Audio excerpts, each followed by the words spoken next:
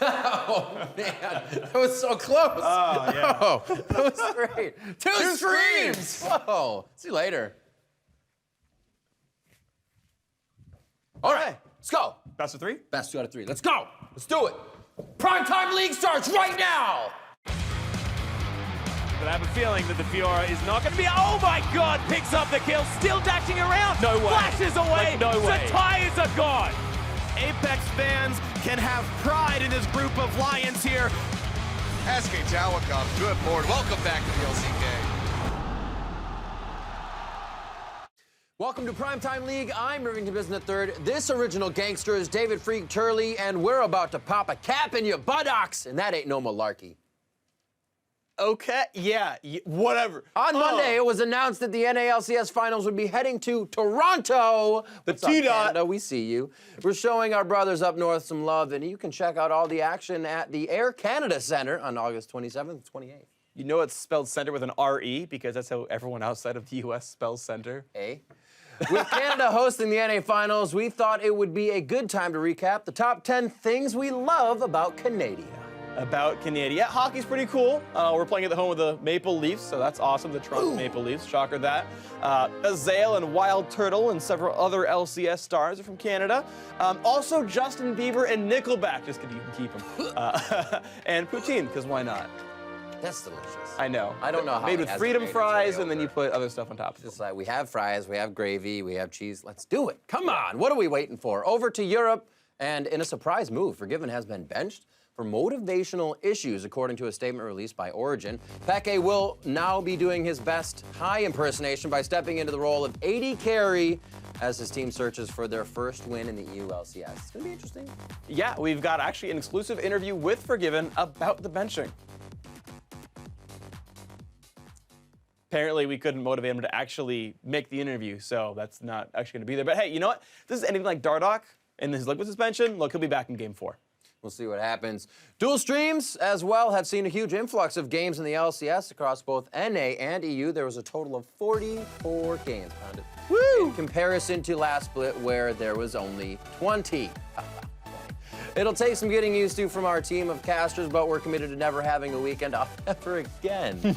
No, hey, but it's for you guys. You're welcome. I love you and all of that. Now, Cloud9 have already played a third as many games they did in the last regular split because they took it to 3 games both times. The amount of LCS games played last week was equal to watching the Lord of the Rings Trilogy Extended Edition twice and then also watching The Godfather. So hopefully you kept up and watched every single game, all the plot twists and all the scripted dialogue. Absolutely everything. And now it is time to turn your volume up to 11 and strap in because we've got the very first mic check of the 2016 Summer Split coming your way. My match history is like really depressing. I'm not gonna look at this, but I'm like drawn to it. That was a great game. Like the mid game was off. Go. Yeah, I think it's fine. Even though it's TSM, even though you want to beat your counterpart, right? It doesn't really matter, right? As long as we win as a team. Did you guys see that you can get a PhD in memes in the UK? Really? Maybe we should just only use memes in this game. Like, somebody calls Dragon, we're like, haha, yeah, it feels Pepe, man. Like Sneaky, where do we beat C9? Oh, I can't walk into the jungle here, guys. Too spooky for me. I love playing with Vincent. Yeah, I love playing Vincent! Oh my god. Vincent! Vincent! Vincent! I don't have a girlfriend, man. Because you're not cute enough. Because you're not cute as a Wartoro. Yeah, I guess. I mean, look at me, I'm cute as fuck, so. So it's like, you know, he puts the hand like this and then he hug one girl and then everyone think he's girlfriend. Baited. Aha, nice girlfriend. Yeah, we can come mid. Count, baby. Count, yeah, guys. I have to face check. Calm down. 5 seconds. Calm down. They cannot rush Baron. They can. Coming. Cover. Look, They are? hitting. Oh shit. 4K, 3K. Holy shit, good call guys. See ya. Go mid, go mid. I knew they could do this. Good call. Kelly! Yeah, I got him. Please, Vladimir. I'm gonna get Vladimir. Get flat. Nice, he's dead. You can fight. I'm Wing. He's dead. You can chase, you can chase. That's fine. Chase. I'm gonna keep going. Yeah, I can also. I have E-flash, I have E-flash. I'm going mid to push. E-flash not needed, E-flash not needed. I'm going mid to push. Nice. Tanks, don't be behind your damage dealers unless we're ditching them, because you gotta be the ones dying for them. Watch out, Austin. Watch out, Austin. Shotgun key. I'm tanking one more. Nice. Rek'Sai. Okay, that's it. Hey, TP, can we? That's Fior. Hit it. 10 seconds. They're up. No, they're not up. Hit the fucking tower. Okay. Kill it. 2 seconds. Hit it. Hit it. Nice fantasy points. I fucking love it.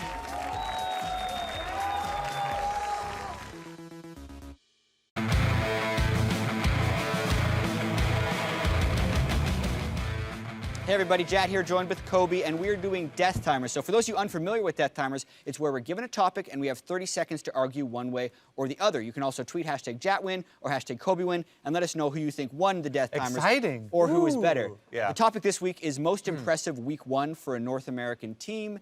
Who would you like to argue for? Well, I think you will be happy with my choice. It is going to be TSM, Jat.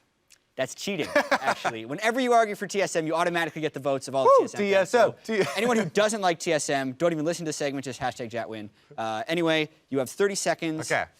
Go. Okay, so right off the bat, TSM were the only team to go 2-0. They didn't drop any games doing it.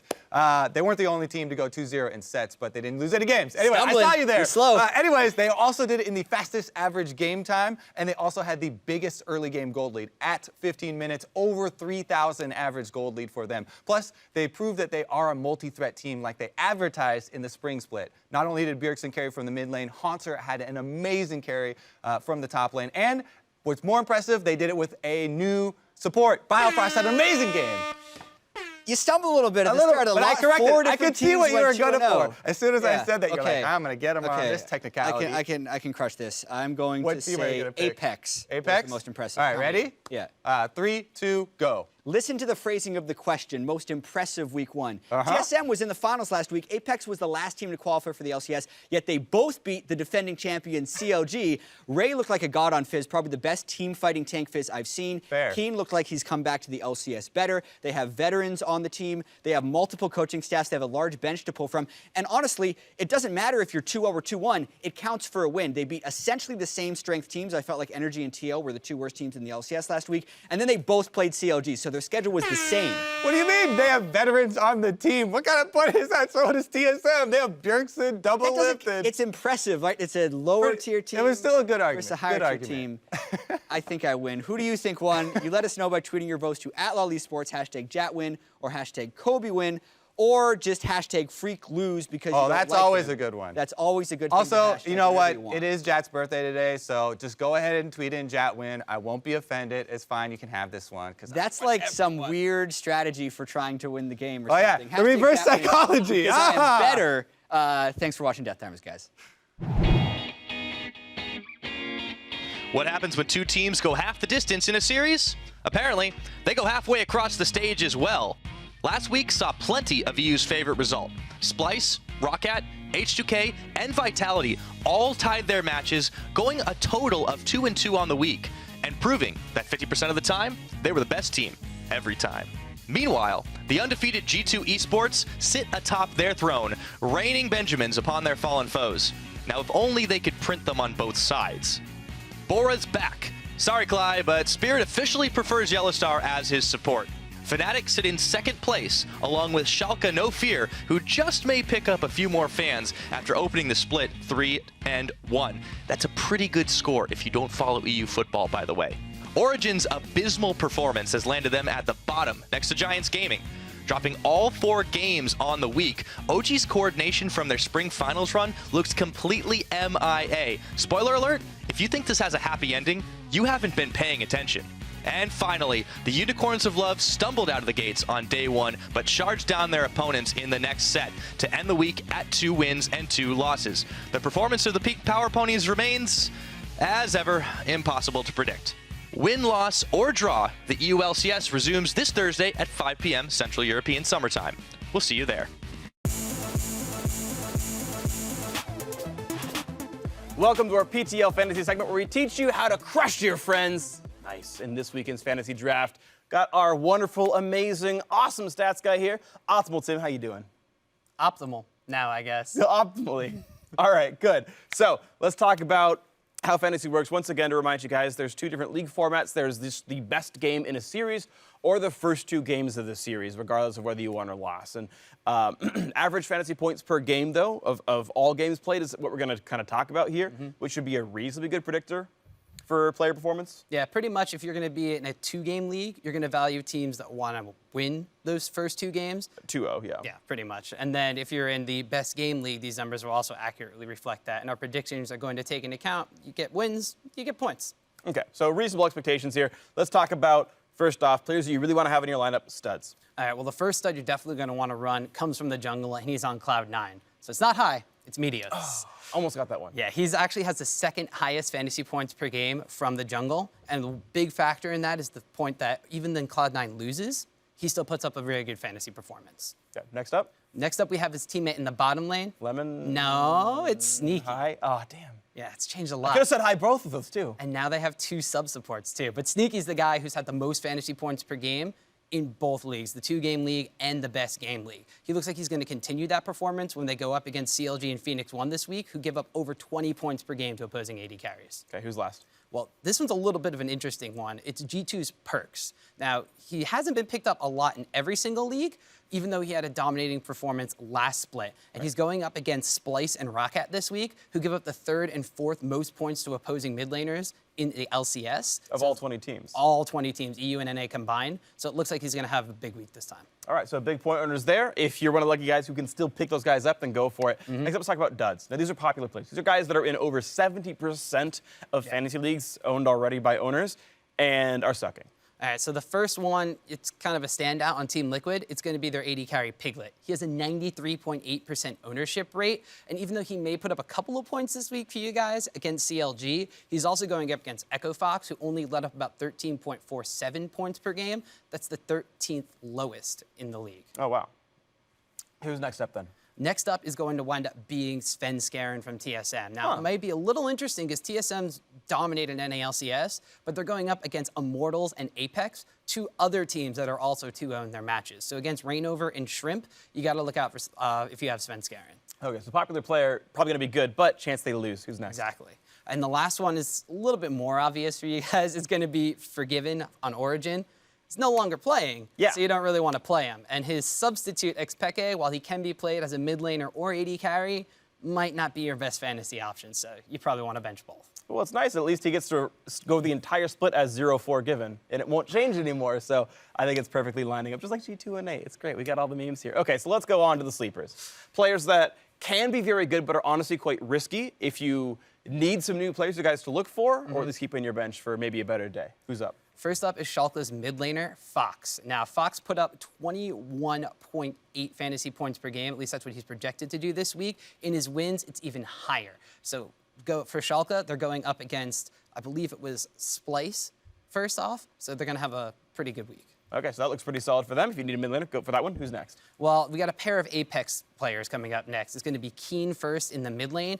Even though he had the highest projected fantasy points per game in both leagues, in his losses, he only put up about 7.9. So if especially you're in one of those 2-game leagues, he's a risky pick going up against TSM and Envy this week. All right, hard opponents. Who's last? Well, last is his top laner, Ray. Now, Ray is a little bit of a special case because he could blow up or he could crash and burn. Yeah. So Ray is a little unpredictable. In his losses this week, he only put up about 6.7 fantasy points per game. So he may be somebody you pick up and hold on the bench for later. And again, against 2-0 teams in matches coming into this one, so maybe you wait until they have some easier opponents, you know, like a Liquid or something, and they can smash those guys. Exactly. All right, thanks very much. Now, guys, that's going to do it for this week's Fantasy Showdown. Thank you very much for your help again, Tim, Tom, whatever your name is.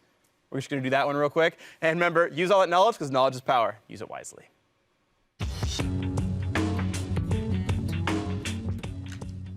Last week on Know the Pro, we wanted to see how well you knew your roster swaps and new signings. A handful of you actually managed to get it right. Congratulations. So this week, we wanted to make it a little harder by giving you a glimpse of an old face with a brand new look. Who got it right? Who got it wrong? If you didn't guess the once Donald Trump orange-haired phenom Meteos, then you're fired. Just kidding. We can't really fire you here on PTL as much as we'd probably like to. As Irene proved, we can't even get fired ourselves. However, Meteos had a career KDA of 6.57 and a 71.58% kill participation at Cloud9 from summer 2013 to summer 2015. Now he's returned to the NALCS in fine form. His KDA is 10.0 with a kill participation of 75.27. He'll be looking to keep up the good work as Cloud9 take on FNIX1 this Saturday and CLG on Sunday. Hey guys, I'm back again with Kobe again, and this time we're facing off in this or that. Now this segment is so popular and so famous, we probably don't even need to explain what we're doing. #1 YouTube hit. Yeah, or it's just really straightforward. Anyway, let's get straight into it. First up, for this or that, it is first to win a game, Origin or Giants? Oh, I am going to go Origin because I have faith in Peke, even on AD carry. Yeah, I mean, they have a history of success, even if it's not super recent. Yeah. And Giants is kind of perpetually towards the bottom. So I'm going to go with Origin. I would go with Origin as well, first to win a game. We'll get to the next one. We've never seen these before, by the way. We agreed already. Yeah. So biggest week one surprise. Oh, I'm going to say Apex. Really? Yeah. Why? Because it was also the most impressive if you were watching Death Timers. Spoiler, I don't know which segment's coming first. I actually think that Envy showing up is a bit more impressive just because it's Envy... a surprise, though. Yeah, exactly. Well, okay, more surprising because this is a team that just got put together. You know, Apex, they've got a 10-man roster. They've been practicing in Korea. So maybe more impressive for you, but I think Envy more surprising. I'll go with that. We'll get to the next one right now as well. Best hair. Ooh. Oh, my God. Gotta go with my boy Dash here, represent North America. Yeah, I mean, that was very much like Hunger Games-esque. There's more purple hair over here. a lot more commitment. But that's like a shark fin or something. The whole team has to commit. Okay. Yeah, that's more impressive hair. This is more commitment. So I'm going this. What do you think? You said that. I'll say that as well. That, whatever. Next one, most disappointing start. Origin or COG? Ooh. That is a spicy one. Yeah. They're both very disappointing.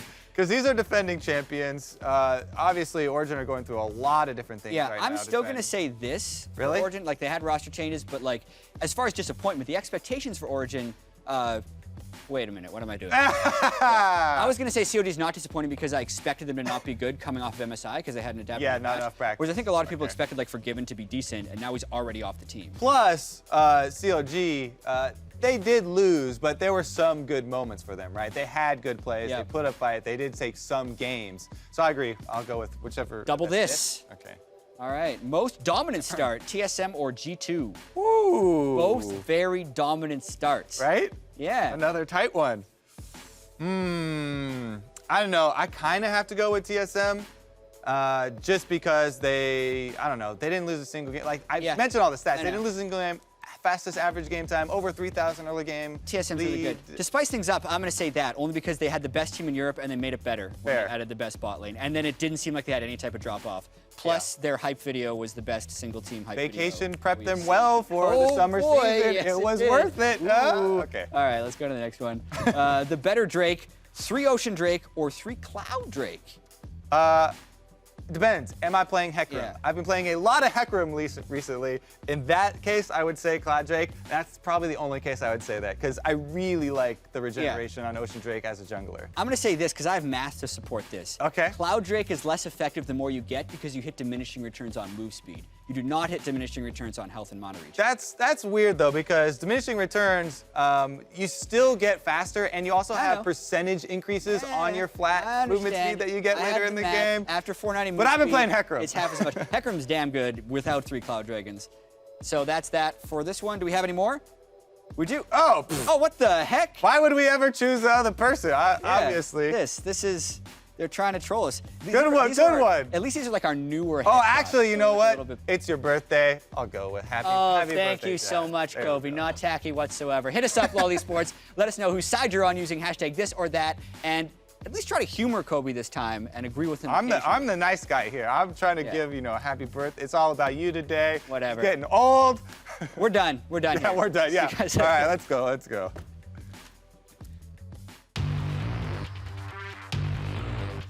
Now it's time to try and recap the NALCS in about 1 minute and forget about Drake because we're starting from the top, baby. TSM are looking cold as ice with new support Biofrost, who's cashing checks and breaking necks. Envy, more like NVS, am I right? They found their way to the top of the table along with Immortals and Apex. Immortals, however, are looking slightly more mortal than expected. And Xpecial, well, he's picked up right where he left off in the LCS, making CLG fans pretty miserable. Froggen and KFO tried the old lane switcheroo. That didn't quite work out against Cloud9, who are getting the reverse sweep practice in early and making your fantasy dreams come true. Not even a suspension could keep Dardoch on the bench, but in the end, it wasn't enough to salvage Liquid's weekend. They round out the bottom of the table with CLG, Energy, and Phoenix1, who, much like the Phoenix itself, will all be looking for a rebirth in Week 2. Jeez, Rip, that was awesome. Well done on that one. I also like the double reference, by the way, since Rebirth works for both Phoenix and Liquid, so... I figured you would like that. Yeah. So I appreciate you helping me out here. To talk about some of these teams, though, let's start with CLG, actually. There's a lot of sort of theories behind why they're, I guess, slumping, sort of. One of the theories is like the post-MSI hangover, like, oh, they were in China, they came back late, they took time off, but you look at a team like SKT or G2, and like, well, they're doing amazing right off the bat, right? Yes, CLG did take specifically a week off after MSI, but you're still seeing teams dominate even after coming back from China and not having as much practice on the new patch, the new updates, whatever. But I do think they have the talent, the coaching staff, everything else to turn it back around. And on the other side of that coin, you have Apex and Envy, who are both maybe outperforming what people had expected coming in. I definitely agree. And the thing is, we'll start with Envy. Envy is actually really quite good. Their gold leads early on have been pretty solid. They're actually #2 as far as first 20 minutes are concerned. And again, this is the old Renegades lineup. Like, if they had something resembling this lineup, this would have been a playoff team probably in the last split as well. Turns out, actually, Lod is a better replacement for Freeze than kind of expected. And Proxen is also better than he was last split. So, very true. Replacements actually doing pretty well with a core that was already really solid. Makes it a very good team. Well, Apex so far have made a smooth transition from Challenger to the LCS. It's been a rough road in the beginning, but after that, they just went crazy. Yeah, Apex was a team I actually didn't have that high of hopes for, but they're actually doing a really, really good job, and a lot of that was player pickups. Their shot calling is still very slow, very wait for a split pusher to build you an advantage sort of situation. In Challenger, that was Shrimp playing Rek'Sai. In the LCS, now it's just Ray 1v9ing half their games here. So they're finding a very specific style. It's very split push focused. But Ray is so good, it works out anyway, and it's really just props to them for being able to play kind of their own style, and if it keeps working for them, then good for them. And now it is time for Twitter. It is? Yeah, wait.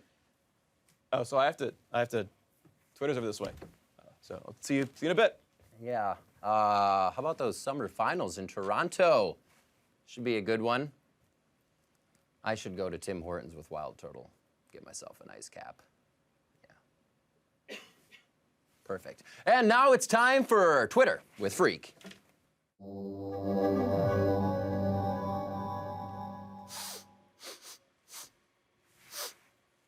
You smell that? Smells like success in here. Oh, right, because I got the Twitter question right, something that most of you can't smell at all. It's a wonderful feeling. Last week we asked you who would have the most average assists per game. Fnatic Yellowstar, TSM Biofrost. And if you are one of the 142 people like me to get it right, it's a TSM Yellowstar, then congratulations, you must smell amazing right now. 13.8 assists per game. Beautiful, congratulations, you did great. There's someone, though, who smells even better. For the Hall of Fame, we asked you to tell us exactly what those assists per game would be. Again, 13.8, and at ISOU, welcome to the Hall of Fame. You should bottle that stuff and sell it to Axe, because it's amazing. People must be flocking to you right now. Speaking of Hall of Fame tweets, Pobelter's Twitter game was on point with his new take on our new Drakes. I gotta say, I had a really good one as well, but it's okay. Pobelter gets all the credit. That's fine, you do you. Now, on to this week's question. With some background, of course. Currently, there are 6 LCS teams that are 0-2 in matches. Giants, Origin, Phoenix1, Liquid, Energy Esports, and Counter Logic Gaming. Despite being in different regions, all these teams have lost 2 matches, but look, they have a chance to win some games this weekend. We want to know, which 0-2 LCS team will win the most games during Week 2? And for a spot in the Hall of Fame, what will their total team KDA be? CLG will win the most games. The KDA will be 7. Why not? There you have it. Go forth and tweet at Elite Sports with the hashtag PTL and your predictions. Good luck. You're going to need to smell good for this one. Over to the LPL, and welcome back, good sir. Thanks for joining me. And it's Edward Gaming, who are at the top of Group A, while Royal Never Give Up are leading the way in Group B. Newbie, formerly Chalke Reapers, continue to struggle as they lost both series this week. Though, one of the biggest stories to come out of the LPL is Snake Esports, who picked up their first series win, starting their new jungler, S04, a Vietnamese import to the LPL. Yeah, and coming in, he was already considered a beast where he was from in the first place, but now in the LPL over in China, he's actually still being a very strong player. Great jungle pressure. He's been actually crushing it so far. Martin is back at AD carry, and so Snake actually look pretty solid right now. They always look pretty solid. They never do all that much, so maybe this is the split where they actually turn some heads and make a deep run. It will strike. It will work for them. Another surprise from the LPL is Game Talents, a team that was cobbled together by former EPA and M3 members. These two teams were both relegated last split, and now they hold on to second place in Group A. Yeah, they hold on to second place for now. They did lose to Invictus Gaming a little while ago, but they did look solid in that loss. And the thing is, really, we're going to see them play Edward Gaming next, or at least soon. And right. If they can't, take some games against top teams, then it was just, a streak of luck and some good early matches. But hey, if they end up being a top team, then good for them. Hopefully they can keep the confidence going into that match as they do take on EDG when they do. In the LCK, as we move up, Rocks aren't roxing nearly as much as they were back in spring. A win early this morning against KT Roaster has boosted them up the ladder through the other teams, though the other teams, rather, still have games in hand. It might be a little early to start worrying about them, though, as both Rocks losses have come at the hands of Samsung Galaxy and SKT, who are first and second, respectively. Yeah, Samsung, has been very disappointing ever since 2014 after they won Worlds. Their entire roster went to China. They barely stayed in the LCK for the next couple of splits. Meanwhile, SKT have just kind of continued to crush, right? They won the MSI Finals. They lost one game in the entire playoffs. And this brings us to our BF match of the week. That is true. Thank you, Freak. The BF match of the week is SKT up against Samsung Galaxy in a top-of-the-table showdown this Friday. SKT will look to claw their way above Samsung, while Samsung will look to beat down the Kings, take the crown and run. It's going to be awesome. These are the two Korean teams who have ever won a world championship. I think you can count Samsung that overall. And that's honestly just really awesome. SKT, 9.1 team KDA, best in the LCK. They have the best goal lead at 10 and 20 minutes. They also have the fastest average game time. So SKT look just as dominant as before. So good luck, Samsung. I am very excited for these matches. They should be amazing. Yeah. We're all excited to see how it plays out. Now, just a quick reminder that the LMS fires back up early tomorrow morning. You can check out the Flash Wolves and J Team, formerly Taipei Assassins, take on Midnight Sun and Machi. Here at PTL, we like to consider ourselves experts when it comes to finding the best plays from around the world, which is good for you because you can sit back, relax, and enjoy our next video. Or as absolutely no one can call it, so please try harder next time, the Penta.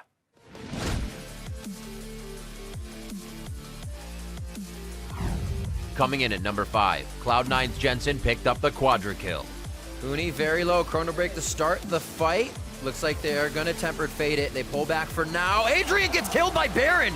Great damage as he was held back by Jensen. Rain over very low to go down. C9 fighting this one well. Impact flashes away and Jensen's doing what he can. A triple, looking for a quadra from Jensen. Pobelter's on the left and they almost know it immediately as he phases away with his distortion. That's the quadra kill for Jensen. Hopping into number 4, Origin Soaz made another great escape. G2 already starting to invest in some wards around Dragon, maybe just to prevent Amazing from coming through River. And one thing we're going to see more now on some of these mid laners like Azir. Let's talk about it after because it's an all-in top. Yeah, this is a big bruisery fight. Kikis throws the Maelstrom on as Soaz had already spent his ultimate. The flash for flash trading. Kikis goes a little far forward and Soaz gets the outplay. Teleporting out of there. Will he make it? Yes, he will! Soaz always does it. I don't know how, but Soaz always managed to escape with teleporting. SKT's FLICKR ruled the Rift as he divided CJ Entis in our number 3 play. And it's just easy for them to back off, especially when they're 7K. Oh, FLICKR's going in, big flashes in, knocks back 2 people with the Embers of Mine. They're going to find BDD, and Utara is going to follow suit, and FLICKR with the big play underneath the inhibitor tower. That was an amazing play by FLICKR coming in there, knowing that he's going to be able to dive that turret onto 2 members, one of which was a Maokai, and be able to secure that kill.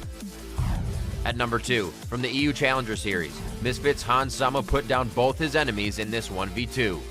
Oh wow, Hans Sama now in a 2 versus 1. He's taken quite a lot of damage. Yep. He's getting punched to death. Whoa, over the wall. Oh, that was actually sick. He's also going to go down the 1v2 outplay. No way. And dashing into number 1, Invictus Gaming's Zatai showed us he was more than just a grand duelist in this 1v4.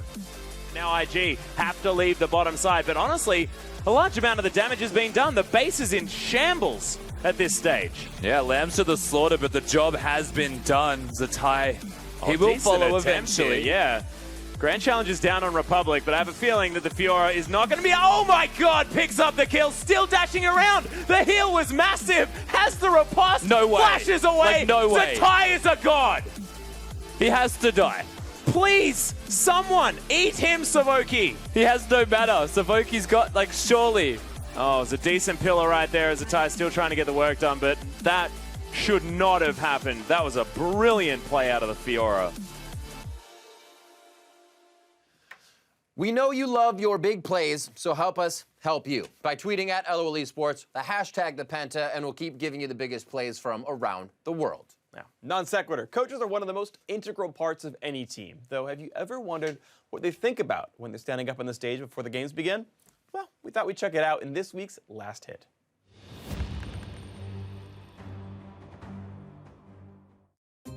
I wonder if that ref can smell that fart. I mean, I can smell it. Man, it's bad. No more pizza nights. What can G2 do to out G2 themselves this week? Another vacation? No, that's too obvious. How about a rap video? It's brilliant! I'll just tuck that one up my sleeves right now. Yeah, there it is. Right up in there. No one can have it but me. Damn, I look good. He thinks I look good. He does, look at him. What about you? You think I look good? You better, boy. I look fucking fabulous. My hair is silky smooth. You know what else?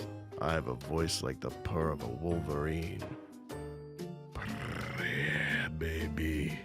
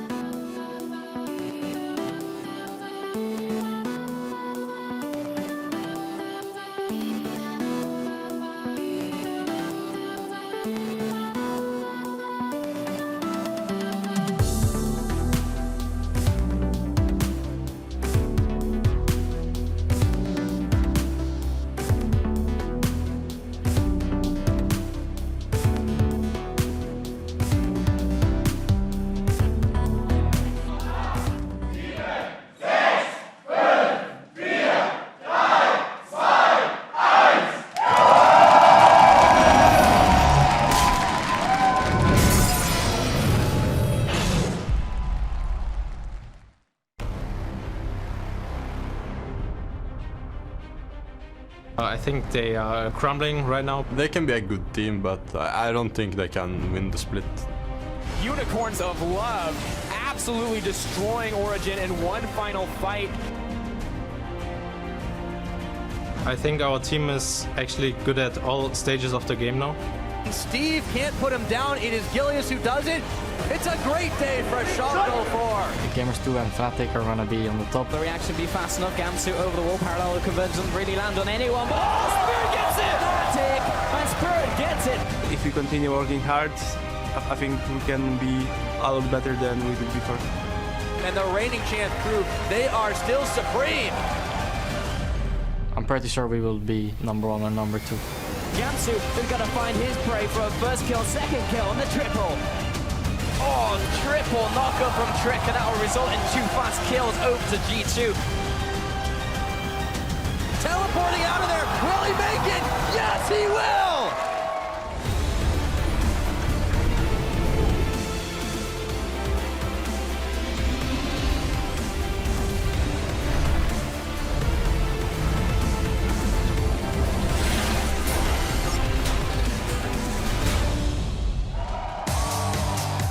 Good evening, ladies and gentlemen, and welcome to the European LCS studios here in Berlin, Germany, where we've arrived at week 2 of the summer split, and the fight for the top is in full swing. Unicorns of Love fans always in the house, and outside waiting just a couple of minutes ago. Super excited to get into week 2, as well as Vitality with their new AD carry in the back. Rhea, of course, very exciting to see what they can bring out. And obviously, Origin, but also the new AD carry, although we've heard of him before. The new old AD carry. In the AD carry role. Hello, everyone. I'm Eva Schalke supporter, here behind the analyst desk alongside Martin Fischer-Lunge, Andy Vedius Day, and Trevor Quickshot Henry. Just getting started, let's take a look at the standings after week 1. The spring champions G2 are undefeated, 4 straight wins for them, then Fnatic and Schalke right behind them. Giants and OG winless. You said you were not surprised by Origin being winless? No, not really. I mean, we knew there was a lot of questions about this lineup in week 1. We didn't expect them to show up, you know, the first week. I didn't expect them to have Pick as the AD carry in the second week either. Yeah. But, you know, sometimes surprises will happen. I really don't know what to expect from this team anymore. Now, this is the good time that now we can start testing some of those theories. Last week, we watched 4 games per team. Those sweeping generalizations of the teams that are going to win the spring split come out. But now we can actually test them and see how the teams continue to grow and develop throughout the split. Yeah, we got to look for the first time at the refreshed rosters as well. And we have a good way to now track the outstanding performances and the surprises because of our player of the game leaderboard. Taking a look, Betsy and Febivin at the top with Gilius and Yuktok. We always believed in Betsy. Yeah, we have quite a few mid laners sitting at the top, which is always nice to see. Betsy doing a great job coming back onto Rocket. He did have a pretty good split last bit, but now he is definitely the shining star for Rocket right now, alongside Febivin and Gilius, who has definitely been stepping up for Schalke. Yeah, I'm really impressed. 2 Player of the Game awards last week. Trashy, of course, is another jungler who stepped up during week 1. And both of these guys really impressed me because both of them left something to be desired in the spring split. And we see them come out really swinging, really hitting hard. Gilius basically carried Schalke to a victory against UOL with his Elise performance, and Trashy was phenomenal on Gragas all week long. I'm very excited to see how they continue to develop because we're seeing these younger talent actually show up on stage, and it's taken a little while, but they're getting there. Well, I think just even the bottom 4 teams of last week, we talked about this last week, are much better now. Like even Giants, yes, they lost all their games, but we see some new players in there, some players who could surprise, you know, further on in the season. But Splyce, Rocket, Schalke, definitely stronger teams than last week. Overall, the entire region is more competitive. Question is our top team stronger than last week? I would say G2 is for sure. Fnatic will probably be. And then I'm not sure about the rest yet. Because like Origin is obviously not going to be as strong as they were last split towards playoffs. Well, we'll be wiser today.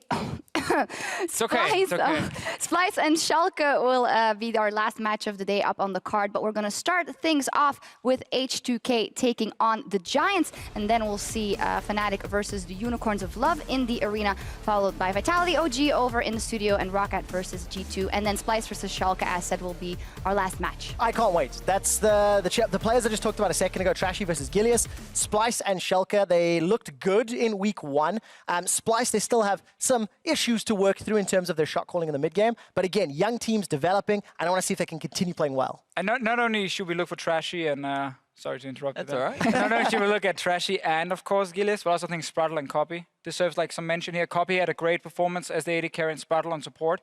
He's been getting better and better ever since he was pro miscue and obviously didn't do well.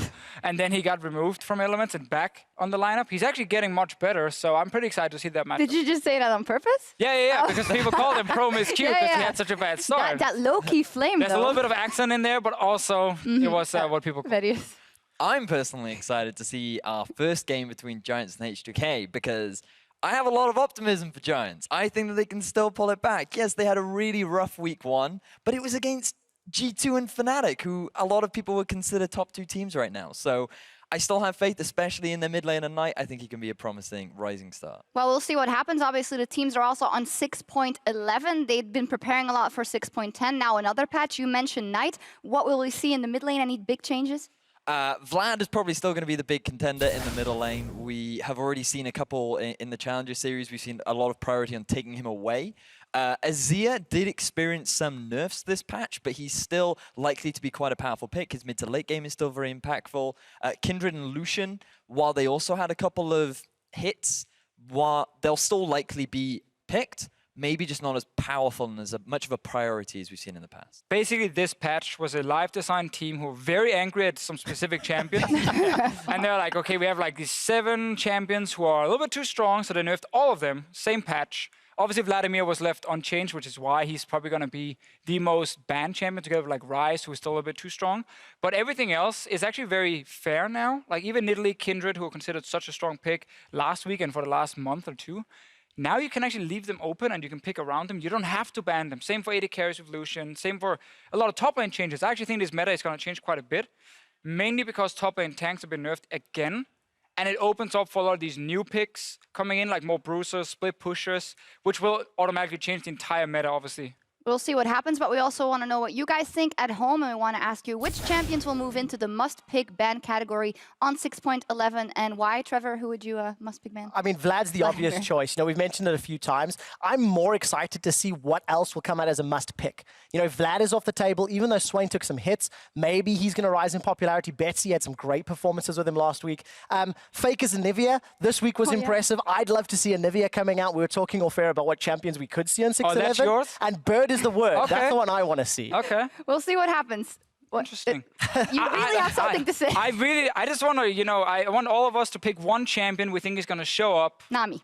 You say Nami's We've seen here. it already. Fine. I mean, I still want to see it. One champion. I'm going to go with Ashe because I think Ashe has seen a lot of popularity over in LCK and LPL. Cheating a little bit. On 6.10, though. They've seen her in 6.10. Now, on 6.11, Lucian I don't think is going to be banned anymore. I don't think he will be a ban. Caitlyn will be the new ban, and now we need engage AD carries. We need the Sivir, we need the Ashe, but Ashe, I think, will be one of the priority AD. All right, and yours? I say Laui top lane, but it's a very risky one. She can only win lane, and then she has to snowball completely out of control. Okay, we'll see what happens. But Wait for it. you know, we asked you guys at home, who do you think will be must-pick ban? So tweet your responses at LOL Esports and use that hashtag EULCS, and we're going to talk over them in the post-game lobby. That's at the end of the day. Time for some matches, though, starting off with H2K versus Giants. Let's dive into H2K first week. 2 ties for them. And when we were talking in our preparation this week, a lot pointed towards the fact that they weren't very aggressive when they had a lead. One person, though, that did do that is EULCS. He seems to always be the catalyst. 94% kill participation for him. In half of the games. Yeah. If EULCS wasn't doing something, the team wasn't doing something. And it just felt like H2K were not fully on the same page in the games that they lost. But when they won, it was very good. It was very clean. But I just felt when the teams were even, they were just so passive in the mid-game. They weren't trying to play proactive and weren't trying to force their opponents to make mistakes and react. It's been a problem for H2K before. Obviously, they want to make sure they only take these like low-risk opportunities and go for them, but it's very hard if the other team is playing correctly, like Schalke actually did in their games. So I just want to see a little bit more aggressiveness. I think it's fine from time to time to make a poor play because you try to set up for a bigger play, and that's something they should work on. We'll see what happens. They are still the favorites in this matchup going up against the Giants, as said. Really rough start for them, 0-4 versus G2 and Vitality coming up the back of week 1. Yet, Vedias, you had your eyes on Knight in the mid lane? Yes, because Knight. Now, what impressed me the most is if you look at his statistics, he's not the best mid laner, just based on statistics alone. But I feel like that doesn't paint the whole picture for Knight as a player because he went up against Perks and went up against Featherven, both regarded as maybe the strongest mid laners in Europe. The right strongest. Now. The strongest mid laners. So we can quite confidently say that. And he was only, during the laning phase, he was only down on average 3 CS at 10. I mean, that's quite an impressive stat line in the fact that he was holding his own in lane. The problem for Giants is just the team around him seemed to be collapsing. And can Maxlor set up the pressure? Can Smitty J draw that pressure up to the top lane? I just feel like what Giants need to do is get the attention off of Knight so that he can rise to glory. Yeah, versus G2, we saw when Maxlor put some pressure on it, went better for them. We'll see what happens. Now, moving on to the LCS studio, OG is taking on Vitality. Very, very interesting match. Obviously, both squads had a rough start, one a bit rougher than the other. Vitality drew twice, once versus Splyce, once versus Fnatic, and they had the slowest wins on average in week 1 and the fastest losses. What does that tell you about them as a team? Well, it tells me that they should change the AD carries. And they did. Both teams changed the AD carries. Obviously, Raya in here, the Danish shrimp, basically, is what it means. I can barely see him. He's hiding there behind Nuke Duck, obviously, as the new AD carry for them. Very aggressive guy, young kid, 17 years old, great mechanics. Will be a lot higher tempo they're going to play now, obviously, from a Vitality side with him compared to Police. And then PEKKA as AD carry as well. Wait, would you just jump in? Obviously, OG is who they're up against. Oh, yeah, you're right. Yeah, He is up against someone who doesn't usually play AD carry, which brings us to Origin. It wasn't good last week. Obviously, we talked about, the confidence subbing in PEKKA in that game, and now he's playing ADC. Obviously, you say you can't be too harsh on them, but somewhere you should have seen this coming, or not? So PEKKA is not known for his AD carry skills, but given that he is a veteran player, he's been in the league scene for a while, I think we can all safely agree that he knows how to play AD carry. Does he know all of the core mechanics in terms of rotations, lane swaps?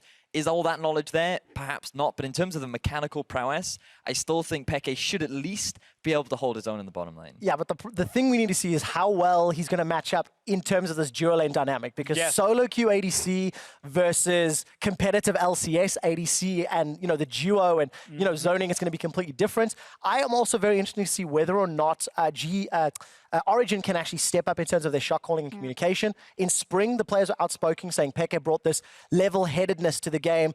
In the few games he played, they played better split push, better side lane. So I want to see if he can do that, but we've already seen how tough it is to call from the AD carry role. So it's a question of whether he can pull the high magic that like he did to Cloud9. But that's basically it. Like, it's communication, synergy instead. Yeah. Now, as an AD carry, he's not going to win you the game specifically. I don't think he's going to be useless. You can play Ezreal, Corki, these picks he used to play in the mid lane in the past. So there are options for him. Corki even got buffed this patch, just as an example. All planned. In any case, as the team's ready up for picks and bans, it's time to send it over to the casters and kick off the week. Thanks, Shocks. Daniel Draco's here with Mitch Krepo Vorspools to cover the first series of the day between H2K and Giants Gaming. How you feeling? Good? You ready? You ready? Swell. Swell? We're working on the vocab this week? Yeah, we're trying it out.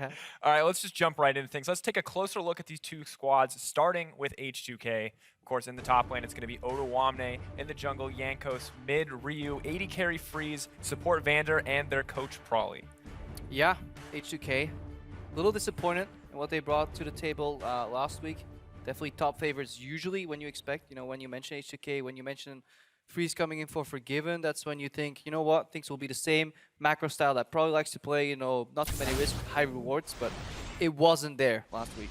Yeah, and especially was not there for Freeze. You can see a couple of these teamfight clips just really struggling to work well with the team, and overall 44.9% kill participation. Not what you want to see, and consistently getting picked off in the side lanes here. Yeah, and I think that's the biggest thing about the H2K. When you look at what's happening on screen, it's like, yeah, okay, Freeze, he was dead there. There was nothing he could have done. He couldn't outplay himself in that situation. The problem was getting into that situation in the first place. H2K wasn't getting enough done on the map.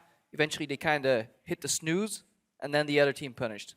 Absolutely. But of course, let's shift our attention over to their opponents on the red side. It's going to be Giants Gaming in the top lane for them. Smitty J, of course, the guy we have to talk about. Jungle Maxlor, mid lane Knight, AD carry Sunstar, support Hustlin, and their coach Lozark.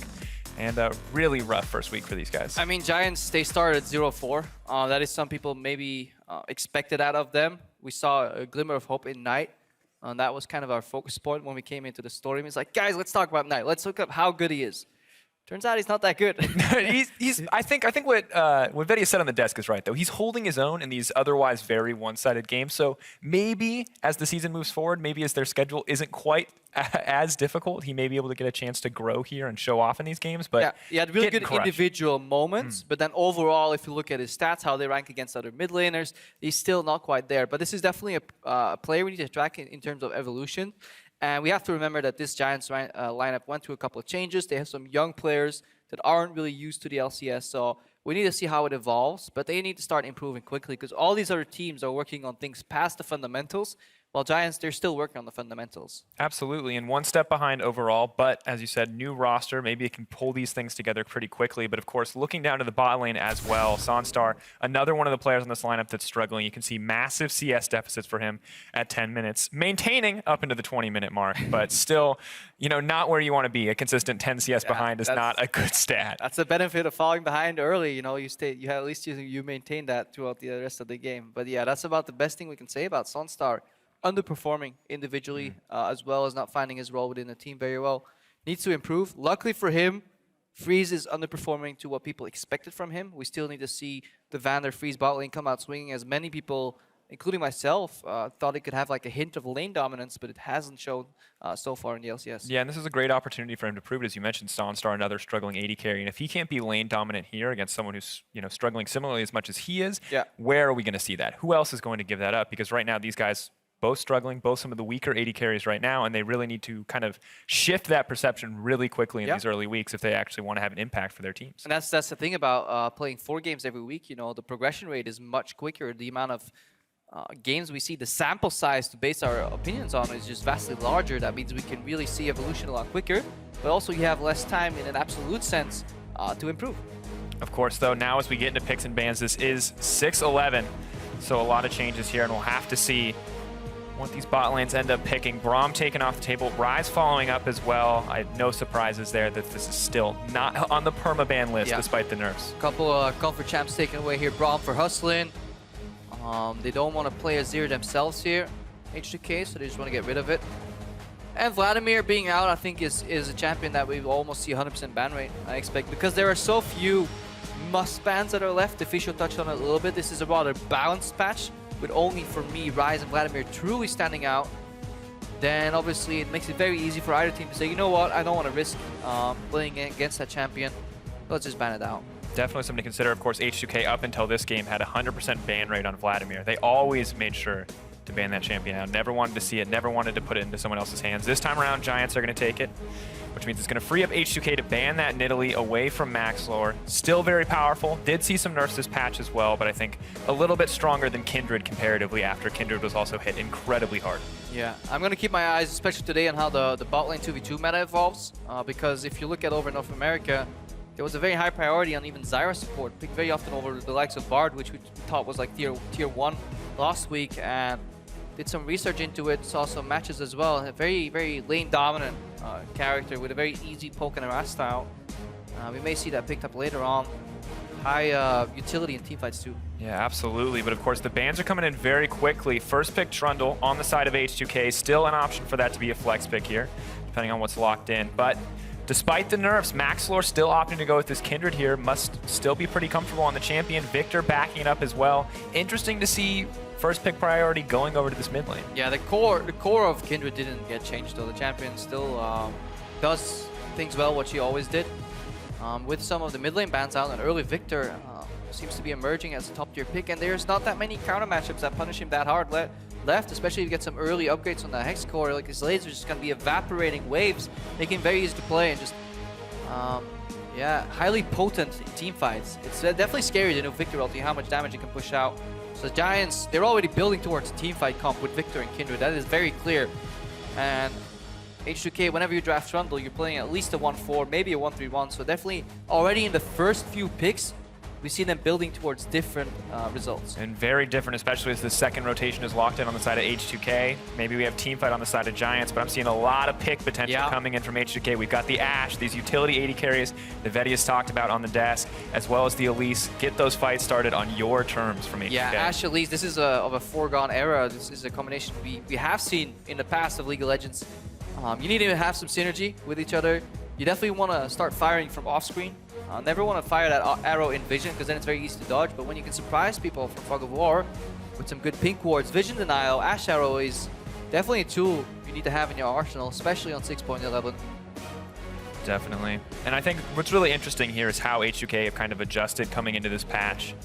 Lucian no longer priority, no more Caitlyn for freeze. They're instead putting him on a full-on utility AD carry, and maybe that alleviates a bit of the pressure on him, lets him serve more of a team-focused role as opposed to having to be that individual carry. Yeah, and we're also seeing some player over in North America mentioned it last week in an interview. Can't remember who it was, but he's saying, well, the support metagame is kind of wide open, so they're in that sense, teams are kind of saving their support picks later and later to really have a big influence on the composition and give it the final kind of sense of direction.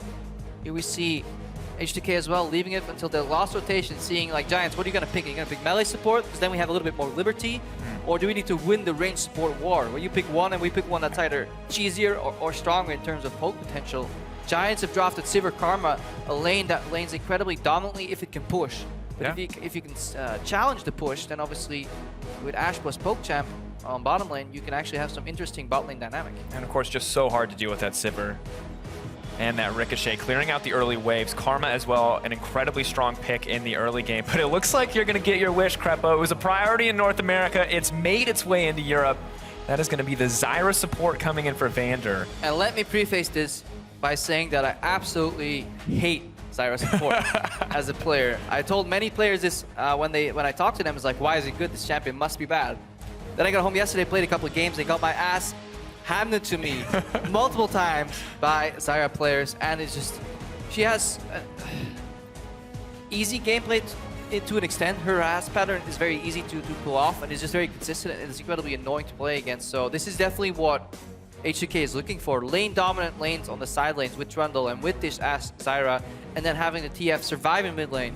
He actually lanes well into the Victor with decent mobility, sidestep lasers. He can challenge a push, so he won't get pushed in over and over, and then he can disappear. You will never force on a Victor lane, but you move away and you roam. So in that sense, TF is a good pick here. So I like what H2K have done. They need to snowball though.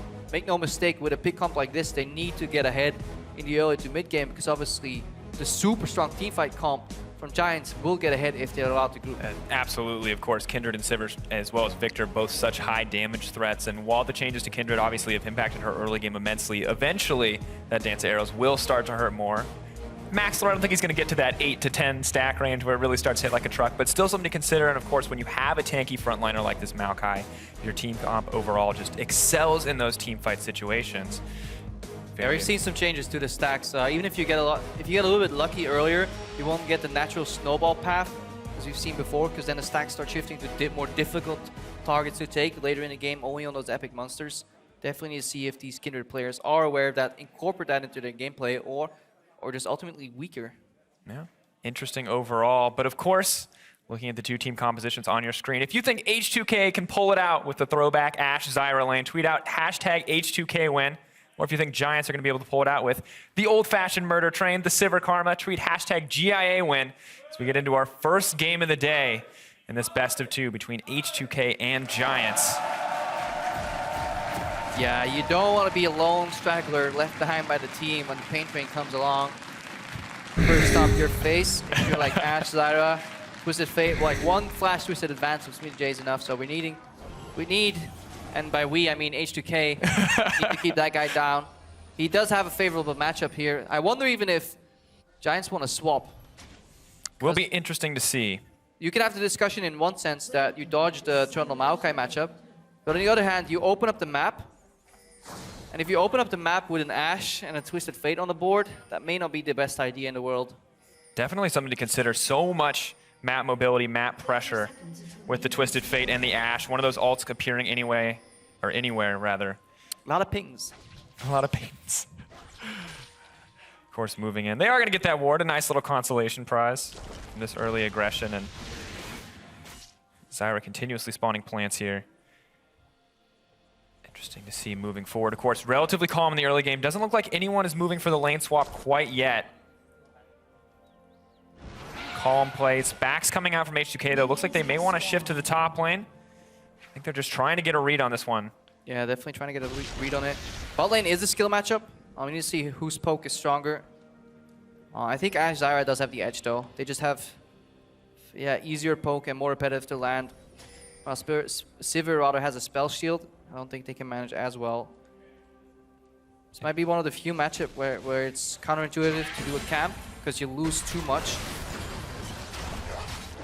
Very interesting, of course. You can see finally at the end, Giants are going to come out with a lane swap. Sonstar and Hustlin moving up into the top lane. Although Hustlin gonna make the standard support stop off. Wants to just get some harass down. But Odoamne's here and waiting in the bush. This could be the ambush that they're waiting for. Hustlin taking a bit of damage here. Looks like he will just be able to walk this one out, and not at all what he wants to get in that early trade. But lane swap still going pretty much as expected for both sides. Yeah, like teams adapting to, the standard support invade, especially these matchups that don't really want to do camps.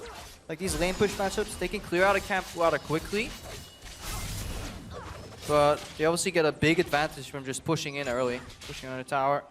I think pushing on second wave here. No top laners present just yet. And obviously these range supports plus poke AD carries are incredibly quick at lane stops too, because we talk about this all the time, but the whole goal is that you tank the creeps while you AoE them while hitting the tower. As we see Karma right here, tanking the creeps, wants to group them up for a big Mantra Q. Suddenly, Boomerang from Sivir flies through. A lot of AoE potential here. It should be a very quick lane swap for both teams. Both teams coming out pretty fast on this. Giants normally a little bit behind, but feeling pretty comfortable overall so far. Maxlor making sure to clear out the jungle before he heads up to support his team. No real aggression anywhere quite yet. Really just waiting for that next step in the lane swap. I also think H2K is somewhat okay with it. Yes, the Trundle won't get as much farm, so individually in a side lane matchup, he will be punished. But if you look at what Zyra brings, especially if we're looking at like a double swap scenario where we're playing for both tier 1s, she can spawn plants every time. They also take out one turret shot. So not only do those plants help you with killing the enemy creeps, they also absorb some extra turret shots, keeping your creeps alive longer. So she has a rather large impact in the lane swap scenario. Overall, it's only a matter of seconds, so we need to see what they can gain from it, obviously, and that's which dragon's going to spawn. And that appears to be a Cloud one today, so the benefit won't be that large. Yeah, not going to find too much off the back of that first Cloud Drake. Still not a very high priority in competitive play. Really just the consolation prize when you have a lead in most situations. Ryu, of course, continuing to push in the mid lane here. Knight not looking too uncomfortable. Ryu, that's not really what he wants, but no aggression here as Knight is completely out of mana at this stage of the laning phase. Yeah, he's just forcing a Knight to CS with his spells. Obviously not then being able to harass Ryu, and then Ryu has more sustain because he can infinitely replenish his mana with those blue cards. That is the laning pattern of a TF, and that's why this pick works. TF usually loses against rather lane-dominant picks, but Victor kind of rolls over and farms. He can do that in a lot of matchups, but it's kind of TF's lane pattern as well. But TF just does it slightly better, therefore he's actually getting a big CS lead here. And of course the changes to Victor's Death Laser do make it so that he can play PvE just fine. Super easy to clear out those waves still, but actually trading with another champion very difficult. So Knight, no real tools to deal with the Victor or the TF on one-on-one. And especially the sustained breakpoint is about to be hit here when Ryu hits its teleport. Knight's playing with Cleanse. That's obviously going to be a big hit right now. He's staying somewhat even, but he has the base soon. That's going to be another 8 CS that he drops, and then we'll already have a window of opportunity for Ryu to port out in these incredibly long lanes. Yeah. Interesting itemization coming in as well as we see Odoamne working on this top lane tower. Do have the Catalyst coming down for TF early, so potentially Rod of Ages coming out in the early game. A scaling option for this TF. They want to take it early apparently, but also maybe want to have that kind of backup plan of the Rod of Ages. It also just plays into the laning style that we were describing just now. You know, the very push-heavy, sustain type of deal that you want to do with the Catalyst, plus the blue cards. Just pushing the Victor over and over and hopefully find a pick on a side lane. Because yes, Odoamne is weaker right now, but so is this Maokai. If TF comes into that lane, Smitty J is level 3 right now. Ryu's vastly approaching level 6. Just at level 6, so he's 3 levels ahead of Smitty J, who's stuck in a very long lane. So if he walks down right now, I think he can legit just get a kill on Smitty whenever he wants. Is pushing in the wave. We'll have the freedom to roam. Instead, opting to throw some shots onto this tower. Knight, of course, completely out of mana, not at all where he wants to be overall. And really, we've got to keep our eyes on Jankos. Is going to clear out that vision here. Any kind of gank attempt going to be denied. But this man, First Blood King, he either goes down or he gets a kill. That's not how a king works. Kings generally stay alive for a while. They send in other people to do the battle for them. But yeah, Jankos, very much so a participant. Yeah, we give him the participation trophy. He showed up. He shows up every time. Of course, have to see if it's going to work out in his favor this time around, or if the trend will continue. Vander moving up as well. Looks like they are gearing up to put some pressure on this tier 2 tower. Giants on the opposite side, a little bit behind, opting to funnel some farm into Sunstar. Yeah, but in these very large lane swap scenarios, we see kind of the futility. That's only a few keystones. No, we don't need the rest. We don't need the rest. 6 Only is all those you need. ones. Bot lane's always the same, right? Here we go, teleportation. Oh, moving in. Sunstar potentially in trouble. Good use of the spell shield there. Does block the yellow card. Yeah. Feel like we missed some communication there. Going for the Sivir, ending up on the same side as your Trundle. Spell shield still being up. That's a big, we have to call it out what it was. That was a bad play by Ryu. That's a big mistake. Yep. Because you really have to make that first ultimate stick, especially when you're playing so carefree in this lane swap scenario. Yep.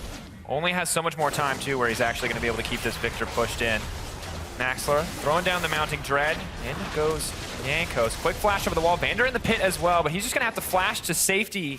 H2K, huge moment of mispositioning there. Yeah, and that's what we're used to seeing from H2K week 1. They have this solid setup with some ways to kind of make the play, but then they wait, they hesitate, and eventually they realize they're hesitating, and then they force it too hard, almost. They try and chase a loss. Very poor strategy to do. And especially since they divided the map, the bottom half side of the map was kind of in their control. They yield top side, and they go for the one target that actually has a built-in counter to this TF card, which is obviously Sivir. Yeah, and then immediately followed up with another play, as you mentioned. So really not waiting for those major cooldowns, trying to get something, determined to take advantage of what they have on the map, but just not paying off for them overall. Of course, another perk of this composition, the Hawk Shot, and as well as the TF Destiny. So a lot of vision utility available for both sides, but looking across the map, things are pretty much even everywhere. No one really striking any major blows against the other team. H2K with a decent lead at this stage of the game, actually, moving up to 1K, and that's just these tiny farm advantages in every lane. Good old Hawk Shot. Reminiscent of the times where we had Clairvoyance. Do you remember when supports took Clairvoyance? I remember. It's a guessing game. Where are they gonna be? They're gonna be. Maxlor continuing to clear out, Ryu pushing up the mid lane. The best Clairvoyance play still was that Fnatic bait. The bait, where they Clairvoyance the bush that they're in. It's like, clearly we won't be here because we just used Clairvoyance. See, that's the thing, the mind games just aren't a thing. Wrong. No, yeah, it's not like it used to be, you know? Now we got Baron baits, but there's no more Clairvoyancing your own bush. That was a terrible summoner spell, though. What? We're part of a team. No combat stats whatsoever. Find the jungler. Back then, you could also invisible CS track. So you see the CS go up in Fog of War. Figure out where they're at. Ryu trading back. Maxler making his way into the mid lane. I think Knight going for the bait here. Yeah. His acting skills. Maybe enough, actually. Ryu. I mean, both these guys will play at max range, and the moment somebody steps in beyond what is the expected lane pattern, you know something's fishy. Flash flank here from Smitty. Obviously, Ryu playing towards the strong side, very important. We need to see an Ash Arrow. We're also seeing some of the weaknesses of these range support, especially in lane swap scenarios where they end up under-leveled. They're just not a threat. If level 4 Thresh walks into your lane, or a Braum, and you can connect a Q, something, you're caught. But Zyra Snare is an incredibly slow-traveling particle. Karma Q Explosion is, yeah, kind of futile, especially when the damage component is relatively weak because you're under-leveled. So that's why we see these guys kind of hug their AD carry. And it slows the game down a lot. Really limiting the roam potential coming out from Hustlin or Vander, as you said, just sticking there. Now focusing in on Sunstar, you can see going for the BF sword, has the Cole, doing okay so far this game. Yeah, he's down on CS, but that's because he's respecting this matchup, because he never wants to use his spell shield on a trade with Volley, because that puts him at risk of getting arrowed. And that's kind of counterintuitive, because you think Sivir's a good pick with the spell shield, but in this laning scenario, rather, if he gets the spell shield down once, obviously he's under threat of Fog of War. Right now, Jankos is moving in, though. Potentially in trouble. Ryu coming up. They want to use the Destiny here. Jankos taking a lot of damage. Chain comes out, going to snare him up. Smitty J on the backline. They're moving in. That's first blood coming out. Smitty J now moving for more. H2K on the retreat, but here comes the TP from Odo. Trying to make it out. That's a double kill. The Victor damage. Absolutely massive. Giants 3 kills instantly. Yeah, pop goes Smitty J, and this is definitely the teamfight composition that we were praising from Giants. If H2K group, they fail to make their first pick stick, and they can't make it at 45, yeah, then obviously they will roll over and die. And with that death, that is the 3rd first blood this season already that Jankos has given up. So still has that participation prize. Sadly on the wrong end of things. Yeah. And this is just bold. You can't move in blind. Obviously wastes his repel as well. Doesn't get the maximum amount of seconds there. And HK don't finish off Maxwell here, who still has his ulti. And at this point, good side set for Maxwell on the cards too. Look at Smitty J. Gets a speed up from Karma. Teleport is too late for a team initiating this play. H2K is not on the same page, especially when you consider that they're going for kind of a team play when they're a pick comp. They had no pressure on the other side of the map. Usually when you go for an aggressive move on one side and you're playing split push pick, you kind of want to force the teleport back off and then have Oduwama take an advantage on the top side of the map, whether it's farm or tower. So very knee-jerky reaction from H2K. Yeah, and really just not quite on the same page in terms of ultimate usage. Freeze finally using the arrow, but it's just to try to save his comrade there. Doesn't work out in the end. Ryu trying to zone the Victor out, but really at the end of the day, Jankos getting caught forces them to play around that, and Giants more than happy to capitalize. Yeah, and it gives Sunstar the breathing room he was looking for too. He was down like 30 CS right now, 14, but also a couple assists to bridge that gap. Definitely, I mean, happy to have that back. Jankos, though, maybe hoping to get a little bit. He spotted around the corner. That has to be so satisfying for Maxlor. Peeking it out. Peeking from the backside. Yeah, that guy's hiding. Don't walk. Vander throwing down what damage he can. Those plans are nasty, by the way. Kill them immediately. People just love standing there and watching them. Like, oh, that's cool. Nice Garden tour. It's a nice concept R2. Really good job by the R team. No, they hurt. Especially on supports. We don't have much resistances, so taking down for us, help us. Moving in, though, we talked about, well, Ryu and Knight trading here in the mid lane, but looking at the top lane, Trundle looks to be moving towards the split push build here. Titanic Hydra potentially on the way. But at the end of the day, any advantage he does have, the 20 CS balanced out, Vander's going to throw down some more of those nasty plants. Because Smitty J has 2 kills at this stage, and the early Sunfire Cape making this lane so much easier. Here we go, TF ulti reactionary. Destiny comes in, arrow flash pass, but it's going to hit Hustlin in the end. They're backing off. They don't quite have the damage. Maxlor, Cocoon not going to hit. They are going to burn on the hunt and just walk out of that situation. Good defense from H2K, but not getting too much. Yeah, Knight's always ready to move, so he was lurking on the top side. I was wondering if he would have liked to take the aggressive path in the jungle and then just went for a flash ulti there. Because H2K, when they're chasing, they bunch up. There's enough mobility in Giants to not get one shot. Obviously, the Kindred ulti buys enough time, too, for whichever characters are not in the fight coming to the fold. And then obviously, when you're bunched up focusing a single target, Knight can come in and just single-handedly win the team fight. Yeah, Knight on that Victor. We talked about how terrifying it can be, and he's ahead in CS now in the lane. He has those 2 assists as well, building towards that Morel and Omicron. Things appear to be going well for him so far, and Ryu, yes, he's stacking up that rod, but just hasn't been able to have any impact on the map quite yet. Consistently trying to find picks, trying to help the team, but it just hasn't come together for H2K yet. Yeah, right now H2K should be fine holding here, and they're trying a different approach. Freeze is taking his time on the bot wave, perhaps not freezing it, but definitely a nice little chill on that wave. Very slowly pushing it out, and it forces Knight and Sunstar to share farm in the mid lane while they try and maybe siege, but it's very hard to push in this TF if you get access to the wave early. A little bit concerning as well, because leaving Freeze in the side wave has been pretty detrimental for H2K overall. Haven't seen him come to too many team fights. Yeah, and this is the expected result, and of course, a bit of a siege going on. No hard CC. Locked up, chaining the CC, Cleanse comes out. We'll have the flash to safety. Both summoners burned, but not a whole lot traded. Yeah, and this is just a trading of resources. H2K can hold fine 3 versus 4 in the mid lane because there's no hard engage component on the side of Giants, which means they can challenge the wave. And obviously, Freeze gets a massive advantage in terms of resources. 33 CS ahead again. Oh, he just was even. So this is a good little move, a good macro move here from H2K. Definitely allowing them to get some pressure on that top side. Laid down some vision. Yes, they give up the Cloud Drake, but not anything to be too concerned about quite yet. Just wasn't there yet. Just isn't quite enough. Of course, it looks like Rift Herald is going to be started up. Not something we normally see priority put on here. But it looks like H2K are pretty committed to letting Ottawamne split push. Yeah, one of the reasons you don't see that much priority in the early game, as we see Arrow. Yeah, that's we're gonna keep following. We're gonna follow it. No, just no, make no. Sure he gets to the the end.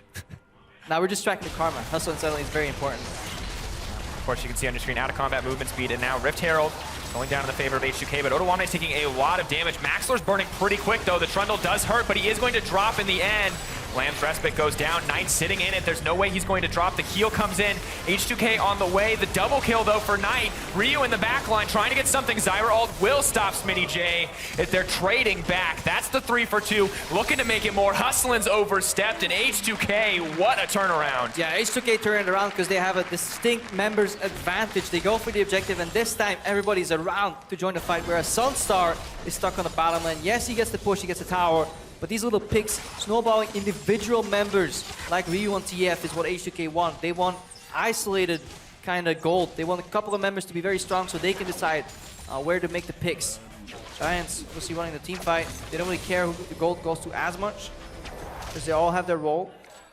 Very true, and of course, things still going pretty well for Giants in terms of the kill score, but the gold is steadily starting to grow in the favor of H2K. Freeze in the bottom lane, and then, of course, this fight as well. Yeah, they're also just engaging on Jankos. Then Ottawamne takes aggro, Ryu steps in. Has to be careful, though. Sidesteps the second part of the laser, which is good. They're just buying time here, because right now Freeze arrives, and a really good Zyra ultimate coming in here. You see why she's picked very often. Because just so much damage and zone potential to really keep Freeze alive. Because Freeze was falling very early in a lot of fights last week. And with this comp kind of rushing at them, maybe Vander can buy enough time for his team to survive and kite back.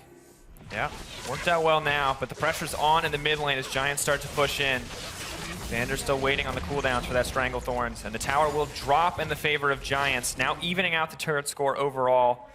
You can see that buff on your screen for Ottawamne. Yeah, and that lasts quite a while, this Rift Arrow buff. That's why you take it as late as possible, because it doesn't really matter in the early game as much. It's not quite impactful, but the percent obviously means more later in the game. That's why you kind of want to take it at the 16, 17, 18 minute mark. Put it on your split pusher, your top laner usually, and have him get great benefit from it. Yep, a nice little bonus static shiv as well. Going to make it already hard for Maokai to trade with that Trundle at this stage of the game. Going to make it even harder. Now, H2K moving up to the top side. This is some pretty proactive play from them. They may look to burn down this tower, and Giants are nowhere to be seen. Yeah. 3 members on the way, but the tower's going to drop. H2K too quick on the draw here. Good awareness from H2K. Sunstar is stuck yet again in the bottom lane, trying to fix a movement that H2K put into place first. They push out bottom wave, or it was pushing out, and then Sunstar's trying to fix that problem, but leaves his top side exposed. And especially on a champion like Sivir, you need to be around your team. He needs to give the speed boost to Smitty J, because in terms of hard catch, Giants have very little. There's a lot more CC and pick potential on H2K. Oh, not going to find it quite yet. Destiny used along with the arrow. Field goal. Freeze, gearing up. Ryu just going to teleport to the blue buff, of course. Doesn't want to follow up on that play after the arrow has been missed. We'll have it up shortly, though. Perks of the Essence Reaver. Yeah, it's always good to use that Destiny the second you kind of try and engage, to get a gauge on what's going on, who may be missing. Because if you kind of lose track of 1 or 2 key members, Giants can turn around these team fights. H2K, they slowed down about 5 minutes ago, but they're understanding their comp again. Now Freeze, a little overeager, has to flash. There was a looming threat here from Knight on the side too. QE flash is enough to just take down an AD carry. Victor incredibly strong. Of course, something that they have to consider playing a little bit more carefully. Trundle still split pushing on the bottom. Really cannot afford to get caught on the top side in the meantime. Sunstar happy to catch that wave as Knight and Maxlor teaming up, roaming around as the pair here. And Odo, relentless in this pressure. Smitty J kind of just relegated to this wave clear duty. And this is a concept that we kind of saw from Origin in week 1 as well, where it had a very strong group comp. For example, they ran double poke with Maokai. And yeah, if you group, fight around an objective, great. Comp is fantastic, but if you give up lane priority, which generally translates to whoever pushes first. So Trundle is always pushing the Maokai. These side lanes are being pushed in because Sunstar can't get there because he'll overextend due to the risk of getting picked off. That's why always you'll see TF and Ashe kind of push it out. Not necessarily always because they're stronger 1v1, but because there's just a greater risk of too many people joining the fight. Random arrows coming out, TF ultis. Yep. So there's lane priority on the side lanes, which means Giants always kind of dealing with a problem. And it's not allowing them to group up. And that is the way H2K want to win this game. They want to split up the Giants lineup, make them deal with all the problems they create, and then still find an opening where they can get a pick off with an arrow or a Destiny. Something that we have to look at, though, is as this Mountain Drake starts to spawn, Trundle's on the bottom side as well, so there's not a whole lot of split pressure. And Odawame could be in trouble. Pillar comes out, Maxlor on the way in, Flash mounting Dread. As he continues to push forward, Odawame just trying to flash away as well. Smitty J Flash, he's going in. They're going to try to burn through that Trundle's health bar. He is set to drop. Great play coming in from Giants. Yeah, and that's a good reaction from Giants. They see the opening. They realize that if they move in numbers and there's no crossmap potential on the top side, they can actually make a good pick off in the bottom side. TF on the way in. Smitty, that's not the TP your team needed. Drops down in the end as the rest of his team looks for the Dragon. And H2K are pinging the mid lane. They want to trade something back. Yeah, I wonder why he went for that play. Maybe he was trying to get to the mid wave and kind of proxy it, good old Marin style. He probably was trying to deal with some sort of rotation in the mid lane here. Let's see how this plays out. On the hunt, burned. Vander burning down so quickly. Chaos Storm, that is an insane amount of damage. Jankos is going to drop. No kills traded back yet, but a lot of cooldowns burned. H2K managed to back off with their lives. So both top laners fall. The Dragon goes to the side of Giants. They did finish it off. Yep, so Mountain and a Cloud backing them up now. They'll make it back to lane a little bit faster, and it'll be a little bit easier for them to burn down the towers or this Baron if they ever find a good enough position to do so. However, Ryu, as well as Odawamne, just continuing to push out these side lanes, as you said, trying to get that pressure down on the map. Yeah, you need to lock him down. It's like a wrestler pinning down his opponent. If you give him 1 or 2 free arms, he's just gonna, if he's stronger, he will take you down. And that is what Giants is. They are stronger in these team fight scenarios. You saw the power right there. If they can get behind you or one flank, if they can allow Smitty J to connect with Twisted Advance on any member, Giants can win. Obviously, later on, if we get more damage on these carries, they'll need to be a little bit careful, because the late game TF plus Ashe can kite you very, very well. Hard to deal with the red cards and the arrows, but Giants, they have the confidence to pull the trigger here. They're ready to start the Baron. Ashe arrow goes in. It's going to hit Knight. Cleanse comes out. The turnaround. Jankos up in the air. Going to drop Smitty on the front line. On the hunt. Burn. Giants actually taking a lot of damage on the backside. Maxlor using that heal, using the invulnerability to keep this fight going, but H2K absolutely have the momentum. Destiny comes out, and it's Giants' destiny to fall, but Rio, he's going to drop first. What was he thinking? Odo, he's on the chase, but they're not going to be able to grab anything. Vander playing footsies with Maxlor in the jungle. I don't know if he's going to be able to get this one either. Jumps in. Gromp, that's the assist you wanted. Technically a 2v1. Maxlor signed his own death note right there by attacking the Gromp. Good kiting by H2K. They approached the fight correctly. They engaged, got the arrow, and a big mistake from Sunstar. Oh, Sunstar moving in. He is going to grab the kill on Desira. But that's just the consolation prizes. Baron still looking to fall. The heal comes out. They need that smite from Jankos. They're trying to push it down. H2K do secure the Baron 24 minutes in. They're backing off. And Giants may be pushing in for more. That is not a 7,000 gold power play. But yeah, a lot of things happened that fight. That was incredibly chaotic. Yeah, let's go over them one by one. It was Giants starting the Baron. Why? Because they wanted to force H2K's hand. They say, you know what? We are teamfight, come teamfight us. But this right here, Spell Shield popped, but Sunstar walks backwards. He doesn't take the arrow for Knight. So Knight right now is already on 50% utility. Smitty J is zoning, but there's nobody dealing damage because both Knight and Sunstar were kind of walking back. So disoriented. This forced a very early ultimate from Maxlor. And at this point, due to really good kiting and obviously the Baron helping heaps of damages across the board too for Giants, it was just an ill-advised fight. It was too much. And then Maxlor accidentally attacks Gromp here. And he received 2v1. Just nice little assist. We'll just get the book. Got him. The BM kill. It's like, yeah. Yeah. Gromp is like my Pokemon. Yeah, gonna finish him off. Go, Gromp! Use, what is the Gromp's attack even called? It's called Spittle. Spittle. It worked. Pokemon never really attack trainers. That would be a little bit morbid. Yeah. Go Charizard.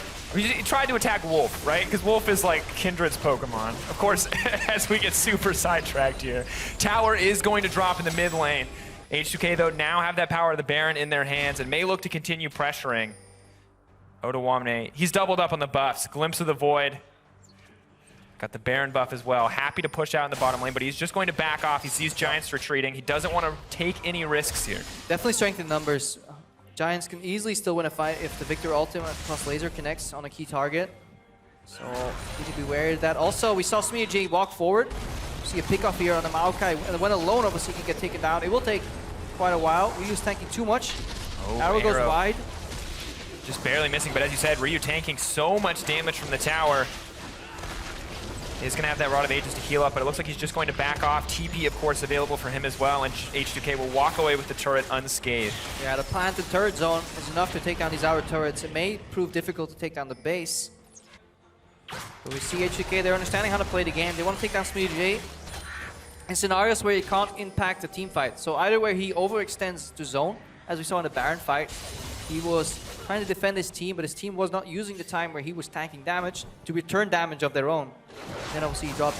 Or simply you pick him off when you divide. Divide and conquer, always the way to play for these pick comps. And definitely just these little bits of miscoordination really playing against Giants overall. Maxlor, though, on the side, on the hunt, burned. Yeah, Sunstar deciding it's time to fight because SmittyJ is in there. They've got the flank. He's not going down at all. Ryu taking so much damage. Zanya comes out. Freeze, though, throwing out the auto attacks, but he doesn't have enough to fight Smitty just yet. And oh my god, the Victor damage. They're pushing for more. Maxlor throws down the respite. Not a single member of Giants is dropped, and it doesn't look like one will. That is a 3 for 0. Yeah, 3 for 0. H2K showed the strength of their composition when they were singling out SmittyJ just a moment earlier. Giants replied, you know what, you showed yours, I'll show you mine. Flank from Maokai in the backline, instant connect on the carries, and obviously that freed up Sunstar and Knight to do damage pretty much unscathed. And then Maxlor at the end of the fight can always pop his ulti. So that was the dream fight for Giants. They closed the gap here, looking to get some more spoils out of this one team fight. Very hard for Jankos to approach this tower. Vander doing what he can with the plants. Decent amount of damage onto Knight, but Defiance will make sure that the team makes it out safely. One more Mountain Drake on the menu as Maxlor tries to solo this one out. And I gotta say, coordination for team fights was back and forth for Giants, but when it counted, they were finally able to get on the same page. Maxlor, though, still gonna be able to get this one. Arrow not going to land. I'll teleport from the top, though. Look for the pillar to just kind of go on full on Gandalf on this one. They are going to pass, though. Slow and steady, Odoamne. Yeah, you still do not want to run into a Victor. Maybe half HP, but you'll soon be that as well if you chase into him. Comes out, though. We can watch that one more time. Just a beautiful flank here and great engage from Giants. Look at how he pressed W. What a skilled Maokai player. But yeah, he did exactly what he needed to do. The lone ward is kind of the victor of that fight. Yeah, really. Whoever placed that one won the team fight. And I feel like Sunstar's reputation helped him there too. Because when he popped on the hunt, it looked like a waste to us too. And I wonder if H2K was thinking the same too. He's just tilting, pressing R and Sivir, and suddenly Maokai strikes from the back. Ends up being the right call. The team seemed to hesitate for a second, but finally capitalizing on SmittyJ's presence in the back line. H2K have to be a little bit more careful. Giants pushing in for more vision. Maxlor getting aggressive, takes a lot of damage. Arrow is going to land. Can they burn him down before the respite? They are going to be able to, actually. Sivir moving in to try to do what she can, but she's running tail tucked between her legs. H2K, they get the Kindred, and they're just going to have to walk away with the single kill. And Maxlor flashed, wasn't aware of the traveling arrow that was following him. One auto attack from Freeze took him down at the end there. Respite stayed down. I like the boldness in his dash. As the stun hit him, he dashed forward. Obviously Knight having to deal with Odoamne. Knight potentially in trouble, just walks into the safety of the gravity field. The fight is already starting though. Sunstar looking for the 1v1. Ryu taking a lot of damage. Destiny coming out. Where's he gonna go? Looks like they're just going to back off here. Is going to try to find the flank above, but Giants retreating in the top lane. They're gonna be able to walk away safely. Rio now running back to mid. And this is obviously the point of the game where if Odoamne joins these fights healthy at the start, he can obviously ulti SmittyJ, and suddenly the one tank lineup from Giants is reduced to a 0 tank lineup with that Trundle ultimate. And that's exactly why Smitty wants to connect as early as he can on one of these carries. Twisted advance on Ryu, on Freeze, take them down, do his job, trade his life favorably for one of the carries. Because Sivir Victor is enough as a double damage, like threat combo, to win teamfights on their own. I think we've seen that Victor alone is almost enough to win team fights on his own. 6-1-3 the score for Knight. Victor's a double threat composition. Yeah. There's the first half of the laser and the second half of the laser. And I mean, just terrifying how much damage this guy's been able to put out. You said it at the start, the new Chaos Storm just so much stronger, and every time that thing ticks, someone is losing half their It's health. also so hard to learn how to play against because you're used to this continuous flow of damage for Victor. So if you're a League of Legends player that just came back and it's like, oh, this ultimate doesn't do that much damage as you walk in and out of it, and you're just moving in between tick rates, haphazardly, and then you just get a couple of ticks, like, oh, I see what they changed. I do not like this change. See, you got a lot of time to see too, because you're probably dead if you get hit by 1 or 2 ticks at this stage of the game. Jankos, the rest of the team moving forward. A lot of seeds set up. And of course, Rylai's coming out for the Victor as well, so incredibly hard to escape here. Yeah, exactly. That just works together with that build. The laser slows you down. Suddenly the ulti is chasing you. It's like a bad B-tier horror movie. Like a drama movie getting chased by a storm. Can he escape? Can he not? Does he have to flash? It's the day after tomorrow of League of Legends. Maxler taking a ton of poke damage. A lot of high-range champions on the side of H2K. They don't want to fight quite yet. They're just continuing to throw these spells out.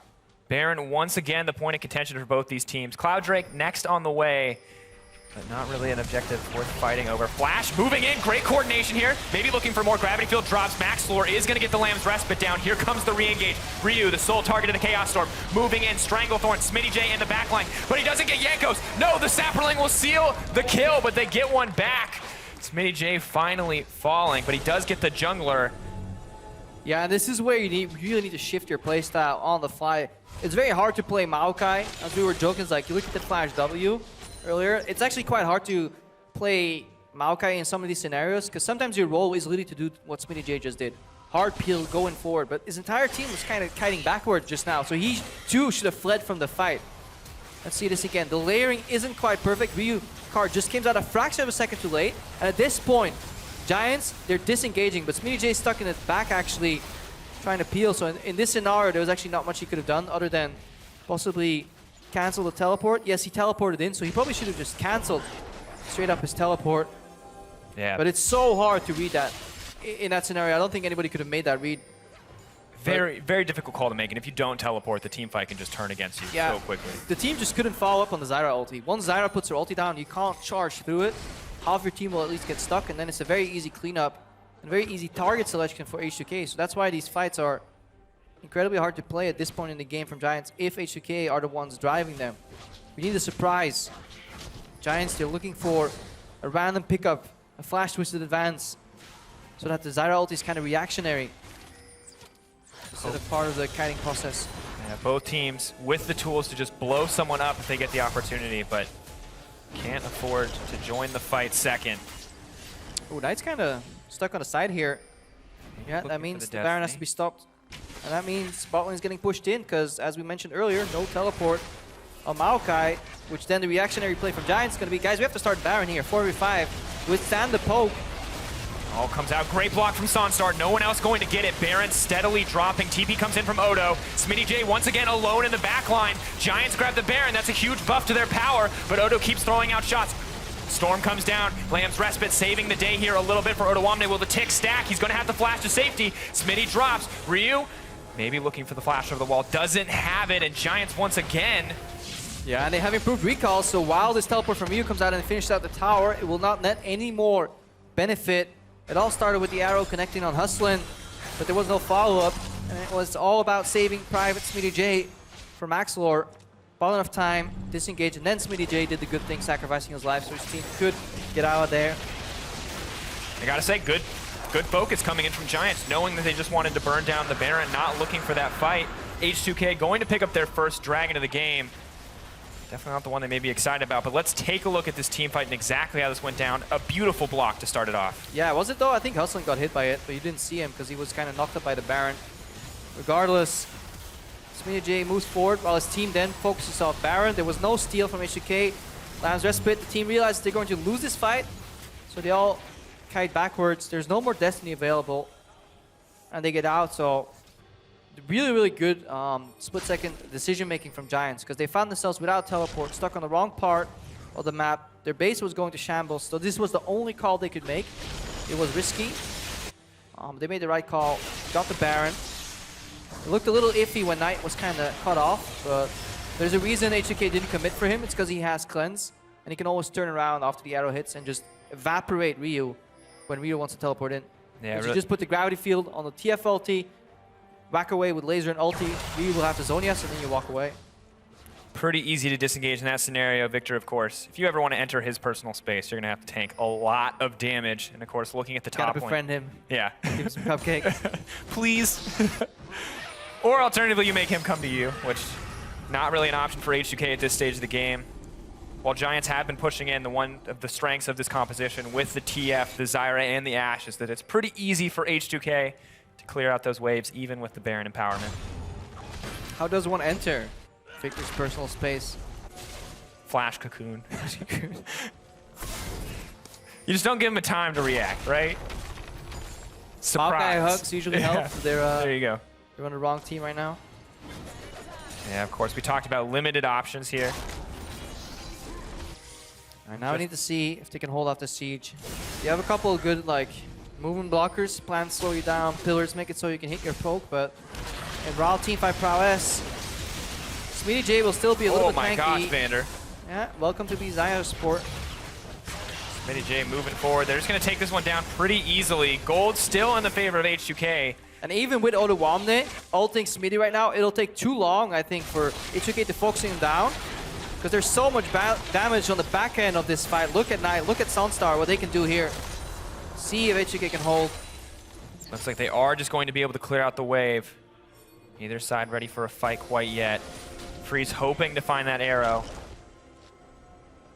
Yeah, just so hard, though, with that cleanse coming on from Knight. Yep, momentarily truce here. Giants have 3 dragons. And those effects will get doubled if they can get access to an Elder. And obviously the burn will come in, and then suddenly those little poke spells that they have will obviously be a lot more potent. And I think that's what they're looking to play for. See if they can keep control of the map, not allow H2K to play the divide and conquer strategy again. See if they can get access to more objectives like a dragon, like a Baron eventually. Obviously MaxLore will need that too for his stacks at this point. Let's see where he's at. Of course, though, looking at how the team has played thus far, H2K still looking for those picks. Freeze still throwing out those arrows left and right. Not finding purchase too much, unfortunately, for the side of H2K. But really just waiting for that Baron, waiting for that Elder Dragon.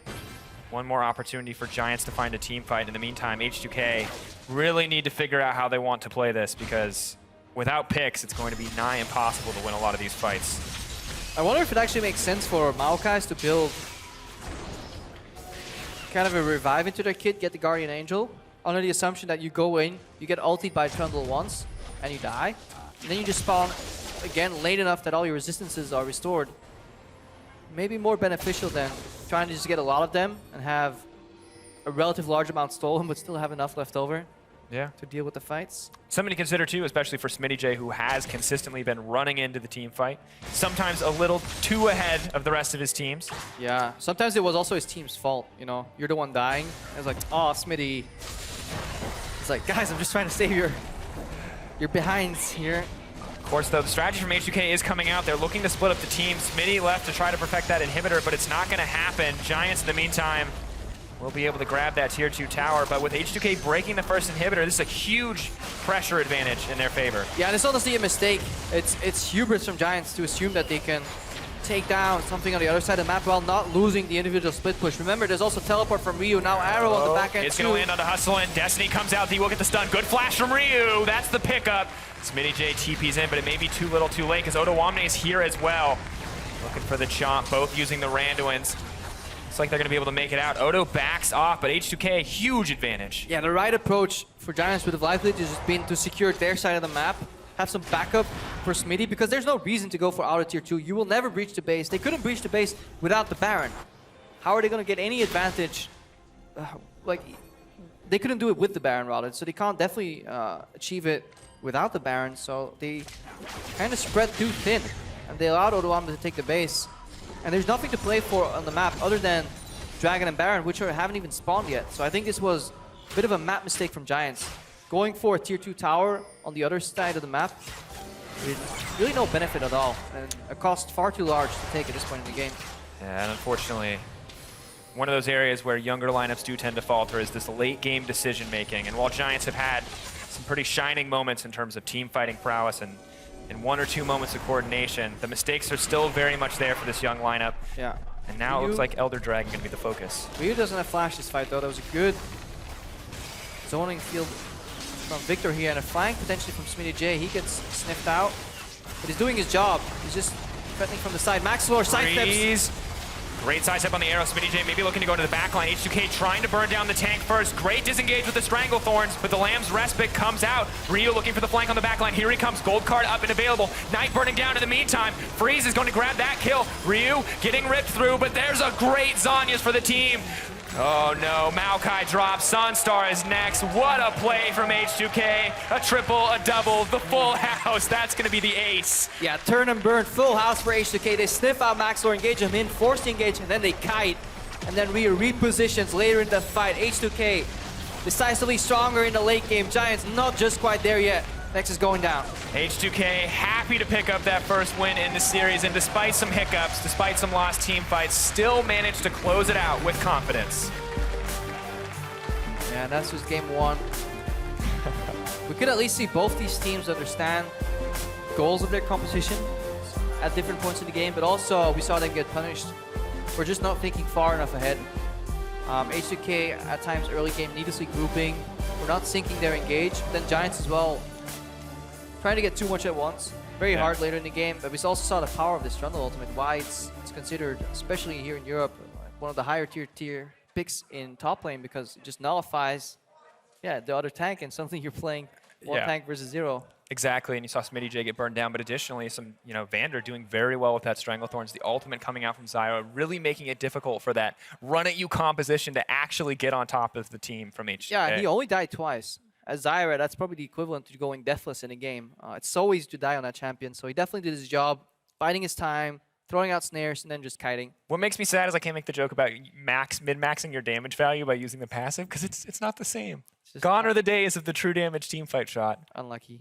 A lot more plants, though, and we saw exactly how much harass those were able to put out and how much zone control they provided, because Smitty J wanted to get into the team fight, wanted to be that frontliner, had to spend a decent amount of time clearing out plants before he did get to arrive, and when he finally did, too little too late, Trundle uses Subjugate. Vander was just being nice, putting him back in the forest with his brethren. It's like, here, little tree, have some more plants around you, slow you down. Yeah, Smitty J tried. It all comes down to whether there's follow-up on the damage, if you can lock a target down, but there was so much CC and peel, so eventually later in the game, it was just too much, like Cocoon, all these arrows slowing down plants, Trundle pillars. It made it so hard for Giants to kind of weed through the maze and get to where they needed to be. Yeah, and at the end of the day, it felt like the CC advantage for H2K was just simply too great. You said it's hard to weave through those things, and when all they have is the Victor and the Maokai, like 1 AoE potential stun, as well as 1 guaranteed point and click, it's just not enough CC. And Karma and Sivir, yes, they make you so fast, but at the end of the day, it's simply too much to deal with. Of course, for more on that game, let's send it over to Trevor Quickshot Henry at the Telestrator. T Quickshot. Thank you very much, gentlemen. I'm going to talk just a little bit more about H2K and Giants from that first game.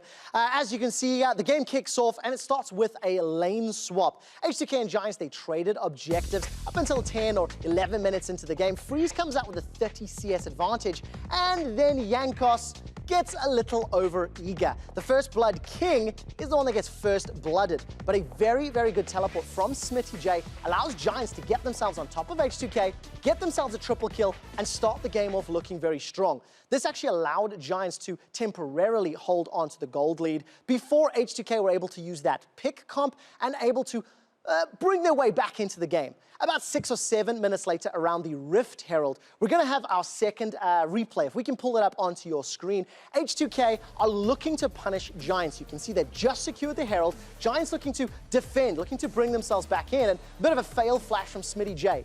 Initially, Giants get themselves a few kills, but what I really like from H2K is the power of the team composition. There's some time being brought here from the Kindred. You're going to see the Destiny coming out from Twisted Fate, jumping into the back line, allowing H2K with Ryu, with Freeze, to close out the team fight. They come away securing themselves 4 kills at the cost of only 2. The mid-game was incredibly back and forth. Several team fights around multiple objectives, and it finally brings us to one of the fights that highlights this. It is a Baron team fight as our third replay. Pull it up onto your screen, and you can see Giants fairly desperate. They were trying to force H2K's hand, trying to bring H2K towards them, and use that grouping power that the team composition would have. Unfortunately for Giants, it's all just a little bit messy. Oda was a monster on the Trundle. You can see Ryu and Freeze untouched throughout the entirety of this fight. Oda went on to split push for the remaining 15 minutes of the game, and Giants tried to force things as a group. Yes, they took a few towers, but truthfully, it was H2K that were in charge of the game the entire time. We'll find out if Giants can bounce back from the defeat, but right now we take a quick break as the two teams are gearing up for Game 2 of the series. We'll be right back with H2K taking on Giants.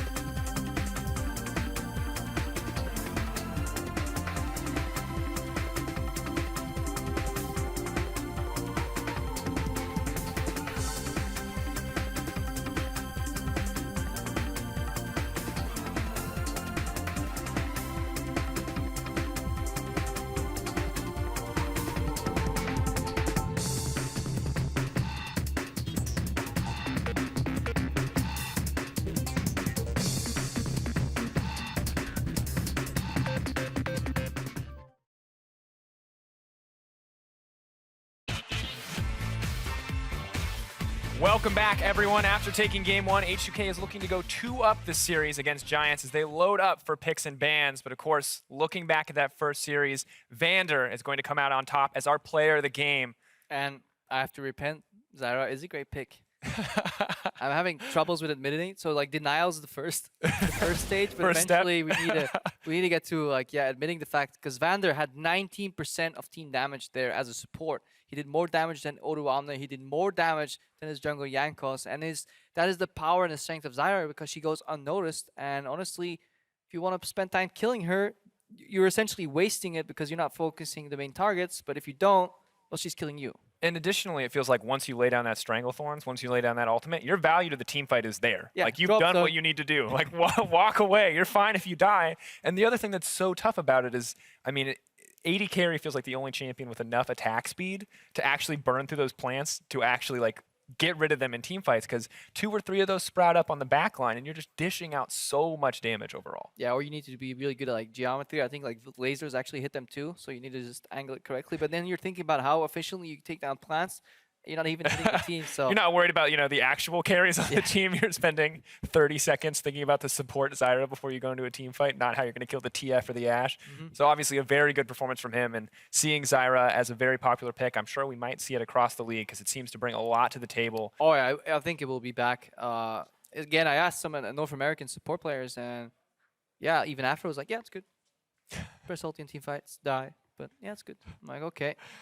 I mean, what more do you need from an endorsement? Yeah, I'll play it. Cool. Of course, the thing I want to focus back in on, though, is as we look forward to Game 2, is, you know, both of these teams looking to adapt in this series, because H2K, they're a team, they're looking to get to the top of the standings. Yeah. And if you want to get to the top of the standings, you cannot afford to drop games or give up Barons or lose team fights like this due to sloppy coordination or poor teleports. Especially when like a sloppy game hit, especially in a best of 2 scenario, hits you harder, because you drop a single game, suddenly you're out 2 points. You know, a win nets you 3 points, a tie or draw in the series gets you only 1 point, losing 0. So just any small mistake, especially against these lower tier teams, for the likes of H2K, who have high ambitions last year for playoffs, maybe tempered ambitions now, but still have playoffs in their mind, they can't afford to drop any matches or make any mistakes. And then we need to start looking at where these teams are closest together. And that is the early game. Because in the early game, the decision tree rather is very narrow. You know, there's only so much you can do. A lot of things are kind of figured out, and it comes down to very small choices that have a really high impact. Like imagine Jankos invading last game. That's something he shouldn't have done without the help of his team, and that's where Giants could punish him. And H2K really need to shore up their early game. They can't afford to give up more first bloods just like that against some of these weaker communicating teams. Yeah, and of course the communication was kind of inconsistent for Giants, but it did come up in the end in a few of those instances, a few of those team fights where they were able to find those flanks with SmittyJ, where the team was able to collapse. And I mean, we have to praise Giants for collapsing on Jankos, for, you know, when that opportunity presented itself, making sure to punish H2K. Really, I mean, for me, it felt like the team had a lot of advantages at certain stages of the game, and they could have won if they were just communicating a little bit better overall. Yeah, and this is where we wonder how much of that one team fight play or the sudden like turnarounds were actually on the merit of communication or were just instinct plays. Especially in the early game, you can almost play like solo queue style, you know, something's happening with a quicker reaction to it, as opposed to very elaborate schemes, movement patterns across the map. Because very often later in the game, we saw Sunstar base from a fight, end up joining the fight late game, walking into it as opposed to being with the team. We saw people not taking skill shots for each other. We saw kiting back away from the H2K lineup if you're Giants, and then having SmittyJ exposed at the front. So they really need to get on the same page. Very hard, obviously, against a team that H2K was running with all the looming threat of arrows and Destiny, especially if we don't take into account Fog of War. Because it's very easy for us sitting here. It's like, oh yeah, why doesn't he push? Look at that. There's plenty of space. TF can't reach him. I mean, how many of those freeze arrows that were just a little bit wide did they actually have a quarter second to react to? Because for us, we see it coming. We got to watch it go all the way down mid lane. We knew it was happening we can there. see it go into the fountain. Kind of the camera too. Gotta double check. Gotta make sure you're not hitting anybody right on that. If the laws of physics suddenly break once the arrow goes into the base, hook it. You gotta curve the bullet. Just turns. I wish that worked. The world would be so much more interesting. There was actually a champ design once that had like a curved bullet system where you had to click again to like Oh my god. Like a Vel'Koz T, you know, when Vel'Koz has the 90-degree angle, you could decide when that kind of happens. So like something like that on an ultimate. One day, it's fishy. We may have curved bullets. Day is not today, however. Rise, of course, as we get into picks and bans. Taken off the table, Braum following as well. Power this pick. He would be your champion against those curved bullets. Yeah. Block. But sideways shield, I feel like that's awkward. It's like the whole bodyguard experience where you jump in front of somebody and you're like, no. See, I feel like Braum fits that to the T. That's why I enjoy Braum as a champion, is you just get that experience. It's like, sir, why would you get hired? I have a propensity to eat skill shots. Got the job. Got it. Perfect. Where did you learn this, Bronze? That's how you know you're qualified. We both still eat skill shots, and we're both higher than Bronze, and you're significantly higher than I am. But of course, focusing back in on picks, bans, Trundle taken off the table as well. No more tanky stats going to be stolen away from the side of Giants. Azir as well. Vladimir following. Going to be pretty standard aside from that Trundle ban, which has been the shift in focus on the side of Giants. I think definitely reacting to some of the stronger picks from the previous series is always important in the best-of series. So Trundle being out, I think Giants can play a similar style as they did in Game 1, especially if the Trundle's off the board. They're on blue side right now too. How early are they going to pick up their Victor, rather? And does SmittyJ just really like his Maokai? We'll find out soon.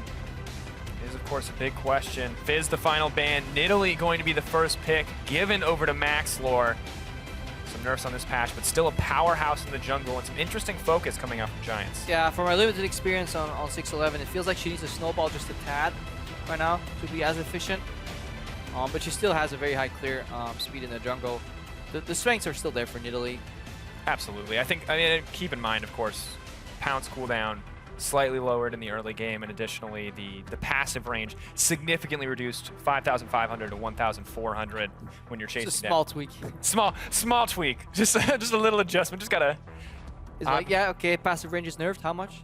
About 3,000. And we just leave it at nerf. Yeah, just all of it. It's all gone. Of course, still going to be able to chase people down. Will still have the spears and the ability to follow up here. But H2K, they're not going to let that Victor go back into the hands of Knight. And Jankos, he had some amazing plays week 1 on that Lee Sin. It looks like he's going back to it. Oh, this is always such a fascinating matchup for me, Lee Sin into Nidalee, because there's such a varying opinion within junglers. Some say it's okay. Other things is utter garbage. It's like, yeah, if the Nidalee's not 20 CS ahead and just dominating the game, I don't know what she's doing, as opposed to, yeah, you know, Lee Sin has some room for plays. I personally like Lee Sin in the early game if he's played well. And it kind of fits Jankos both as a player right now and his impact on H2K. When he gets rolling, H2K do well. When he falls behind, H2K generally don't do well. And it's even more exemplified when he plays Lee Sin. And we talked about it last game, of course, jokingly, but I mean, continues to be a part of First Blood in every single game, for better or for worse. And when we saw him play Lee Sin last time, 3 kills in the early game, instant snowball, shutting down the opposition, camping out the enemy top laner, and may look to do it again this time around, although it's going to be interesting to see how he stacks up against Maxlore, 2 early game jungles going toe-to-toe, and the Nami, as well as the TF being locked in, Knight taking the opposite side of this matchup. So I think this is Giants saying we want some sort of range support, pick it already. We want to hide our other picks because I don't see the need to rush a Nami pick here. I don't see the great value in blind picking her either, because it does allow your opponent to pivot. So you're looking for more counter pick potential in the 80 carry role here for Sunstar getting some comfort, and then lock in that crucial top lane for Hustlin later on, for SmittyJ later on rather. Well, speaking of Hustlin, really interesting to see the shift here in terms of picks and bans, because last week he played 3 games of the Nautilus support, always looking to have that hard engage option for the team, and thus far, picking up the Nami, picking up the Karma, so much more range supportive style picks, much less engage options, so a pretty big shift from the bot lane of Giants overall. Yeah, also maybe just a preemptive, you know, sustained counter pick against Zyra. Say, you know what, we tried to do poke versus poke and we got outpoked. Let's try and see if we can sustain our way through it. But Ashe Zyra, reminiscent of kind of C9 bot lane playing style, seems to be a very strong lane here. I think we'll see it more of it, because clearly these teams must have been scrimming it. So every team should be aware of it by now, how strong it is, and I think it will be one of the more staple lanes here, European LCS. Absolutely. Now paired with the Victor as well, the ability to chain that CC is pretty insane overall. And I mean, great tools to initiate or disengage in these team fights. Yeah, I'm trying to figure out what Giants is trying to build here with their composition. Oh, wow. You hear the crowd cheering. They want the Teemo. They're not going to get it, I think. But of course... It feels like nobody wants to commit so far on the top 4 picks. Everyone's like, no, after you. You go in, please. I'll play at max range here. Oh! Wicked? Is that you? Is he back?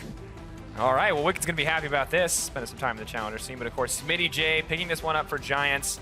This is something that we thought might come out with the changes to Trinity Force. More attack speed, more CDR. You mean Irelia didn't want the crit?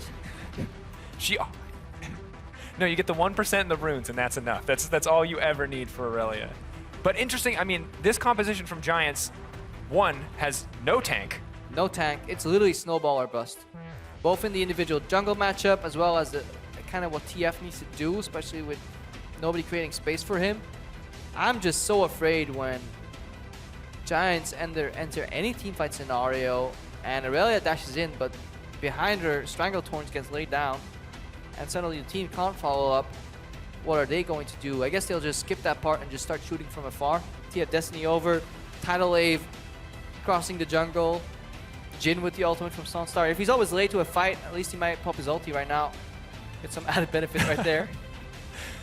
The silver lining on the clouds for Giant. This is really interesting because I feel like we talked about there not being enough CC on the Giants team, and they're like, we got this. Now they've got a bubble, they've got a stun from the Irelia, potentially TF stun, Jhin snare, so a little bit more CC this time around, but H2K are like, oh, if you want to add a little more CC, we're more than happy to do so as well, because every single member of this team is a threat if they ever get the opportunity to lock you down, and this team composition is terrifying. Gragas, Victor, Lee Sin, Ashe, Zyra. I feel like we're playing solo queue versus competitive right here. This is, everybody's like, give me my comfort pick, my power champ. That's how it plays out. We have some interesting poke scenarios though. Whenever somebody gets tagged with like a random wild card, a spear, then obviously Sunstar can snare them, and that can be the trigger for an instant follow-up with Tidal Wave into bubble, Irelia going in. Otherwise, it's going to be very hard for predictable CC to land other than Flash Gold card or Flash E from Irelia. Of course, as we gear up for this game though, seeing how these two team comps are going to play out, tweet at LOL Esports, hashtag GIA win if you think comfort picks are going to reign supreme, if you think H2K and this immense amount of CC will come out on top. Tweet hashtag H2K win. We gear up and get into our second game of this series. Giants looking to find their first win as H2K look to find their first 2-0. And this time it will be H2K that is the team that will have to weather the storm. To avoid some of these picks, some of these early power spikes from the Giants lineup, and then weather through, see if they can win the late game. Their late game team fights are still the same. Victor Ashe combined with a Zyra support, that's always a strong core for your team fight that can always kite backwards and win team fights almost against any particular composition. Seems like a good start, or could potentially be, on the side of Giants. Although Freeze and Vander are getting aggressive as they push in for a bit of vision. Sunstar not happy to grab that poke, but still plenty of time to back out here. Yeah, you don't want to play the guy that has the incredibly slow attack animation. That makes it very predictable when he's actually going for it, because Ashe is going to say, thank you very much, I'll just poke you every single time. Zyra happy to join into that party as well. Of course, we've seen what a terror this champion can be. Looks like we will have the lane swap coming out, though. Definitely not a lane they want to play against. Giants once again opting into the swap to avoid this terrifying lane. Smitty J on the Irelia. One of the big questions we're going to have to answer is, what does Irelia provide in these lane swap situations? How is she going to fare against the Gragas in these one-on-one matchups?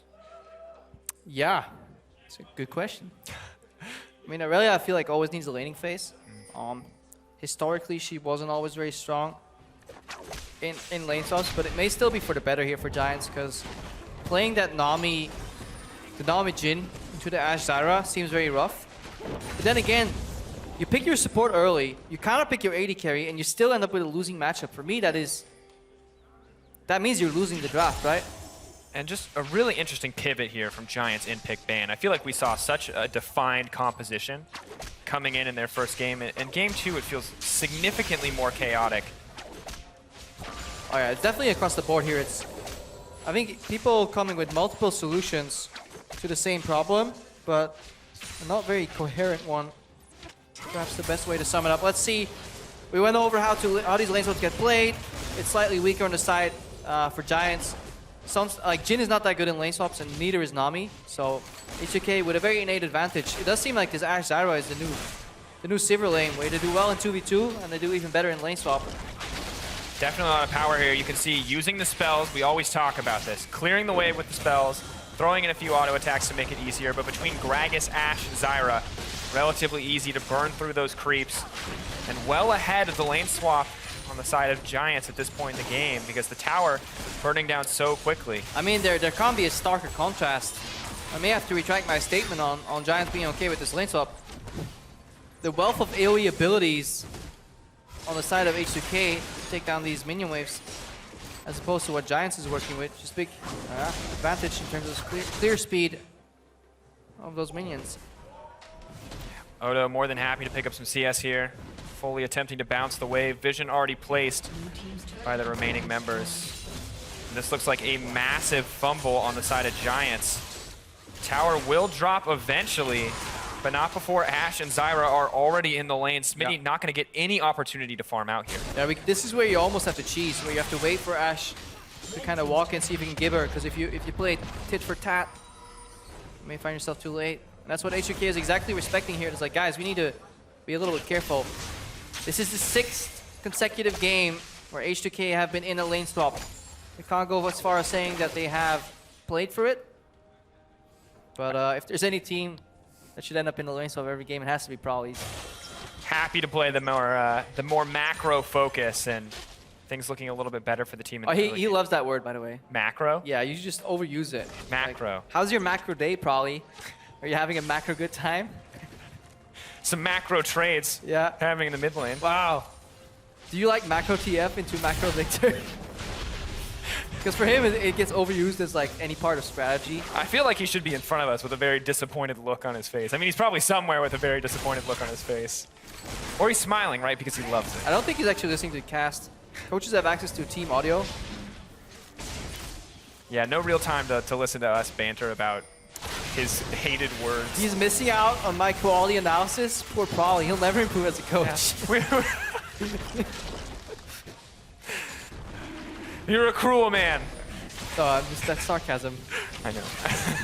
Just specifying for all just in the case haters out there. Probably is better at macro than Of course, you can see the trades just happening here on the top side.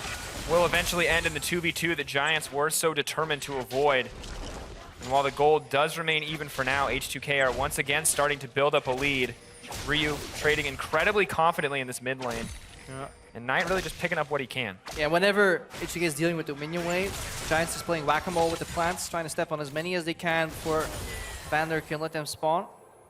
Such a gamble, though, because if you try to step on it as he's casting an ability, caught up, there's a plant on top of you.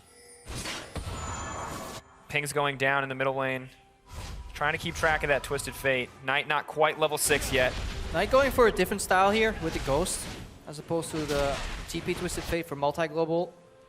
So he did get the similar advantage where he pushes in, gets an early catalyst, and forces Victor on the second back. But it's not quite as large of an advantage. So Ryu definitely more versed in this matchup both ways. Yep. Lots of experience on these champions in their time in the meta, in and out of the meta. And I like this. Every time Knight wastes a card, Ryu steps into kind of that zone and goes for a short trade. He seems to be a lot more proactive with his Victor play. Definitely understands both sides of the matchup better than Knight. Definitely where they want to be, and we can take a peek down in the bottom lane as well. Things relatively even now, but because of the way the lane swap did play out, it means that the laning phase will be there for Aurelia for now. However, she's going to have to be very careful. Ashe and Zyra moving in, clearing out these pink wards. Giants start to push in on the top side. So once again, the swap. They want to make sure that this Aurelia does not get time to farm up. And we can't be sure if they have too much experience playing against this. Maybe it's shown up in scrims, or this could just be the pocket pick from Smitty J. I mean, teams have faced this pick up, or faced off against this pick rather, plenty in their days of League of Legends. Aurelia, such an old champion by now, hasn't really changed in their core. Always been weaker from behind. Almost has to change builds sometimes too, whether you rush Triforce or just get a little bit more tanky. People used to kind of change their ways with that. Interesting to H2K see. just looking for vision here to defend themselves. Of course, Sonstar. Here we go. Looking for a play. Knight moving in. Freeze locked up. Overextending and taken out instantly. Giants with the first blood. At this point, Knight, should he have not turned for Vander, get a larger advantage out of that? A single kill. Good opening, though. Exactly what you need to do. First ultimate is stuck here for Giants, as opposed to H2K missing their first destiny. Giants, they found their destiny. Knight more than happy to make that happen for the team, and this is something we were very critical of Freeze of in the past, overextending in these instances. But Jankos, he may not be the first blood participant anymore, but still looking to make things happen. Does have that level 6 available. Oh, who's catching whom here though? Mako is here. Oh, the side step. Odoamne locked up and taking a lot of damage. Cask to disengage. Knight moving forward is still going to get stunned up there as the spear lands on Ryu. And that was communication. Knight knew Maxwell had his back, so he kind of went for the fake out. He predicted the body slam flash from Odoamne and sidestepped it. That was really well played by him. Oh, Sunstar taking so much damage. Vander starting to rack it up already. He had such a huge presence on the team last time around. And this laning pattern is fine until Freeze hits level 6, because then he's just going to arrow and Jankos can follow up and get a kill. Right now, Knight, additional blue buff too. Waiting for that break point. Jankos not going to notice his red about to drop. Maxlor should be able to steal this one away quite easily. A little unfortunate for the Lee Sin. Yeah, he definitely needs to play that matchup correctly. And he got the buff away. Literally needs to snowball ahead of Lee Sin. And Jankos is losing a lot of time here on some of these kind of half-attempted ganks, covering grounds for his bot lane.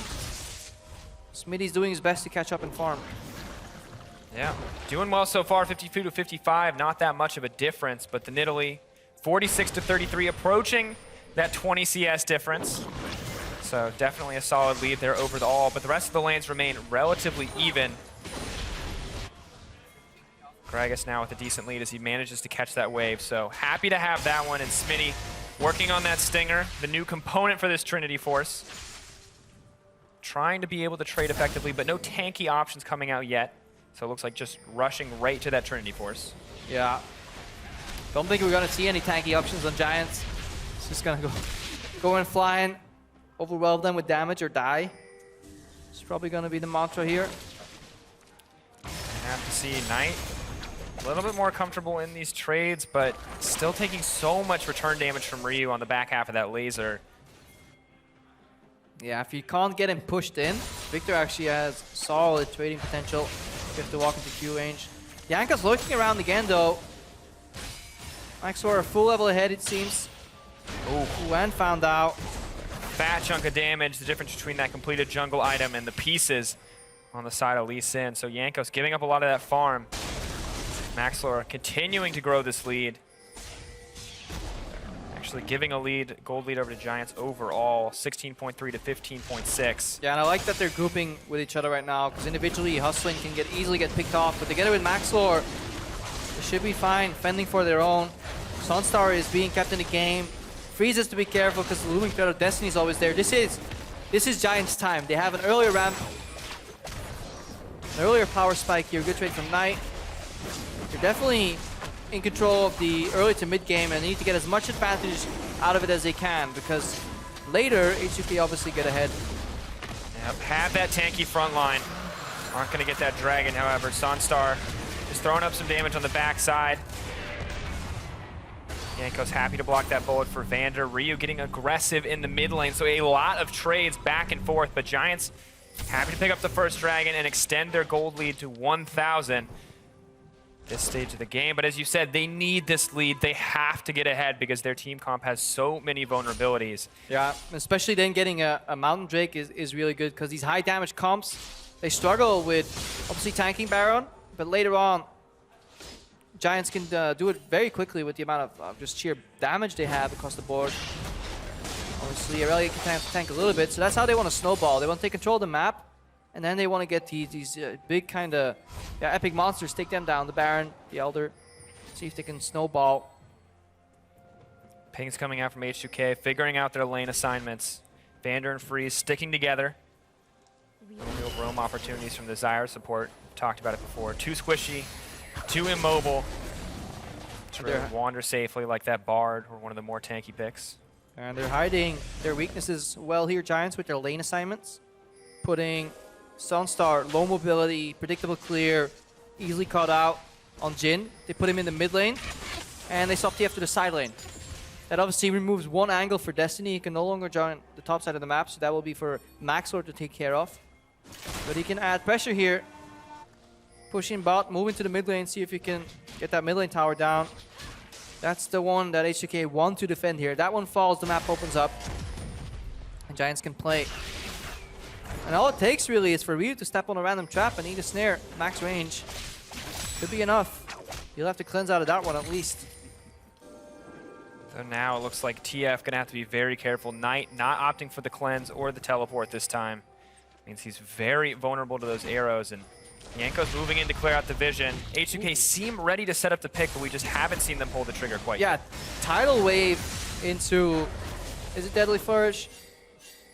Yeah, could be a combo too. There won't be any traps from Sunstar because he actually hasn't skilled Captive Audience just yet. Arrow goes out. Arrow is going to go wide. Knight may be looking for a way out, but he knows he cannot afford to try to teleport while Lee Sin is up and available. Flash looking for a kick back into the team. Some fancy footwork. Knight going to get burned down here. Just a matter of time. H2K picking up their first kill of the game. Yeah, that was a good concept, but the wrong execution. I think he wanted to stun Jankos and flash a snare from Vander and then pour it out, but I think he misclicked. Yeah, can't afford to make those small mistakes. Giants, though, now shifting their attention to the bottom side of the map. They're not giving up anything else in this exchange, but that means Ryu more than happy to have the time to extend this CS differential in the mid lane. Now approaching that 20 mark as he pushes in that final wave. And Odawan is keeping Smitty J down in the top lane. 20 CS lead, he can't get through it. Yep, once out of ulti stacks. Really was never going to kill anybody. Unfortunate. Maybe the Sheen will be the difference maker there, but at the end of the day, Gragas just so tanky, so much built-in sustain, and we'll get one more look at this play. So Arrow comes out a little early, honestly. Could have waited with that if you're Freeze. And right here, he goes for the stun. Yeah, I think if he, and this is like nitty-picky, or nit-gritty rather, if he stuns, as we see Odawan phase out here, if he stuns the Lee Sin, flashes a snare, maybe that's enough window to port out. Yeah, of course, very short-range port as well, so don't even know if it would have been enough to take him to safety there in the end, but clearly, very intense situation for Knight, and did the best he could overall, but just simply too many people managed to get on top of him, and overextending just a bit in that side lane does cost a decent amount as the gold has now evened up. Dragons, of course, still in favor of Giants with that single Mountain Drake. Next one on the board is going to be the Cloud, however, so no major advantages going to be gained if they do manage to pick that one up. Knight headed back in the mid lane. Once again, just both of these mid laners clearing out waves, both sides looking for these pick opportunities. TF, Jhin, Nami, hoping for that setup, hoping for that range snare. The Ashe, the Zyra, Lee Sin maybe looking for that arrow. A lot of hope. Not too much happening. Yeah. That's the very point. calm. It's kind of tough. That's when we rephrase it as both teams are truly respecting each other's zones. I love how many buzzwords can we use? Really, the zone control coming out on the side of H2K and zone on that arrow. Zoned. Boom. Zoning. DLS is zoning arrow in his natural habitat. He's in his head now, though. He knows Knight's always going to step forward, so you know he's adjusting. It's about the mind games here. But do you then shoot forward again? My God. No Wait, chance. I looked at you for a second. Where did Hustling go? You see, what happened was damage, as it turns out. Deforestation. Clearing that out. Got to get some more lumber, you know. Lumberjack, lumberjack, lumberjack. They just wanted sushi for lunch. It's a hungry team, you know. They've been here for a while. Throwing out ultimates. Do you truly go for sushi if you're hungry, though? I feel it fills at a... Yeah, it's very different. Yeah, it's like you go if you want to like appreciate. No, man, we need schnitzel. You're hungry, you just eat a ton of schnitzel. Nice. Yeah, so he died. He got evaporated. Death rush. Makes you wonder why he stepped into it, though. He's like, oh, arrow's gone. Clearly, all the threat is gone. And that's actually so much damage coming out from the side of Giants, or H2K rather. You really got to respect this, although Ryu that's a bubble. could be in trouble here. Moving forward, Knight moving forward, has the stun, cleanse immediately. Jankos still in the thick of it, but just not enough lockdown there. And that cleanse summoner spell is going to make it so hard for Giants here. Excellent choice by Ryu over in Champ Select, because a lot of the CC crowd effects here are conditional on being layered. Ryu takes an arrow, you get an arrow, you get an arrow. Well, a bullet rather. Snare going to land. Arrow lands as well. Commitment onto Knight. Knight instantly burned down. The range on those abilities simply too much. Aurelia not going to complete the TP as you see in the picture-in-picture, and H2K defend the tower. Yeah, H2K working together. There's no cleanse on the side of Giants, however, so when Knight gets hit by that actual arrow, not the bullet, instant lockdown, and you could see that H2K was communicating that almost ahead of time. Everybody's ready to follow up. Instant flash from Vander. I mean, overall, really well executed on the side of H2K. Backing off, completing up those first items. Interestingly enough, Freeze opting for the QSS here. It just plays in what we were talking about just before that play. How conditional the crowd control effects were on layering. They need to get in one after the other. So connect the snare into bubble, into tidal wave, into gold card. If one of them breaks, you step out of all the other ones because there's only one targeted CC here. That is the gold card. And that's usually the one that comes out first. If you then cleanse out of that, the bubble's gonna miss. Flourish is gonna miss. Everything's just gonna follow up, and Giants will step into an expected zone. And they can be efficient. We talked about Ryu though. They're chaining the CC. He does manage to get the flash out, and that means TF is set to drop Maxlore next on the list. H2K with 2 quick kill pickups. Yeah, almost out of nowhere, Ryu gets caught, but just a fraction of a second was enough for him to flash out. And again, both follow-up CCs miss. Ryu turns around with the ulti. Giants step into a zone where they expect somebody to be locked down. Suddenly he's out of his cage. It's like, who the hell are you out here, Ryu? And they're burning down. And that's the thing I want to talk. We talked last game about TF and the risk of leaping into that Victor range, and that's exactly what we saw unfold. Knight trying to get that chain CC set up as we see the Cloud Drake drop here. Doesn't work out. Ryu throws down that gravity field, knows that he's going to have the CC, and easily able to get out of that because of just these minor missteps from Giants. Yeah, and Eye of the Watchers and Magic Pen Boots already down on Vander, so he's pretty much a second AP carrier at this point. I feel like it's almost comic relief now every time Freeze throws an arrow at him. I think we need better sound effects on missed arrows. Wah, wah, wah, wah. Every time now, Creb, we got to commit. I mean, you're play-by-play, that's your job. I talk off to the action. Yeah, you gave us... Baited you in that one, didn't I? Of course, coming back into this. Everything relatively even at this stage of the game, despite the trades back and forth. Giants only about 1,000 gold behind at 20 minutes.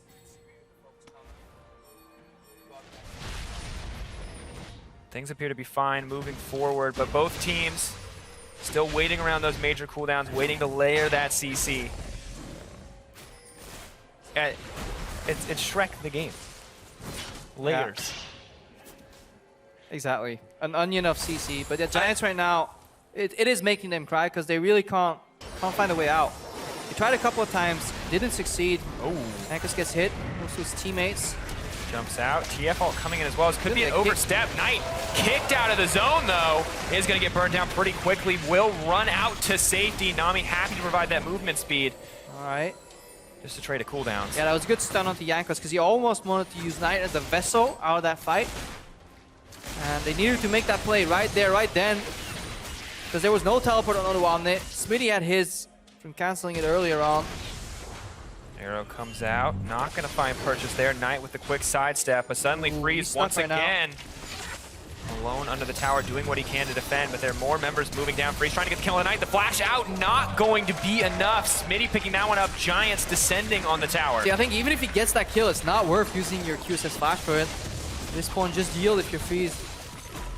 You get taken down. I like this from Giants. It looked like they couldn't ever find a way to punish H2K. Couldn't get the CC layering, but instead they found an opening on Jankos, slightly overextending. There was no counter teleport, but right now H2K, while the game is still uneven in gold, they have TP advantage. So when everybody's on the map again, we need to see if they can then turn that teleport advantage to an actual play.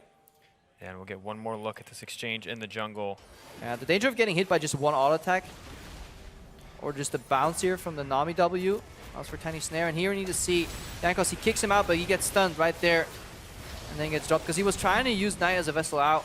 So creative thinking there by Jankos, but he ran out of HP and time.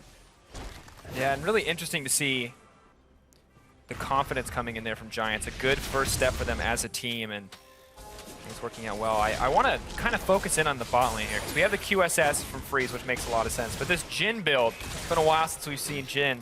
Priority on the Youmu's into the Maw. We're not even going to have time to talk about it, because Jankos looking for some revenge. Freeze wants to pick up a kill as well. No QSS, so Jankos is going to have to snag that one, but quick and easy on the side of H2K. Yeah, the kick was very close to going the other way, so Jankos doing it at the earliest time possible, get him around, so he gets picked off there, Knight. Yeah, very just early in power spike build here. Nami getting face checking. Locked up. One ult shot hits. Might be enough if it all hits. Oh, great sidestep. Dodges the spear and the fourth shot. No curtain call for Ryu. He's happy to keep this show going. Yeah, definitely a little bit of inexperience. Once you hit the first one, usually you should be able to hit all of them if you're a good Jhin player. You can even go for the slightly delayed shot. If you put them on cooldown, you make it so that the enemy actually has a good dodge pattern. But if you shoot them at quasi-random intervals, it's really hard for people to kind of juke their way out. Sunstar, maybe not 100% comfortable there. Almost had the perfect kill setup for the team overall, but once again, just not quite able to pull that one out.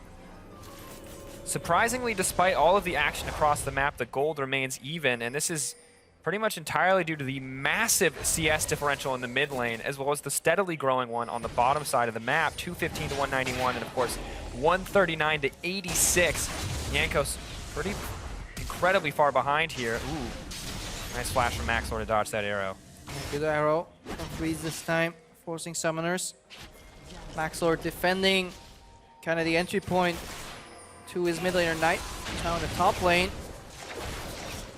Plants spawning up, doing a decent amount of damage to Maxlor. Jankos potentially caught out, Destiny used. See, I don't like this play because it goes against to what Giants is building up right now. They were building up a rotation and a bit of a siege in the top lane, and they used Destiny to go for a pick in the jungle that H2K was defending anyways. So, very counterintuitive it seems. Knight could have been here, hitting away at the tower, chunking it.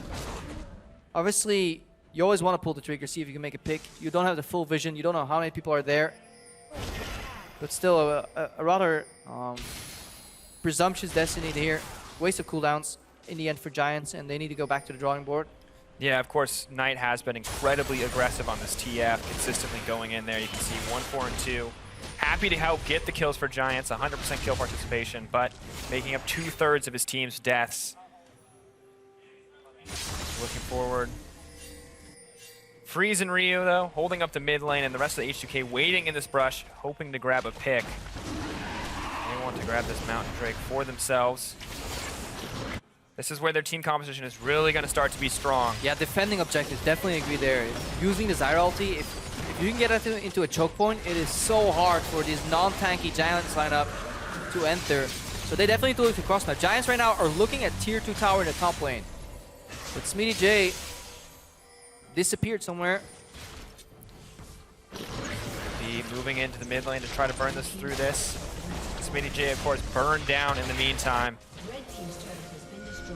However, it will be the trade of towers in the end, so the gold continues to be even, but H2K happy to pick up that Mountain Drake.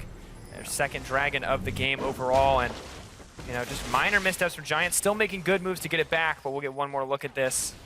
Yeah, and this is just something that just can't happen right now. If you look at Giants as a team, you always, the first thing you do is you identify an objective. What are we playing for, is the question asked in team comps. Well, we're playing for top side. All right, that means bottom side is generally weak. That is an assumption you can always make if your shot calling is somewhat correct. It's like, okay, we're strong on top side. De facto, we are weak on bottom side, which means very careful pathing. You know, take the long route into the mid lane. There is no sense of urgency to go mid because all you need to do is posture defensively. You know they're doing dragon, and Smitty J, yeah, kind of gets picked off. And it's these small mistakes that add up to a larger deficit. If Giants wouldn't have made some of their smaller mistakes, they could have been farther ahead, and that's what they need because they're getting outscaled map control-wise by H2K. Yeah, absolutely, because going even for H2K is completely acceptable. If we talk about Giants needing a massive gold lead, Smitty J looking to build one for himself. Maxwell coming in. Odo potentially in trouble. All right, he's buying time. What can H2K do on the back of this, though? Odo's going to drop. That's a given. But there was an arrow in the mid lane that went wide, so the cross-map play from H2K backfired. Good sidestep from Giants. And Ryu stuck in the top lane here. So this is Odo Omni essentially overextending. If you're playing a 1-3-1 scenario and there's nothing you can get on the other side of the map if you're caught out, then you're overextending. Completely agree. This could be the opportunity for Giants to grow their lead. That tower relatively low. The flank potentially open. Knight and Maxwell pushing forward. Aurelia on the bottom side as well.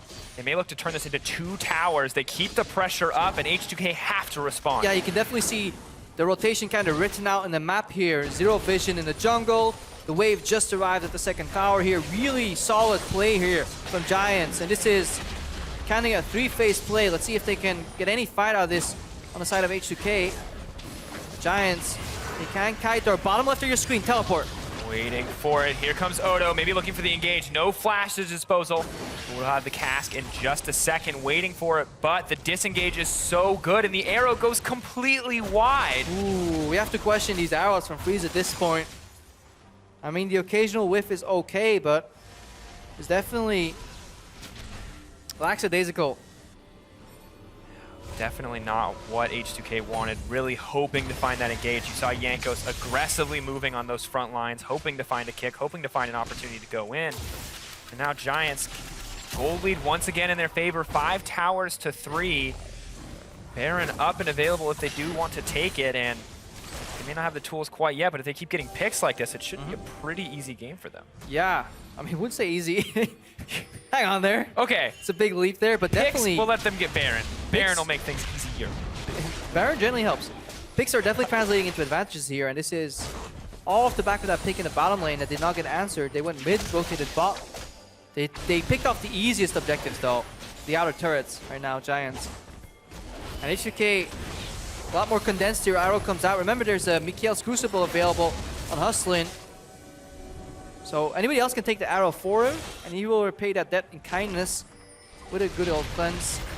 Giants, they just want to scope the area here. They don't want to commit. One of the major counter-engage tools from H2K is gone. I think H2K will have to start Baron, because otherwise, the same thing that happened last game with the reverse teams will happen, where Aurelia split pushes. So we're looking for a fight here. Stop the Baron. Happening right now. Knight moving forward, does have the gold card available. Baron incredibly low. Can they get it? Lee Sin going to pick that one up. Chaos Storm rushing towards Knight and the rest of Giants, but they hesitate on pulling the trigger, and H2K walk away with the advantage. Yeah, Giants, they got the expected reaction out of their play almost, but they were too slow on the trigger. Maxlor with his best pinball cosplay, he got knocked around that fight. Knocked in by Odoamna, up by Zyra ultimate, sideways by Lee Sin kick. Didn't get in smite range, and yeah, really solid execution here. And again, the power of the Stranglethorns defending an objective. That's what Giants failed to calculate into their movement. It's like, okay, Baron, 4,000, 5,000 health. Let's swoop in, see if we can start a fight. They're distracted. They're lower. See if we can finish them off. But look how quick this Baron goes down. 3.5k, 2.5k. Maxlor in, up, sideways. Yeah, nowhere near completion of that smite. Really solid execution here by H2K. Glad you were watching. I was like, are they going to get the Baron? Are they going to get the Baron? Shots coming in. And it's just in the meantime, Maxlor, as you said, ping pong, flying around. Like, I'm sure that's great. It's fun. There's your amusement park experience, the roller coaster for Maxlor. H2K, though, now pushing down the middle lane, looking like they have a lot more confidence. And this is really where Giants are going to start to struggle because they do not have that tanky front line. Yeah, and look at Ryu as well. He's putting up he's preparing phase 2 here. So H2K, with Ryu in the top lane, they're indicating that they want tier 1 tower or tier 2 tower in mid lane and a potential option on the second tower in top. If not, they just go in. Good engage. Hustlin gonna get burned down. Odo happy to grab that one. Jankos locked up for a second, but finally Freeze gets that arrow. Knight dropping as well. Easy pickup for H2K. Maxlor having to flash to safety, but the inhibitor now poised to go down, and this is really where the team's strengths come to fruition. Baron buff, the gold lead now in their favor, and they're pushing to end the game. Curtain call comes out. It's gonna block a few shots, but not a whole lot to stop H2K.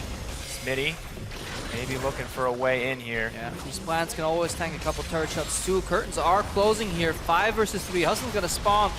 as a Nami at this point in the game, not much you can bring to the table. Smitty goes in. Oh, goes in and immediately goes down. Maxlor as well tries to make it in, but it's not enough. The power of Victor too strong.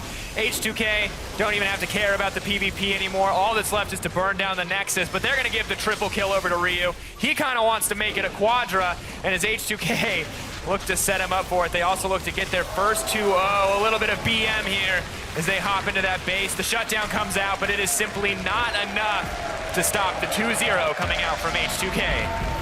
Yeah, and what an accelerated finish there out of nowhere. Giants initiated the map play with a split push, but H2K had the correct reaction ready. And then they burned down the Baron with the disengage from the Zyra. 1, 0, and 10 again from Vander here.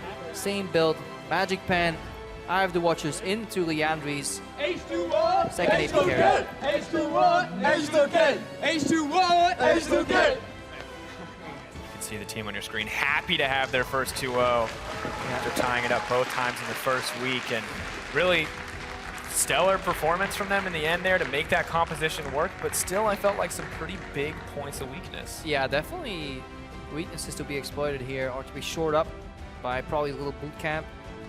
But Freeze's initiation in the whole H2 H2K dance for the first time. Hopefully not the last for him. Hoping to find more wins as we move forward. And Giants, that was a rough loss, but I feel like there were some good glimmers of hope in game 1. See, there's always these phases in these Giants games where you're like, if they can build on that, yes. But then we also have to go back to the draft. When a team is putting something together, like this team comp, you know they're kind of stretching already. Like, you know, guys, how about we try something different? You know, the good old no tank, Aurelia top. The most worrisome part for me is the early rotation on Nami is like, okay, we early pick our support. We go for the counter pick AD carry.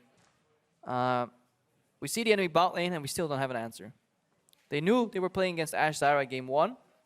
Then they played against it again and they couldn't deal with it because they had to swap away from it. And then they had an Aurelia in the lane swap. So it doesn't really make sense, especially because in the lane swap, all these 3 picks, Aurelia, Jhin, and Nami, are incredibly slow because none of them can actually AoE the minions. So it's kind of a damned if you do, damned if you don't scenario. And really what was odd to me is that we saw a shift in pick ban priority in terms of banning away the Trundle, right? Making sure that that option to shut down tanks wasn't there. And then Giants didn't opt to pick up a tank. They went for the Aurelia instead, and it makes that ban feel really lackluster overall. And it seems like Giants really just didn't have that one figured out. But, of course, to give us a view of that game, Quickshot is standing by with Vander to break down that Zyra play. Thank you very much, Sifa. I am joined by Vander. First of all, congratulations on the 2-0. Let's start by talking about the whole series. It felt like the games were a lot closer than maybe we would have expected coming in. What was your opinion on how well Giants played and why it felt so close?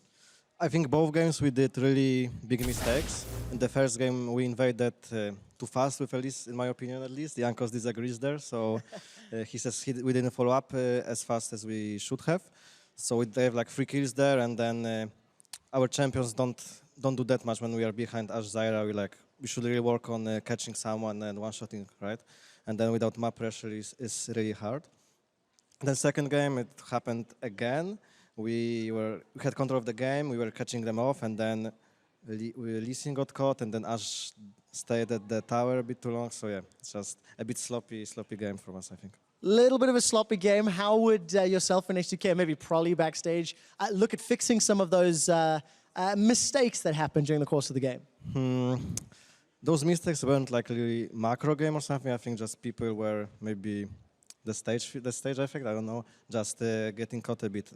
I mean, the second game I can really understand it because both of the team comps are really heavy damage and everyone is really squishy. So one misstep and you just die. Well, second game, you had a fantastic Zyra performance. First game was very impressive as well. Talk to me about Zyra. Why does she magically show up now?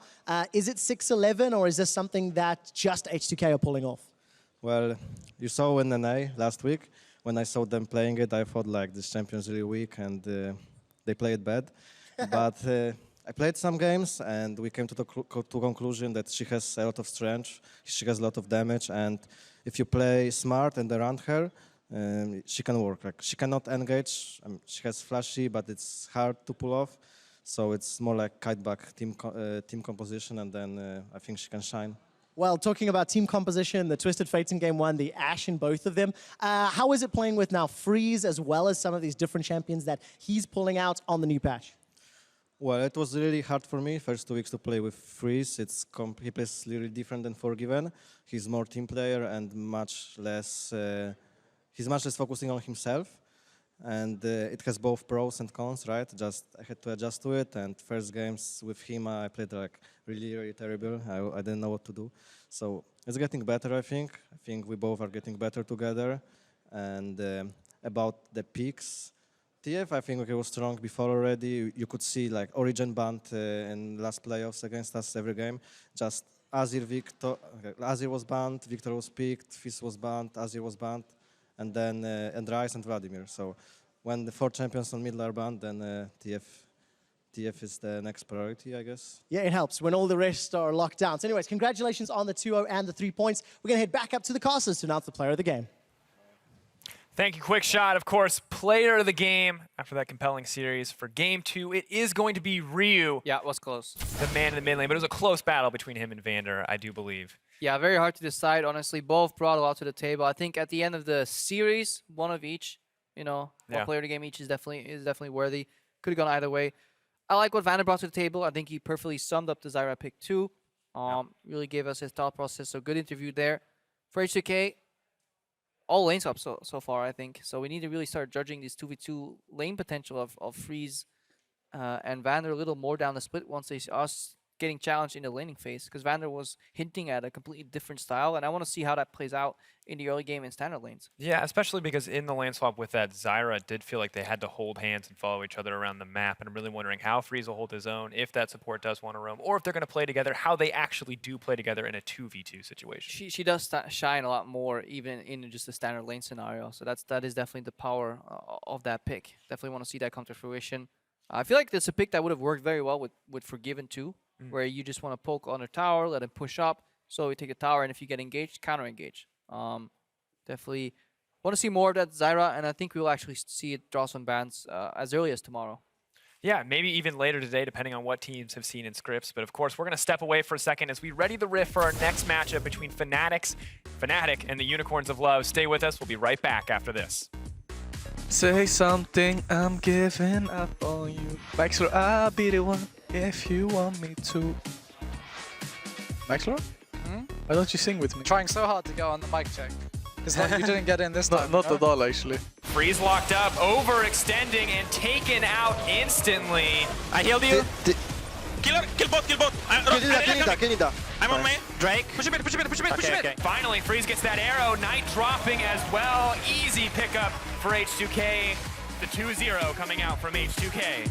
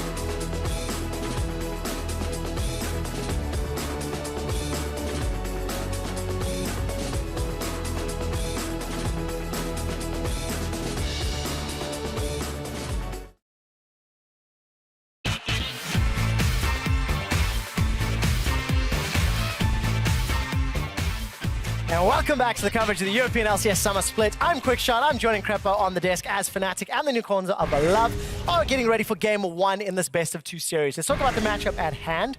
Last week, Fnatic, they picked up a win against Giants. Slightly messy, similar to what we just saw against H2K. And then they drew against Vitality. Game was supposedly lost in the draft, if I recall correctly. What was your opinion of Fnatic from week 1? They brought up like almost a hyper-aggressive style. A lot of their wins came on, well, all of their wins, I think, came on Reckless, like playing Killista, you know, very few tanks, hyper-aggressive. Ironically so, or similarly so, Unicorns also has like heavy LeBlanc presence with like aggressive picks, snowball the game. So it's gonna be a kind of a clash of these two styles. And I want to see which one of these teams pivots from it. It's like, you know what? You can play that. We have worked on something new in scrims this week. And that's kind of my goal, to see how that plays out. Me too, because I'm interested to see exactly what EULCS1 have worked on.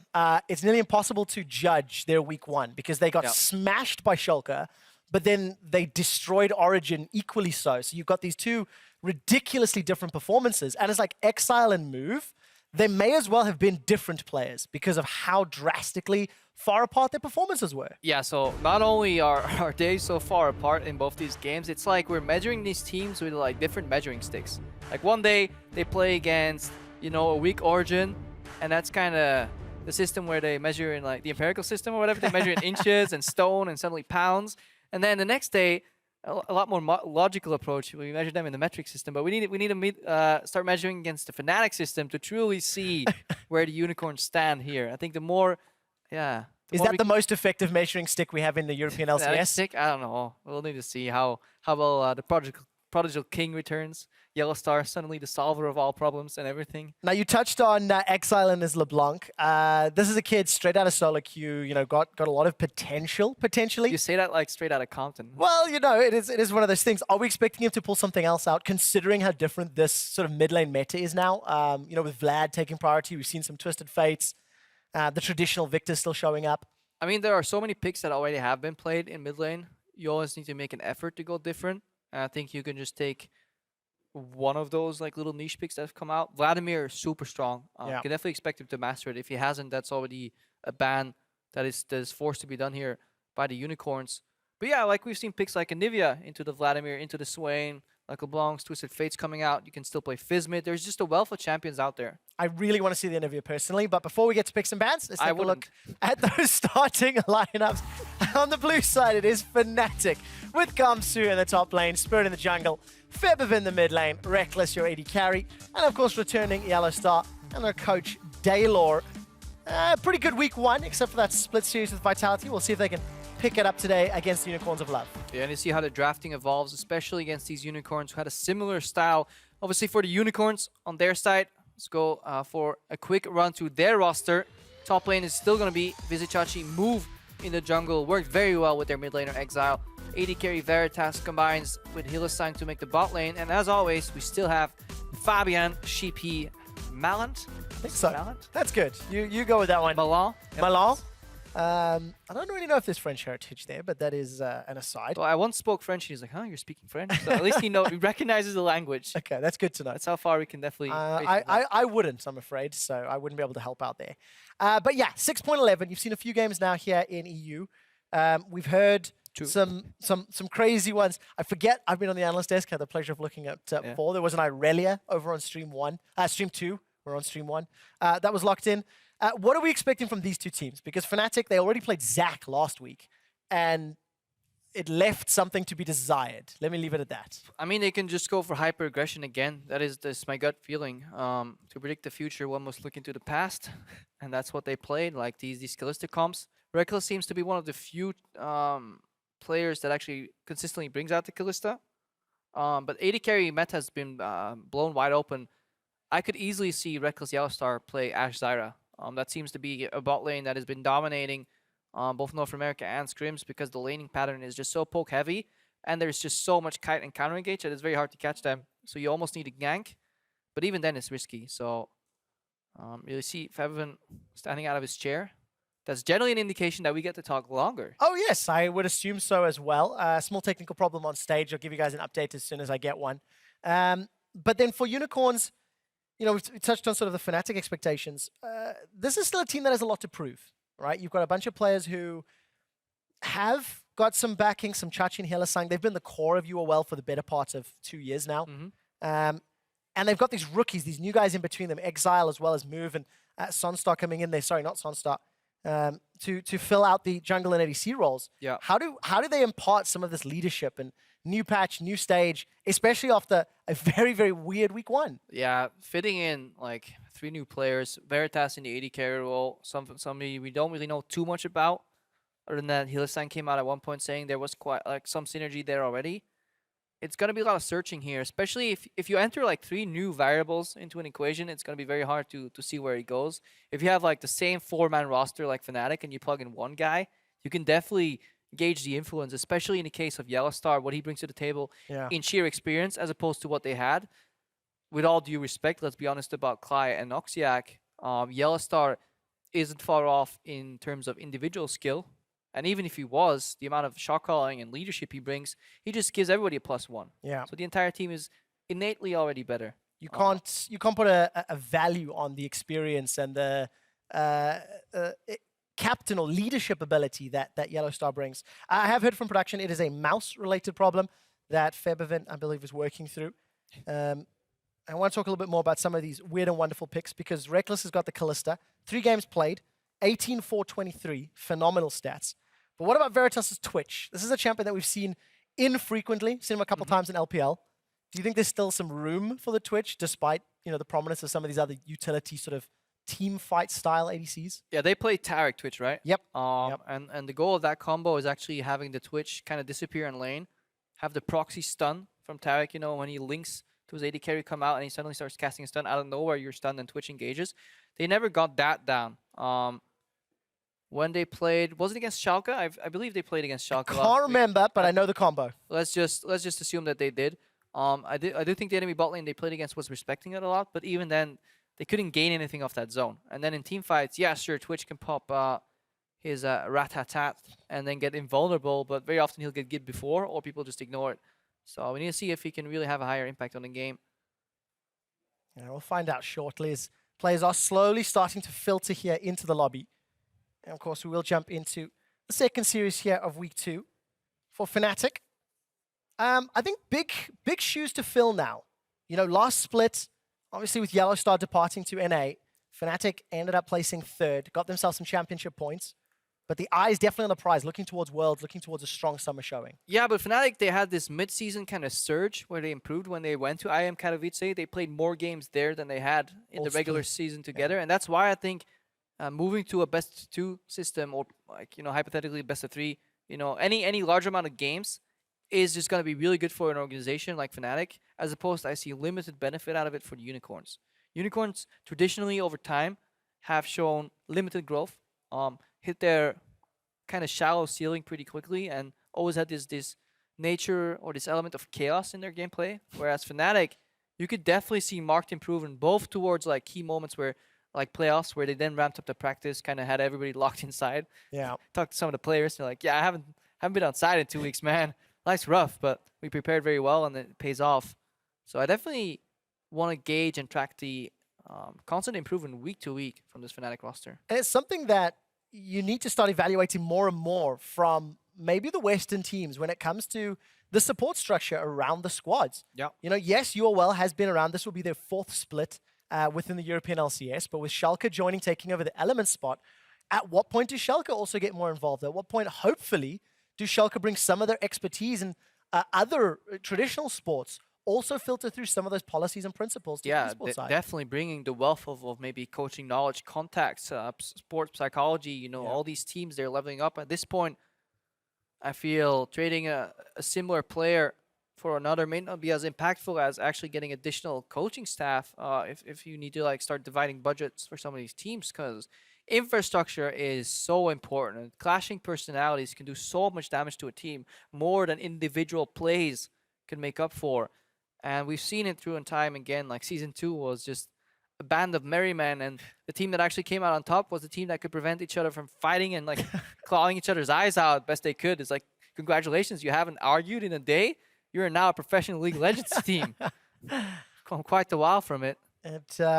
I'm glad to see the direction that teams are going. I am hearing that the mouse has been swapped for Febiv, and you can see he's put his headset back on and just making sure the configuration is right in a test game before he jumps into the actual game.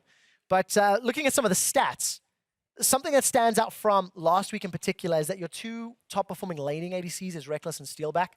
These are two guys that came out with like a +10 CSD at 10 minutes, jumping to 14 for Steelback. And that is quite a change because Reckless did not have the strongest early game in the spring split. I feel like the worst color caster because all I'm looking at is like, I'm very unicorny today. Matching pink.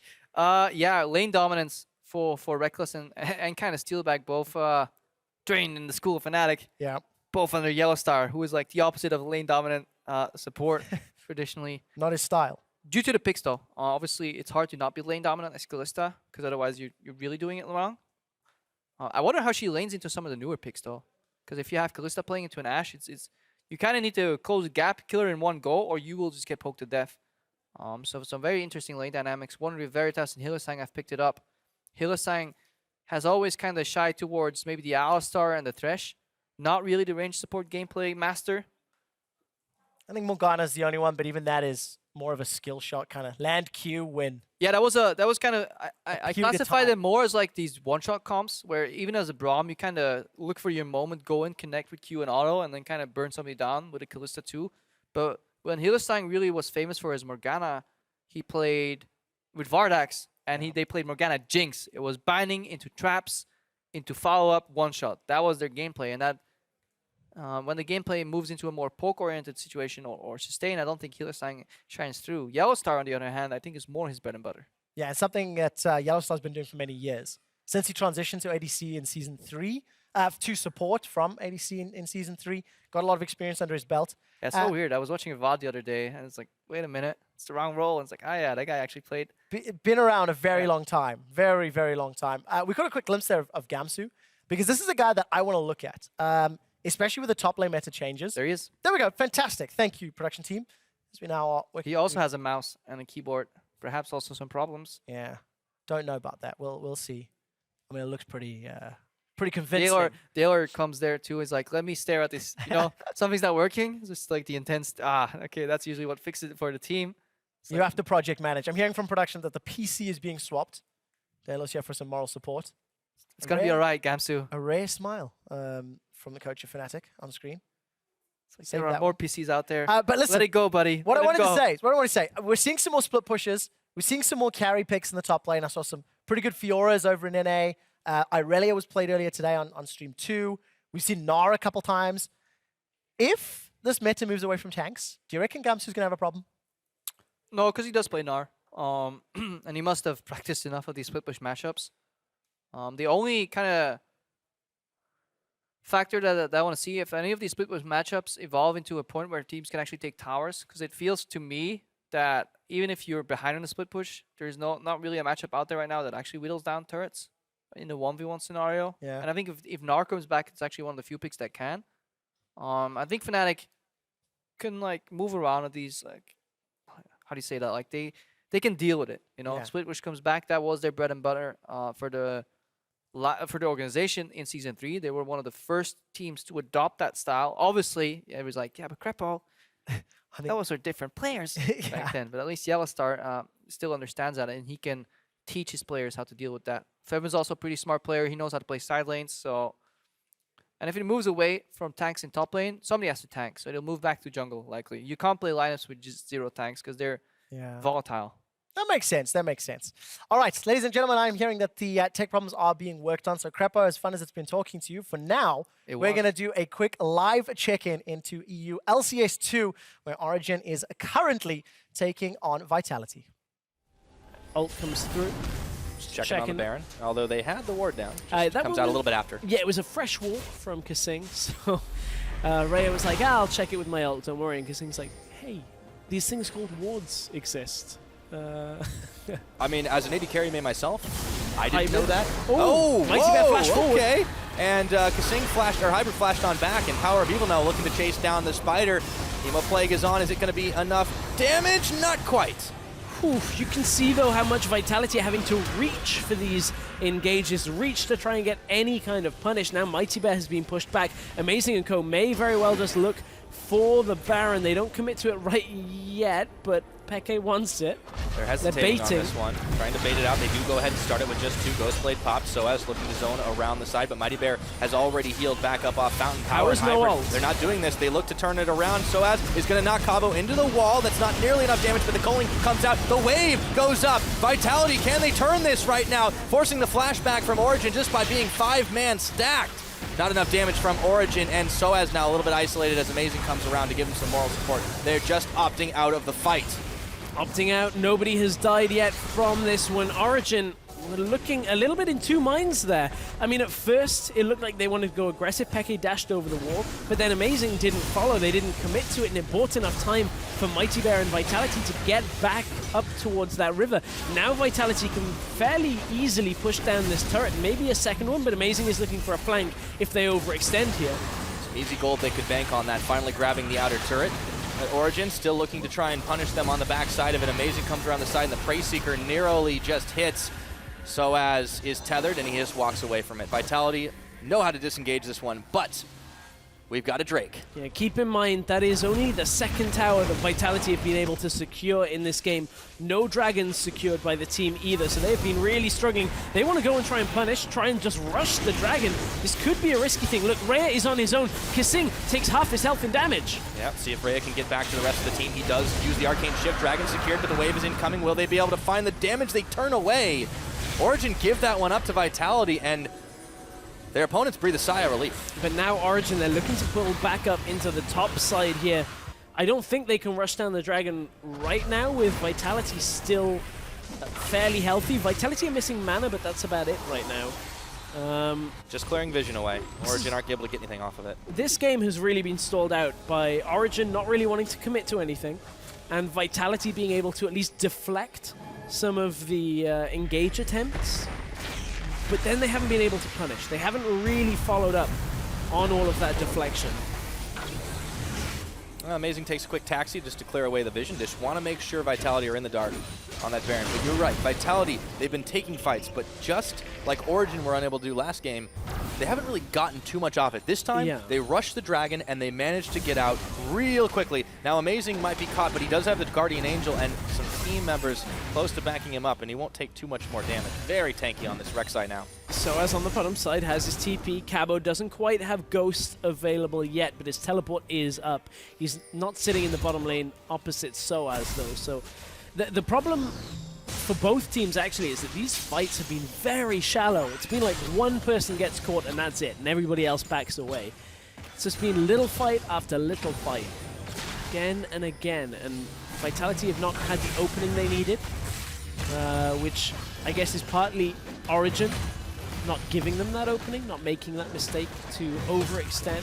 Origin, however, have started the Baron. 3 members on it. It's not nearly enough damage. They're going to have to back away. Mighty Bear throws down the ward here, and that means the game is up for now. So a lot of chicken going on, but no one wants to pull the trigger for good. And this, we always talk about, is a symptom of unclear shot calling, when you just go, well, I think we can win if we get the Baron, and then you just keep trying to get the Baron and you can't get it. Trying to bait, but not actually being able to. It means that Origin feel like they don't actually have too many options available to themselves, because otherwise you would have gone for one of them by now. Yeah, and they're clearly focusing on it. They send Amazing time and time again to keep the wards cleared out of the pit. The reason they don't have too many options in particular is no real primary engage for either side. They can't crack mid-tower because of the wave clear that comes from the Victor. They can't hold the side lanes both at the same time because they're not running TP on Vlad. So there's no way of them actually exploiting a gap in Vitality's armor without Vitality making a mistake first. And so far, Vitality have looked better and better the longer this game has gone. They've started to close that gold gap, maybe not in actual numbers, but in relativity, and they've caught Soaz for a second, but Peke sends out the calling. Doesn't do that much damage. Very tanky front line of Vitality. The rest of Origin have arrived to the party, though. And as you said, shallow. Some chip damage on both of the teams. Yeah, both sides. I mean, Power of Evil was coming from the side. One of the teams, didn't see which it was pinging the back pings. onto that Vlad. May have been Origin saying don't commit to this because they used a fair amount to start it off, but nothing really as a massive commitment. They use a couple of you know, ultimates like the culling, that kind of thing, and aside from that, no real expenditure by either team, which means we're in for a long one here. Yeah, and it's going to be one of those slow builders where it all comes down to one fight that actually ends up having like 5 members aced. But who does this really favor in the late game? The damage coming out. Hang on, Amazing has started the Baron. We'll talk about it later. Yep, Baron's up, 3 members on it right now. Ezreal ulti, clips hybrid. There's a laser. This Nuke Duck gets bubbled up. TP's cancelled. Yeah, I mean, Origin didn't have vision of where Mighty Bear was, so they didn't really want to 50-50 it against the Elise. That's always a dangerous thing to do. Yes, there's a level advantage for Amazing, but comboing the Q with the Smite from Mighty Bear typically is enough. All right. Let's talk late game, because we're about to get to it. Yeah. Whose composition should be better about fighting? And, okay, never mind. We're back on Baron, guys. Yeah, no, they're just clearing it out for now. Okay, they haven't got a pink ward, though. No. So they can't clear it. I mean, the scaling from the Victor from the Ezreal typically makes 2 of the members of Vitality strong. Amazing gets Cocoon. Yep, they do sink the Fangs in. They aren't able to connect too much more, but he does take a lot of damage on the back. The wave comes in, but Vitality are still stacked. 5 in comes Power of Evil. This is the fight that Origin are looking for, and Peke takes out Rhea. The rest of Vitality bopped and knocked all over the place. Double kill for Peke, and they just clean house. Amazing gets his GA popped, but it does not matter. It's going to be Baron time. But I was going to say Power of Evil could be the deciding factor on this. Vlad gets himself in the fight. A multi-person Hemo Plague forces Vitality away, and that's got to be enough now as Soaz finds Mighty Bear. Cocoon is on him, but he will have in a few more seconds the charge back up. And another tower shot. Soaz is going for the long haul here to try and take out Mighty Bear, but a Baron in tow for Origin. Things are starting to look up for this team. Mighty Bear gets the repel onto the blue ward. Is going to... Oh, the Praise Seeker. Oh, he can't get Taxi. Oh! Oh, the boomerang flash. buckler. Captain America in action there. Gets it with the buckler, but that's going to be Origin. This is actually going to be them closing out the game. And when you look at it, they're going to be able to deal critical damage. And with Nexus Towers exposed right now, Origin should be able to recall, reset, and maybe even push this through with a number of cannon minions here. But they want to play this carefully and make sure that they get enough damage down that they can end this on the next push. Not trying to get too hyphy. They have themselves an 8,000 gold advantage. They've got every Drake except the one Vitality snuck, or rather rushed down, and they have the Baron buff. So for now, they try to stay safe, except for Peke, who backs right on a ward. Backing on a ward. I was looking elsewhere on that one. Looked like a fairly simple mistake, but I will double check it on my side of things. Well, he's technically a rookie in the AD carry role, so he can make a few mistakes, I guess. But Elder Drake is up. That's bad timing. 40 seconds on to Peke. Vitality, though, don't feel safe enough to try and start this off. They do. Never mind. They turn it around. Yeah, they're going to turn around. Yeah. They waited just a minute, but there's still the smite here. Amazing is going to be able to sniff this one out right now, and he's going to be calling for the rest of his team. Power's not coming, though. This actually could just be a steal attempt. They're conceding this, apart from the 50-50 steal, which means Soaz realistically shouldn't go in on this. No, they might have to give this one up. Soaz is going to try to send the hammer out. They do put the wave, and it just stops the dragon for just a moment. Vitality are going to secure this, deny the triple buff bonus, and they get themselves a few minutes of a mega buff to use. But this was what turned the game. Nice wave up through the enclosed spaces, and Power manages to get himself into the fight. Look at how many people are hit by that Hemo Plague, and he's able to just amplify the damage of everything else there. That allows Peke to get the double kill and set this fight up. And honestly, we talked about like how would one of these teams be able to take a fight without any real initiation. That was finally the overextension from Vitality into a fight that Origin had been looking for. Close on the steal, 70 health remained. Hey man, we've seen stranger things with Olaf axes in the European LCS, that's for sure. And this was just a tidy up kill onto Mighty Bear. Yep. Oh, I gotta watch that buckler again. Look at this. Got him. But what we do have to look at is Origin pushing through on the top side now. They're about to stack up a fairly sizable wave here. Vitality, they have Victor, they got Ezreal, but aside from that...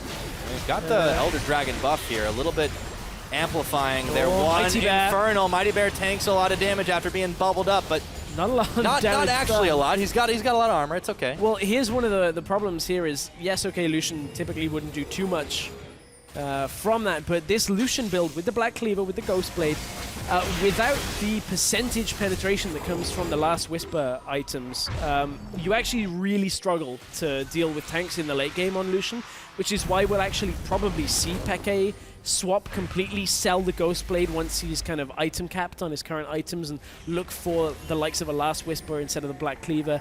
Get yourself extra crit, get yourself those kind of tank buster stats where you don't have to hit a tank 6 times to reduce their armor. Every time you hit them it hurts, but we're a long way away from that happening despite being 43 minutes in. Yeah, there is a lot of armor that he's going to have to start treading through. In all honesty, between Cabo Shard and Mighty Bear, it's starting to be a little bit tougher for the new Origin AD carry. 44 minutes on the clock. We're about to hit 5k gold for Origin, 7 towers to 3. But it's been Vitality holding firm, saying, no, you will not pass into this base and take us all out. But, you know, naked Dead Inhibitor, naked Nexus turrets in the mid lane, they've been able to push that back for now. But they've lost out, or they've now lost the Dragon, the Elder Dragon stack. They're going to have to be very, very careful not to get caught up by Origin and risk getting the game ended on them once again. Yeah, but at the same time, Vitality, they still have potency in the late game. They've still got the Ezreal, they've got the Victor. And if Olaf finds his way through the fight onto Peke and take him out, that only really leaves Power of Evil as a threat in the fights. And he's a tough threat to deal with. But and welcome back, ladies and gentlemen. Sorry about cutting your way from the end of that game. If you'd like to see who picks up the victory, head over to EULCS1. Origin and Vitality are about to close out their series. We're hearing the technical issues should be close to being resolved, and then we can get Fnatic and UOL underway. Unless you're stuck in a crowd, and then you're stuck watching us. Well, yeah. Hi. What's up, guys? Thanks for sticking with us. We will hopefully get to this game. Joke's on you. You can't go to EULCS2 because you bought tickets for this game. Dude, you don't have to rub it in. Like, come on. These guys. I mean, the game wasn't that exciting. It was slowing down. I'm sure we saw hints of Expeke on AD carry. Saw a couple nice double shots. Then he got caught and died. So we saw everything the game had to offer. Buckler mechanics. That was the best one. The 90-degree turn from the Poppy passive. I hope somebody makes a GIF of that and sends it around because that was pretty epic. So yeah, we can see no longer the tech guys aren't on stage behind the Fnatic members. As we mentioned, some of those technical issues just took some time to resolve. And let's reset. 6.11 is the new patch, is Fnatic versus UOL. And I can see 10 players in the lobby. I'm getting excited. Do I believe the hype, Crepo? You're always excited. I try to be. It's a play-by-play job. That's like the worrisome thing about... What was it you threw Sifa under the bus with? The Ash arrow sound. What was the sound? Because I'm going to try to do it if we see like Ash. Well, it's just like a wah, wah, wah, wah. Wah. All right, I'm going to try it. All right, for Sifa. Sifa and play-by-plays around the world. Ladies and gentlemen, after an extended delay, we are into picks and bans. And the first ban out the gate is Elise, targeted at move. No surprise, the Kalista. Reckless played it 3 times. And a phenomenal performances every single time. The Zed, though, I find that a little surprising. Yeah, just doesn't want to leave it open as a counter pick. Exile does play the Zed. Red side has a counter pick able to be picked up. And as some of these stronger laners get kind of banned out, the value of like a LeBlanc goes up for some of these teams if they mimic the style they did last week. I'm not saying first split LeBlanc is the thing to go for, but apparently both these teams made it work by going hyper aggressive on every lane. Low on tankiness and just look for pick, skirmish, snowball approach to the game. Pick, skirmish, snowball. Some of these champions are quite good at all of those. The Brom is the final ban for Fnatic. And Unicorns of Love have got about 20 seconds to decide theirs. Nidalee is off the table. I've seen that a couple times today across the streams. With Ryze banned out, it means Vladimir is left up. And that has to be considered first pick worthy. Yeah, and I wonder what the reply is going to be. I heard of Ignite Victor being like a reply. I'm not quite sure if that's the thing I like. And Nivea as a counter pick you could do, but that goes against the entire style that Unicorns are doing. Betsy beat it last week with the Swain, but Swain has been hit with the nerf bat this week as well. The core of his gameplay is still the same though, so matchups that he would beat by having that kind of laning pattern, he will still beat, I feel. Need to see how it plays out. Chachi going for the strong dueling component on a side lane, and then just an AD carry that kind of does well in every lane, I think in the Caitlyn. So this could be a strong early rotation here from Unicorns while not really giving away too much. They could still go 4-4-1. But more likely going to be going for a 1-3-1 composition where they need to now draft a mid laner that can play on the side lane later in the game, as well as handle Vladimir. That may narrow their choices. That's going to be difficult. Draft something that can handle Vladimir. I'm not quite sure what that answer will be. Maybe that's just like the eliminating factors. Like, yeah, screw the side lane. How do you deal with this Vlad? That's going to be the question that Unicorns have to answer. Veritas' Caitlyn played it once last week. He played the Assist King, 0-1-15. It's a pretty good scoreline. And for Fnatic, they've locked in the Gragas and Sivir. So I'm expecting that Gragas to go in the jungle, despite the fact we've seen him show his face a little bit in the top lane, here and there. Yeah, is it even going to be the jungle at this point? Vlad mid, Gragas top with Sivir seems like... I think it might actually just be Gragas top. Okay. All right, my money's on Gragas top. Got it. You put yours on Gragas jungle. Yeah, but that means I'm not walking away with anything here. So where does Spirit then look to go bot lane? He's for his Sivir. jungle pick? I mean, Kindred's up. Touche. The nerf to Kindred, was it that strong to fall all the way down the draft? Like this far? She got hit a lot on her snowball because regardless if you get ahead early, your stacks just move to really hard attainable objects. But I still think her core gameplay is the same. But it doesn't really fit the style that the Unicorns were looking for. So I don't think Kindred would have added that much to their composition that Fnatic was like, no, we need to pick it right now. They're clearly opting into a heavy teamfight style already with, you know, acceleration from Sivir, frontline, and then a Vladimir who excels in these teamfights. So they need to make sure that they have some hard CC components to at least pick somebody off. Whoa! Whoa! Nami Kha'Zix. Right, so it is Gragas top. You win there, but Kha'Zix jungle? It is one of those champs that has had repeated buffs over time. And every time a slight little tweak. And then all it took is for the top tier picks to just be hit just a notch down. Or maybe some bans. And then Kha'Zix can reveal himself again. Very high damage, but needs to snowball to an extent. It's a very conditional pick. It feels a little... I feel like this comp is lacking some glue, if that makes sense. Like, if you follow what I mean here, just a lot of picks that, yeah, sure, if everybody stands still, takes damage, they can get the resets. But I think they want to overwhelm, they want to Zerg you down. And Unicorns, they seem to be looking at some of the more individual matchups here. They end up picking... That's locked. They locked in mid. Yasuo? Okay, so we've got some really interesting picks here. The Overrun You comp from Fnatic. Yeah. A lot of pressure on Yellowstar to either land good bubbles or good tidal waves, as obviously enabled by Reckless's Sivir. Yeah, well that matchup is very fascinating. Vladimir into Yasuo. I think the crux of this game is going to be whether Fnatic can get the lane swap off or not. It feels to me that Trundle should beat the Gragas still early. The duo Rek'Sai Trundle comp or Rek'Sai plus Yasuo should be able to beat Kha'Zix Vladimir too. So like all the little skirmishes add up into Unicorn's advantage. Even Caitlyn Karma should be strong enough to outpush, outpoke Sivir Nami. Fascinating. Want to see what Fnatic do. Do we go for standard lanes as the Ignite kind of indicates? Or do they go for the lane swap? If they go for the lane swap, then Yellowstar better switch that Ignite into an Exhaust. A lot of questions. Time for answers. And we'll find out shortly. Daylor and Sheep be shaking hands as they walk off stage. And as the players are loading up on screen, you guys open up your Twitter pages and let us know who you think is actually going to come out victorious. I'm taking a look at the loading screen. It is an Exhaust for Yellowstar. Yeah, literally the last second. Counter was already on 0 and he switched to the Exhaust. So definitely, I think the better approach. I think Fnatic was talking to their early game there. And we'll have to find out if they can get the lane swap to work or not. There's those team compositions once again. It is a Kha'Zix jungle back in the EULCS and in Spirit's hands. They're loading up onto the Rift for the first game here of the second series, EULCS1. Thank you for sticking through us and apologies about the delay. Unicorns chant in the crowd. Yeah, surprising. Fnatic usually a home favorite. The whole reason I'm such a big fan of Exhaust here on Nami is because the damage of a Yasuo ulti triggers at the end of the animation, but he's already there flying. So it's an incredibly easy Exhaust to land and high impact. All right, so if Yellowstar's around when Exile is looking, just trying to look, there's going to be an enabler for Exile in the hands of Move, obviously.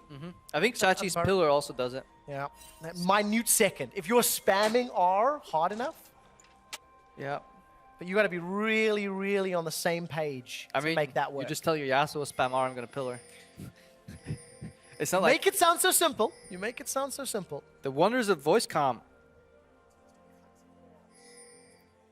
We'll find out if they can make that work. I'm taking a look down the rest of the summoner spells. It is a teleport Yasuo into the Ghost Flash Vlad, so not too surprised by Vladimir, but... It just tells you teleport Yasuo doesn't strike you like a pick that wants to join and flank a fight, but it spells out exactly what the Unicorns want to do, and in that sense, they have understood their composition, which is going to be almost hardcore 1-3-1. They want to keep the map open, they want to get the Vladimir stuck on a side lane later on that he can't move away from, and then they want to at least outnumber with the double teleport. And if memory serves, that was kind of how UOL beat Origin.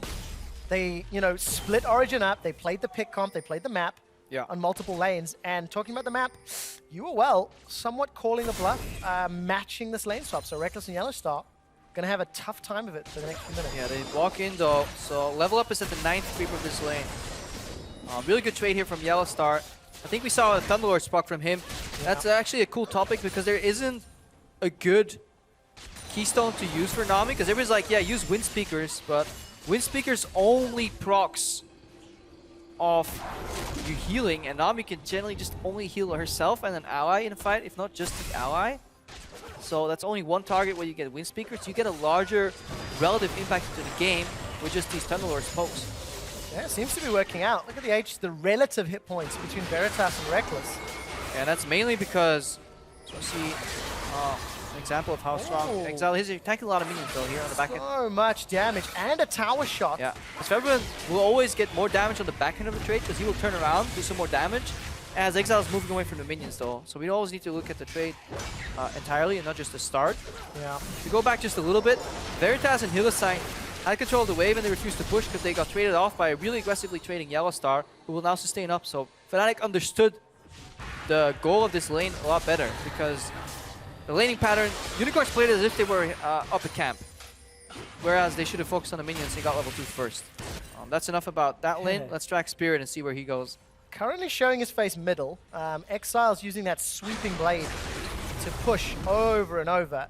And that's just going to shove the wave in for Febby, who's doing pretty well. Actually comes CS out big CS lead because Exile seems to be kind of trying to chipping out, try to control that lane. Yeah, over eager, not the right approach there. Remember, this is a counter pick.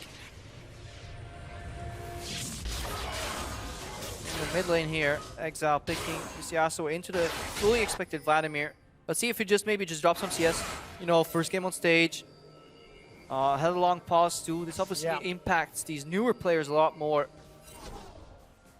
than it does the old veterans. Yeah, being on the stage, got their sea legs, so to speak, so that when these delays happen, they can bounce back. But taking a look at those first buys, that's a second Doran's Blade for Exile, and Reckless still got a biscuit in his pocket, so he can continue to trade here with Veritas, even if he takes some damage. Yeah, Reckless really doesn't want to trade 1v1, because if he steps up in kind of trading distance, Veritas will always get a shot ahead because of the range advantage. That's why Sivir's laning pattern is very push dependent. Just like, you know what, you can hit me, I'll just hit the creeps. Eventually there's more creeps hitting you, and I have to sustain. That's exactly what we're seeing here. Reckless and Yellowstar understand the goal of their lane. All they need to do is avoid ganks. There's that trade pattern. Steel Tempest knocks Exile up, Febiven up rather. Yeah, and that time around, that was a good trade. Good trade, and he leaves himself an exit creep. Make sure you don't stack that E on all the creeps and then dash in, because there's no way out. Always leave yourself a dash out. So that shows good champion mastery here from Exile on his first Yasuo game of summer. We've not actually talked about the top laners. That's two tanks just bashing heads. They're even on CS. Both got that corrupting potion. And Gamsu's wave is now going to push towards Chachi. Because that is actually a very big wave built up. Which means Chachi could get a big CS lead. I mean, we didn't watch it, so that means that Chachi probably had the early control, pushing the wave, and it's now bouncing back. You can always tell how a lane went from just having a glimpse at one point. Now Hylissang's going to land the snare here. They're focusing on support though, which means the Reckless has a better counter trade. This is going to be a big trade for Fnatic. Yeah, look at the bubble. Thunderlords comes down as well. Exhaust onto Veritas. Yellow and Reckless, not on the same page. Well, not on the same page. It looks like it, but you need to see, for Reckless, it wasn't worth winning that trade harder to maybe drop 2 CS. Obviously, these range support lanes, they're all about getting a CS lead because you'll never kill your opponent. And for Reckless, he was done. It's like, yeah, you could have put him to maybe 20%, but that would mean he would later have to deny 2 extra minions to make the trade kind of worth it. Sometimes you need to look at the bigger picture. And is that the 15 CS difference for the time being? That is the 15 CS. They're not getting pressured right now, though, because they're opting into very safe movement. Nobody in these lanes wants to get ganked from behind. That is the main prerogative here for Yellowstar and Reckless. And since they're playing a sustain matchup, they're always topped off. Sivir and Nami, if they can keep pushing, it's incredibly hard to beat. If you push them in, it is rather easy to deal with. Very push dependent, both these matchups. And it's Reckless and Yellowstar that have the push, they have the advantage. See, and this is the back end of the trade, you know. Yeah. Chip him now, win it later. Very conservative. If you overstep once, you can ruin an entire laning phase worth of advantage. And that ward that Yellowstar had just placed down, times out. So Move will see the debris, and Spirit is still lingering, hops over the wall and gets both of them. More importantly, he finishes it off. Not only does he level up, he also immediately gets isolation because the creeps are down. So really, really good patience there. A little bold for Move to just not hold his smite. You know, he's not going to expect a random Kha'Zix. Yeah. But technically he can, because it's all deductible, right? Reckless and Yellowstar won a trade. They disappeared for a while and came back. What did they do? Not a walk in the park, right? They must have warded your jungle. I think the ward timed out while he was clearing the camp anyway, so would have seen the debris pop up. But either way, that means advantages to Fnatic. They farmed up basically 1,000 gold lead, thanks to the advantages in the jungle and ADC. Alright, Exile needs to make his mark here. He's in trouble. Hemo play goes out. The dodge from the Tempest. Great timing from Feathervet. Yeah, and that's obviously Feathervet saying thank you very much. I will sustain now. Spirit's coming in. The bait on Exile. No exit creep. Support. Very good Tempest. This time interrupting the leap. All of a sudden, Move comes over the wall, looking for more. If the knock-up had landed, Exile could have re-engaged. Definitely. So Move looking for flash knock-up there. And we see the value of the wind wall. A lot of Vladimir's damage is projectile-based, especially if he can't really follow up on his own ulti, if Q and E get cancelled. But it's very tricky to place that, because obviously Vladimir and teamfight very nimble. Can always flash past the wind wall too. Gamsu and Chachi. These are the trades we've missed, Crepo. Very exhilarating. Chachi, of course, got himself that Hydra. With the minions, though, Gamsu can turn this one around. And Chachi forced to that was Chachi's ultimate involved there too, as opposed to Gamsu still having it. Maybe just pop the W down. Still have it? It looks like it's down. Oh, I yield. It was just the play one, the domain 0. It's alright. You got the jungle pick. I got the nothing. Oh, fancy. we tied up. I feel so European right now.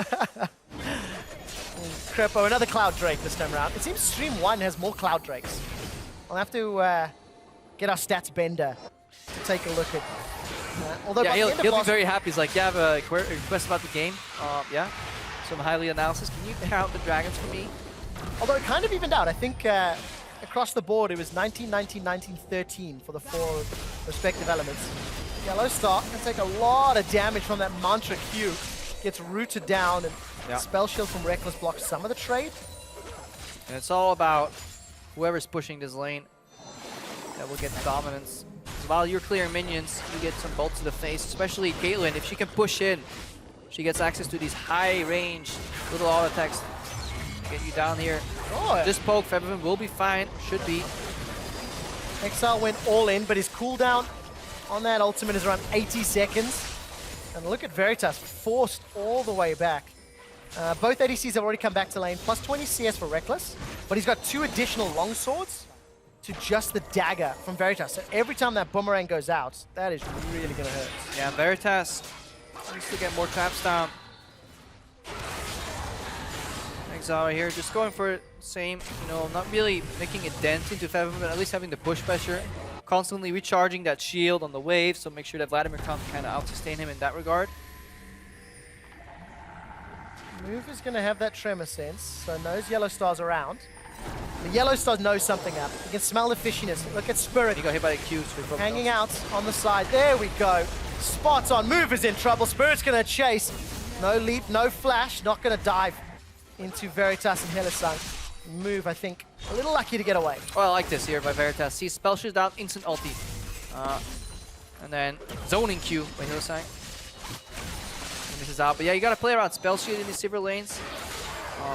It's actually not that bad of a thing if your trap gets taken down by a spell shield. Yes, you give Sivir mana, but at least you can challenge her in trades. Oh, Oh, Febervent throws out the chemo plague and Exile's running away. We'll catch up top. Yellow Star's in trouble. Already flashed. The exhaust was on cooldown, but he can't get in range. The teleport from Chachi secures first blood. Gamsu, he throws himself into the middle of the Unicorns of Love. There's 4 members chasing him down.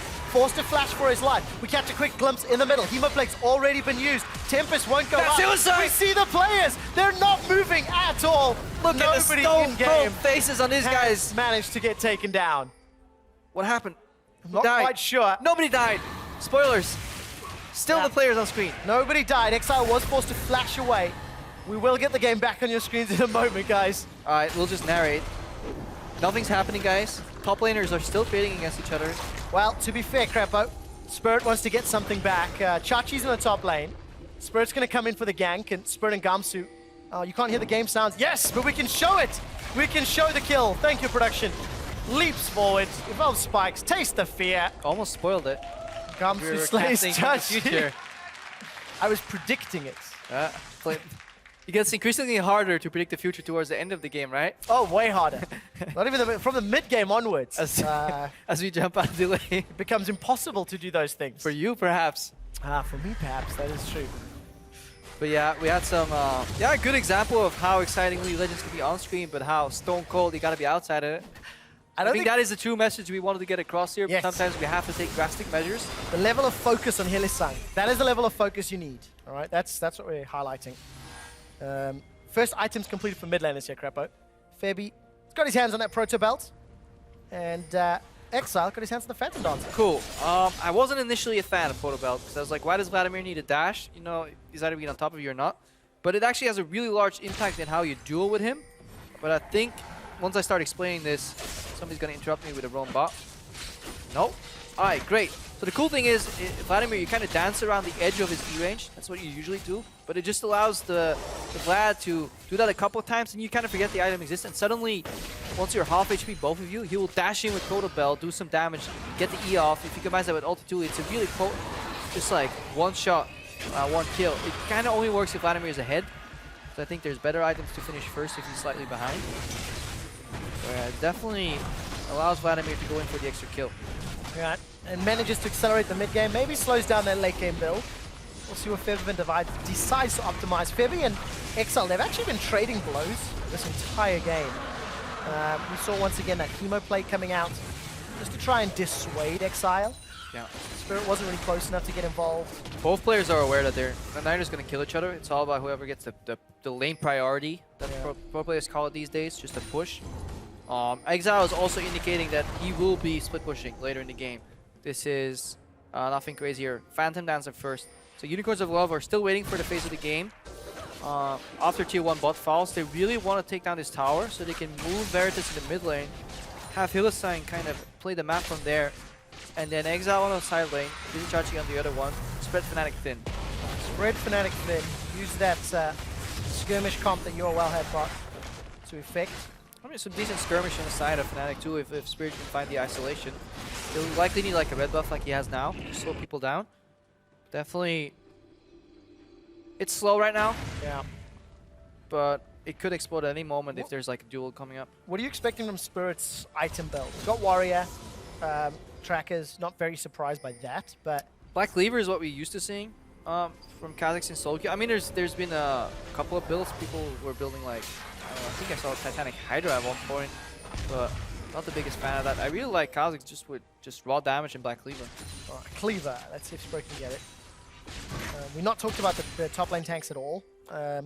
It's hard because I blocked it out of my memory. Yes. When Kha'Zix is on my team, he's just a little bit unlucky. He goes like 0-5 and doesn't finish his build. But he's on the enemy team.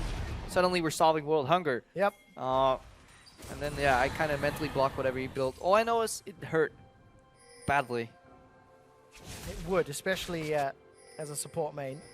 Let's find out which side of the Rift Spirit falls. Body slam from Gamsu. The explosive cast comes out. Massive damage under Chachi. Ooh, Chachi! Forward, under the tower. The pillar makes it work. Gamsu bounces one back. But that was just a little crazy. Yeah, and that's the difference between Titanic and Ravenous Hydra. Of course, there's the lifesteal that it brings to the table here.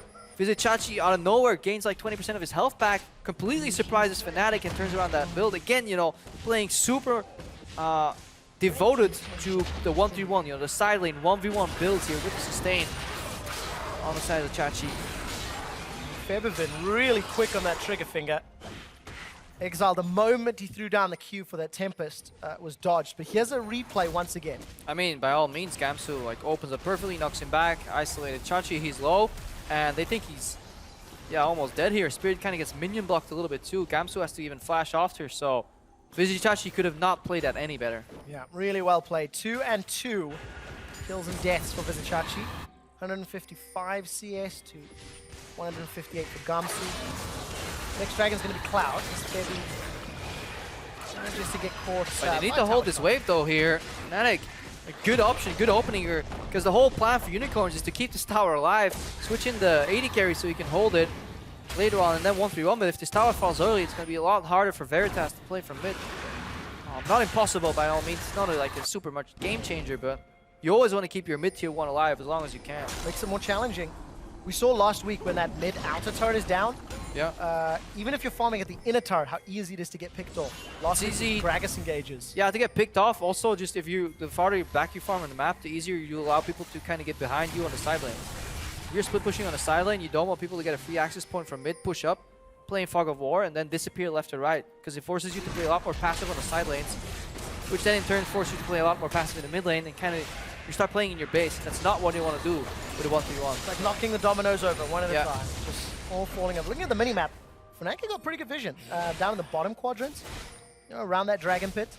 A little bit earlier, Unicorns actually had fairly good vision themselves, but that has slowly started to time out. Yeah, they got Caitlyn in mid, like, right, this is what they want to see, you know? This is how you deal with Caitlyn. Obviously doesn't one-shot a wave, but because of the trap line and the zone it provides, she gets access to the wave earlier than her opponent, and she can aggressively defend, especially with the help of the support. And right now, Yasuo is isolated in the bottom lane. Sivir can't deal with him, so they'll need to send Yasuo, Vladimir down there later. So Unicorns right now, because they made that switch in time, back kind of in control of the map.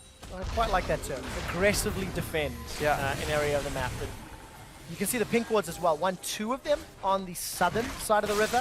So Veritas is even going to have like that safe zone to fall back towards. Yeah, you obviously want to play to bot side if your Unicorns are low. If you have no business trying to influence this Gragas Trundle matchup, you're fine letting them duke it out. You just want to play around Dragon. Maybe some backup for Yasuo in bot lane. Because Fnatic is looking to 2v1 in bot and keep the flat mid for now. That mid lane tower is going to take some shots here in the next wave. Yeah, no Vlad to defend it. No TP either, but at what cost? Exile, at the risk of getting caught out, he manages to flash away. He's just going to rotate up, yeah. Gang failed, so this is tower that should drop in the mid lane. Not quite sure how healthy it was. A little bit of flank here. Move a zone. They don't need to run far, as long as they get back by the trap here. Emo play comes out, the trap slowly starting to time. Febiven's looking for more, does not have any hourglass available, uses the proto belt, this time defensively. On the back line, the double TP delivers Chachi and Exile. They pick off one, squashing Spirits bug beneath their boot. Exile's looking for more, throws out the Tempest, will not actually target a champion, it hits the minions instead, and Unicorns, they get the tower, they get a kill as well. Yeah, and all those traps suddenly disappeared. See, traps last for 90 seconds. I wonder if Fnatic timed that to a T, because the second that fight broke out, all those traps started falling down. I was wondering if Veritas like replaced one of them, I figured one of them to fall, but all of them suddenly timed out. I bet Unicorns was a little bit scared there, but they turn it around, thinking numbers. Look what they get. They get the outer mid turret, a lot of damage in the top tower, and they steal away the blue buff. Yep. Important to note they use both TPs. Use both TPs, but that's their playstyle, right? See, protocol dash here, but the counter objective from Fnatic. The tower's really low. The farm alarm comes in. This time to defend. Move is in position, but look at this map again. Like every time we cut away from the mid lane, it's Unicorns playing forward. Unicorns. Yeah, cross mapping. Yeah, they're pushing Fnatic further and further back. Yeah, definitely understanding their composition, which is something we're not used to seeing from Unicorns, if we're honest. They've had questionable execution of questionable drafts many a time in the past, but they come in here with a clear goal, exemplified not only in their summer choice with the TP teleport rather on Exile, even further still exemplified in their item builds. Built to 1v1, play on the side lanes with this Phantom Dancer. Reckless gonna carry on chasing. Some passive move speed here from that Sivir, from that Nami. But they ran headfirst into a tower. The one conditional factor here is that the 2v1 in mid can actually beat the enemy mid laner.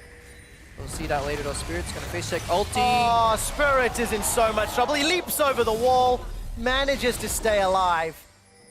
That was a little close. Because nobody brought a pink ward to the party. Actually, there was one in that brush, so did they get placed late?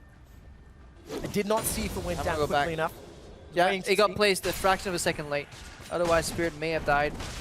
Just had a brief, like half second of invisibility. Get that Void Assault down, get out of sight and manage to make it away. But Unicorns get their second Dragon. They're not quite as action-packed as H2K Giants from earlier today. Yeah, but it clashes styles at least. Yeah. I don't mind games being slower when they're slow because teams are actually playing towards the composition. Thing is, as opposed to like, no action. Just I want to farm, you want to farm. Let's both share in the jolly activity that is farming. Thing is, do you want to be giving a Vladimir like 22 minutes of... I mean, you're going to give it to him anyways. The only option is whether you give him kills or not. That's the state Vladimir is in right now. I think it's incredibly hard to deny him much farm. I wonder why Fnatic are not swapping him to a side lane though. Maybe Febiven is incredibly just afraid of Exile running him down on the longer lane. Because we saw these short trades. Febiven backs off to his tower. Good. Over. But on the longer lanes, Yasuo obviously has almost infinite chase potential. As long as access to a minion wave. Chachi does not give a monkeys. Just walks straight past Gamsu. Forces the tower down. How does one give a monkeys? The sentence ends a little different, which I'm Ah. sure you're aware of. I wasn't aware. You would think I would do that? No, never, never. Beta caster on there. But now, like, look at this, right? So EULCS, despite only 1,000 gold lead, they seem to be using the cross map very well. It seems to be forcing Fnatic's hand. Yeah. They've got Vizichachi with his Ravenous, as well as the Spirit Visage, even forcing a flash out of Gamsu. Like, how on earth are Fnatic going to deal with either a Yasuo or a Trundle at this point? The answer? Send numbers. Reckless has been chunked down. Well, that should be a dead Exile. Yep, should be indeed. Windwall comes up, buys some time, but Spirit gets the kill. Yeah, he overextends. When your team is going 4v1 on the top lane, you gotta do mental cheerleading. You can't get beta into aggression because it's very likely that you will get 4v1 in the bottom lane.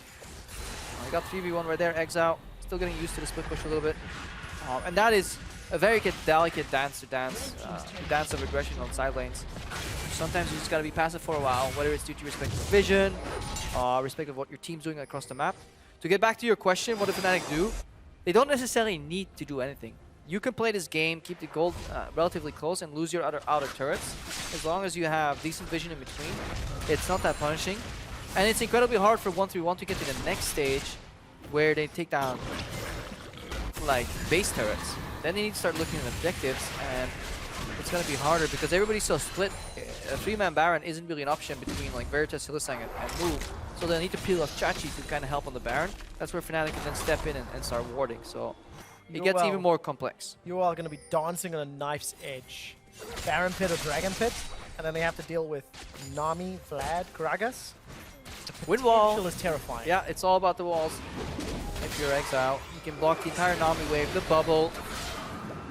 Reckless is going to run forward. On the hunt is used, but Exile doesn't land the Q. Yeah, that's why I like Exile a lot more in the top lane here. And keep Chachi in the bottom lane. Chachi is the more individual duelist. It's also more important to have Exile near the top lane because he has a larger impact in defending against some of these fights. And in addition to that, Trundle is also a better flanker. Now, Reckless with a very good spell shield. There's the wind wall. Gonna block any sort of tidal wave. Exile trying to make it work, but Reckless just sidesteps everything. Spirit face checks, move, forced to flash defensively. Kelly's looking for a little bit of an engage, doesn't find it. I love the confidence though. After a failed play earlier, he still goes for it. I thought he was overextending, but he knew his damage output. More fighting coming out here. Move knocks up Febiven. Febiven is on the front line. The bubble catches him. Tides of blood into the Hemo Plague. Sanguine Pool will slow down EULCS' escape. Look for the pop. It's not the greatest. Yellow Star as well as Reckless comes in. Reckless is taken down as Veritas sends him packing with a headshot. Febiven flashes forward. No, that was the Proto Belt. Gets the Tides of Blood out. Double kill for Veritas. He's still alive. Not for long though. Spirit, he leaps over the wall. Tastes the fear. Leaps to safety after the reset. Flaps his little wings. He's looking for Chachi. Gamsu and Spirit realize they don't want that fight and they back away. Yeah, so much went on that fight. It all started with a little skirmish in the top lane. Exile We saw him die in the top lane. Right now he's in the bot lane, pushing in, use that teleport. Has to be careful though. Does he go for another fancy outplay or be bold? This is going to be very... Steel Tempest doesn't find anyone. Spirit's got so much damage. Leaps forward, sends Exile back home. Chachi should get at least a tower though. Yeah, Exile needs to get better at buying time. In both senses that he doesn't even need to fight there because there was cross map for Chachi to take something down. As well as he should just hold his Q a little longer. Get somebody to juke once and then go in. Oh, Spirit, gotta be careful. Chomp comes out. Chachi's out of mana. But he's going to find support and get out alive. Yeah, 1v1 we see the potential of Chachi here with that build with Sheen picked up right now as he builds towards that, you know, Frozen Fist. But again, so many like micro decisions in these trades that are highly influential, highly impactful of the game. His reckless sidestep of that Q from Yasuo. Exile using it very early. Right here, he goes in 1v2 knowing that he can get rid of the bubble at least from the side. Then he steps into the wind wall to block the boomerang. Good. And he holds this long enough to get a Q. Q ulti would have been a kill on Reckless. But he misses it. And that's just, yeah. I think he's balancing too much on the outplay. While there are strategically correct decisions, that will always work. You know, you draw somebody bot and you back off. And then you try to get something on the other side of the map. That's like, you can split push and win a game without getting a single kill. Yeah, but that's not sexy, Grappo. Yeah, to some people it's not. Here we see the trap here. Reckless gets his spell suit pop right before he walks into the trap. Immediate turnaround from Unicorns 11 was good. Bevan, I think it was actually a flash. Yep, because that was too much distance to carry on. But then we see the power of the resets here. Hillsong trying to help his AD carry. Probably should have just left him behind. I think pretty good heads-up play from Spirit. You know, waiting in the wings, looking for the opportunities to get that isolated damage.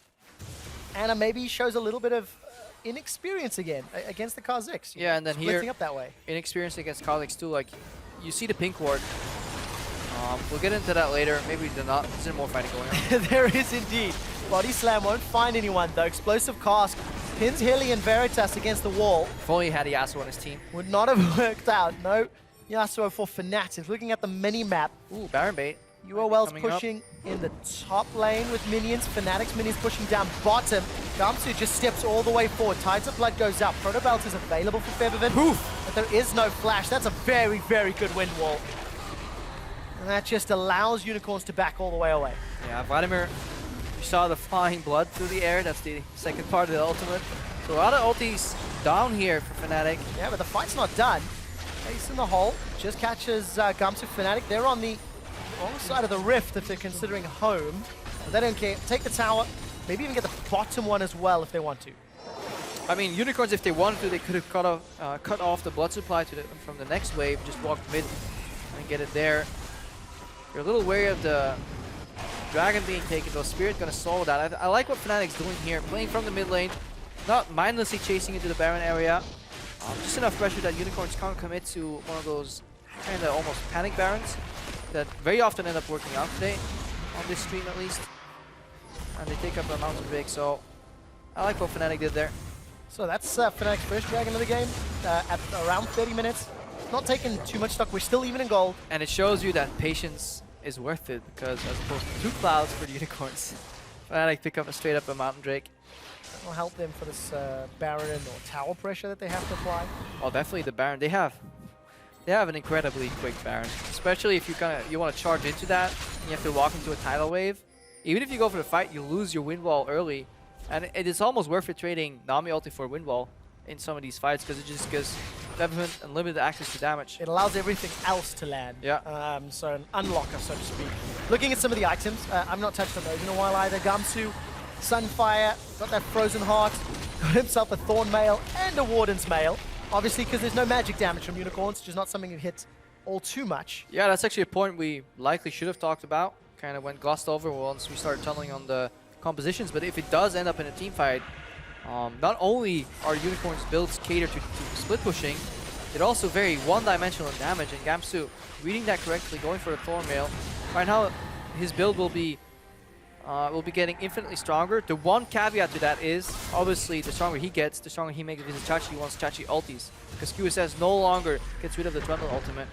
And we actually saw something similar in H2K versus Giants Game 1, where Trundle just did so much at kind of nullifying any tanking strength the opposing top laner had. But how much can Feberman do in return? Because he's got himself an hourglass now, so he can hop in with that proto belt, go golden. I mean, Gamsu can't, even with all this armor, he's still being bullied around by the lane. Exile's in trouble. Windwall comes down, flashes over. Follow-up flashes from Fnatic. They take him down. Febby can't get in range, and Exile a little too risky. Yeah, Windwall is not some of those things that you put in a door that kind of stops the flies from coming in. Kha'Zix actually jumps over it, you know? Everybody's ready for him to, like, bug splat into there, but nope. Kha'Zix isolates you, dies, and then, of course, we see Baron immediately being started here by Fnatic. Gamsu's teleported in from the middle lane, looking for Veritas. Body slam comes down. The interrupt and the knockup. Gamsu flashes away. Tidal wave buys some time, but look, Baron already picked up for Fnatic. Yeah. Wait, they finished that? Oh, yep. That's quick. I was like, yeah, I really don't like Fnatic peeling off of the Baron here. It turns out they didn't. Both at once. Yeah, why not both? That pick off. Exile is just playing beyond his limits. I think this is the 4th death in a row that was entirely avoidable, and almost seems that he initiated the aggression on every single death so far. Maybe a little bit to learn in terms of how to play the split pushing Yasuo on LCS level. Yeah. Because Fnatic, despite... Look, Fnatic have only got themselves 3 towers as we catch a glimpse there of Spirit evolving. Fnatic have not... They've not given up more than they have had to. Yeah, they just traded towers for either farm or a couple of kills here and there, and as long as they kept the gold even, something we talked about earlier, the towers need to lead to something. If it only leads to you overextending and dying, yeah, then Unicorns showing some, struggles with the late game part of this composition. Incredibly hard to play. Let's not understate it. It's really hard to play this because, especially if you've never played on a stage before, Fog of War counts twice. It's so much harder to play. Everything, jungle's everywhere all of a sudden. Where in scrims it's like, nah, he's not here. On stage it's like, yeah, I think he's in a rush right now. This guy, no, there's no way he would play like this. Jungle has to be here. And that jungle's here. Yeah, there we go. Fnatic, they throw down the taunt to Unicorns of Love. Tidal wave onto the tower. Febby, despite stepping on a trap, uses a Sanguine Pool, should survive with his life. Exile holds on to the last breath, the tower goes down. Fnatic continue the siege. A little bit scary, everyone playing with their lives. Yeah, despite stepping on a trap, Feberman is still Vladimir, so it doesn't count. Points of Love getting pushed into their base right now. Fnatic obviously having a difficult time trying to catch them. If they walk into the Yasuo Q, this fight can get turned around, but look at how low they are already. That critter shade from Reckless did so much work, forcing Veritas away. Steel Tempest comes out. Exile still not able to find a knockup. Following move. If move can catch someone from Fnatic. Missed opportunity. Next pillar could be the knockup that they need. Capella decides not to pull the trigger. Exile wants something more. He wants a juicier target. He was in range of the first pillar, was not in range of the second one. There's another one. This time around, decides not to chase. Exile gets caught out. The exhaust is already down. Exile's killed before he can even pull the trigger. Fnatic have got themselves two. Gamsu is still sticking around. Tides of Blood is ticking everyone down as Chachi caught by the Aqua Prison. Yellow Star landing the CC, even picking up the kill. Febby continues to chase forward with the Proto Belt. Takes down Veritas is down. Veritas, he's looking to go huge before the minions help him out. Hemo Plague onto Hilly. The pop transfusion should be enough for Feberman. Not going to be able to chase him down. Oh, that was some sweet little decision making there. If he ran, he could never hide from the chasing monster that was Vladimir. Flash still available, but so he flashes the opposite direction. Surprises both Reckless and Yellow Star. Really solid move there from Veritas. Surprises me. Despite UOL losing 4, they get a kill. Maybe they get a little bit more. Febby, rooted in place, got some minions to help. And he's up. Wow, look at that heal. Minions might be able to take that inhib down, unless Hilly has anything to say about it. Yeah, he's desperately trying to stop the bleeding right there. Feberman probably could have committed. Again, erring on the side of caution. Want to get back in time for the next dragon here, which should be Elder coming up. It's post 35 spawn time. Push this again. So that was a pillar. He could have procced. Q goes short here. I think that one didn't even knock anybody up, so that wasn't close enough. And then they commit pillars and cooldown. He gets the Q, but he drops. We saw that one. Let's just see how Veritas ends up in a position where he went for the outplay. Steps forward. He could stutter step a little more. Life stealing off some creeps, maybe. Goes in for the play. Yeah, he's hitting Reckless the entire time. Yeah. Everybody's looking at Feberman, but really good combo there. Trap, headshot, E headshot is enough to two-shot almost any squishy these times around. All right, Elder Dragon is up at 36 minutes. Chachi gets knocked forward. That's one of the biggest frontline members for the Unicorns of Love. Elder Dragon still 8,000 hit points. Fnatic caught on one side. Yeah, not a bad side here for the Unicorns. Strapline is up. Windwall nullified, Nami engaged. This could be a good fight. Let's see who gets it. It's secured by Fnatic. Smited down in conjunction with the Mountain Drake. This is a good buff for Fnatic. Gonna help them take any further towers that are still standing. Yeah, good 50-50 by Unicorns. They set up well. Sadly, the smite did not connect. Now they need to run. Well, Pillar will slow down Febiven for now, but it won't slow down Spirit. Leaps forward, unable to find those spikes slow. And Unicorns may have successfully disengaged. Yes, they have. Yeah, Febiven not quite slowing them just enough. Rylai's Crystal Scepter, obviously very, very strong in Vladimir's kit. Just needs to connect a couple of spells. Added movement speed bonus here from these Karma Shields. Save Unicorns. Sliver of health left on that inhibitor. Things are getting tenser here. Fnatic have regained control of the map though. Take the Elder. Might take Baron later on. Look at the gold advantage. Flash instantly from Reckless. Did not want to run the risk of getting caught out. Trap line placed by Veritas. Unicorns, they are trying to hold, but they're down 7,000 gold now. Yeah, 7,000 gold, which means they need just one good knock-up somewhere to get Exile access to some of the squishies. Spirit can drop like a fly. Reckless can go down rather quickly too. If Exile can find the target. Big if at this point. Yeah. Well, Reckless doesn't have a flash, so just needs to look within himself. Master of Death. Protobelt forward. Febi's gonna try zone away UOL. Remember, Exile showed his face top. Oh, they've caught Veritas! That's one of the big damage dealers down. Unicorns, they've lost Move as well. Move with him being sent to the fountain. It's a double kill for Febi. Febi continues to chase forward. Hilly flashes defensively as Exile. He manages to catch Febiven, but Febiven throws down the hourglass mid-air, saving his life. Exile returns to the fountain as Fnatic look like they've broken this game open. The Nexus begins to fall. 5 members of Fnatic turn their attention to the second turret. Take down Vizichachi on their way, and Spirit, he leaps forward with those evolved wings. Exile's trying to get 1 kill down. That's the shutdown, but it is nothing but a consolation prize as the Unicorns of Love have lost their base. Gamsu even tower dives. Fountain dive for the kill. Fnatic after 38 minutes take down Unicorns of Love. Yeah, and they're happy about this one. Spirit showing some signs of emotion there. Reckless not so much. It's like, yeah, the job's done. Next. Clean game from Fnatic, I feel.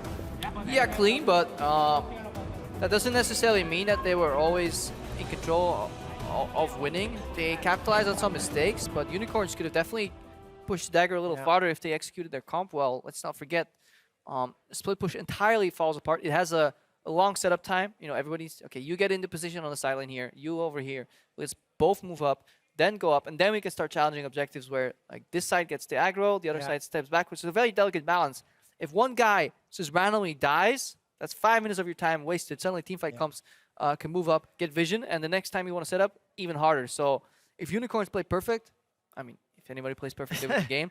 But we saw the moments where Unicorn's style was really, really highlighted well with the split push, the double teleport.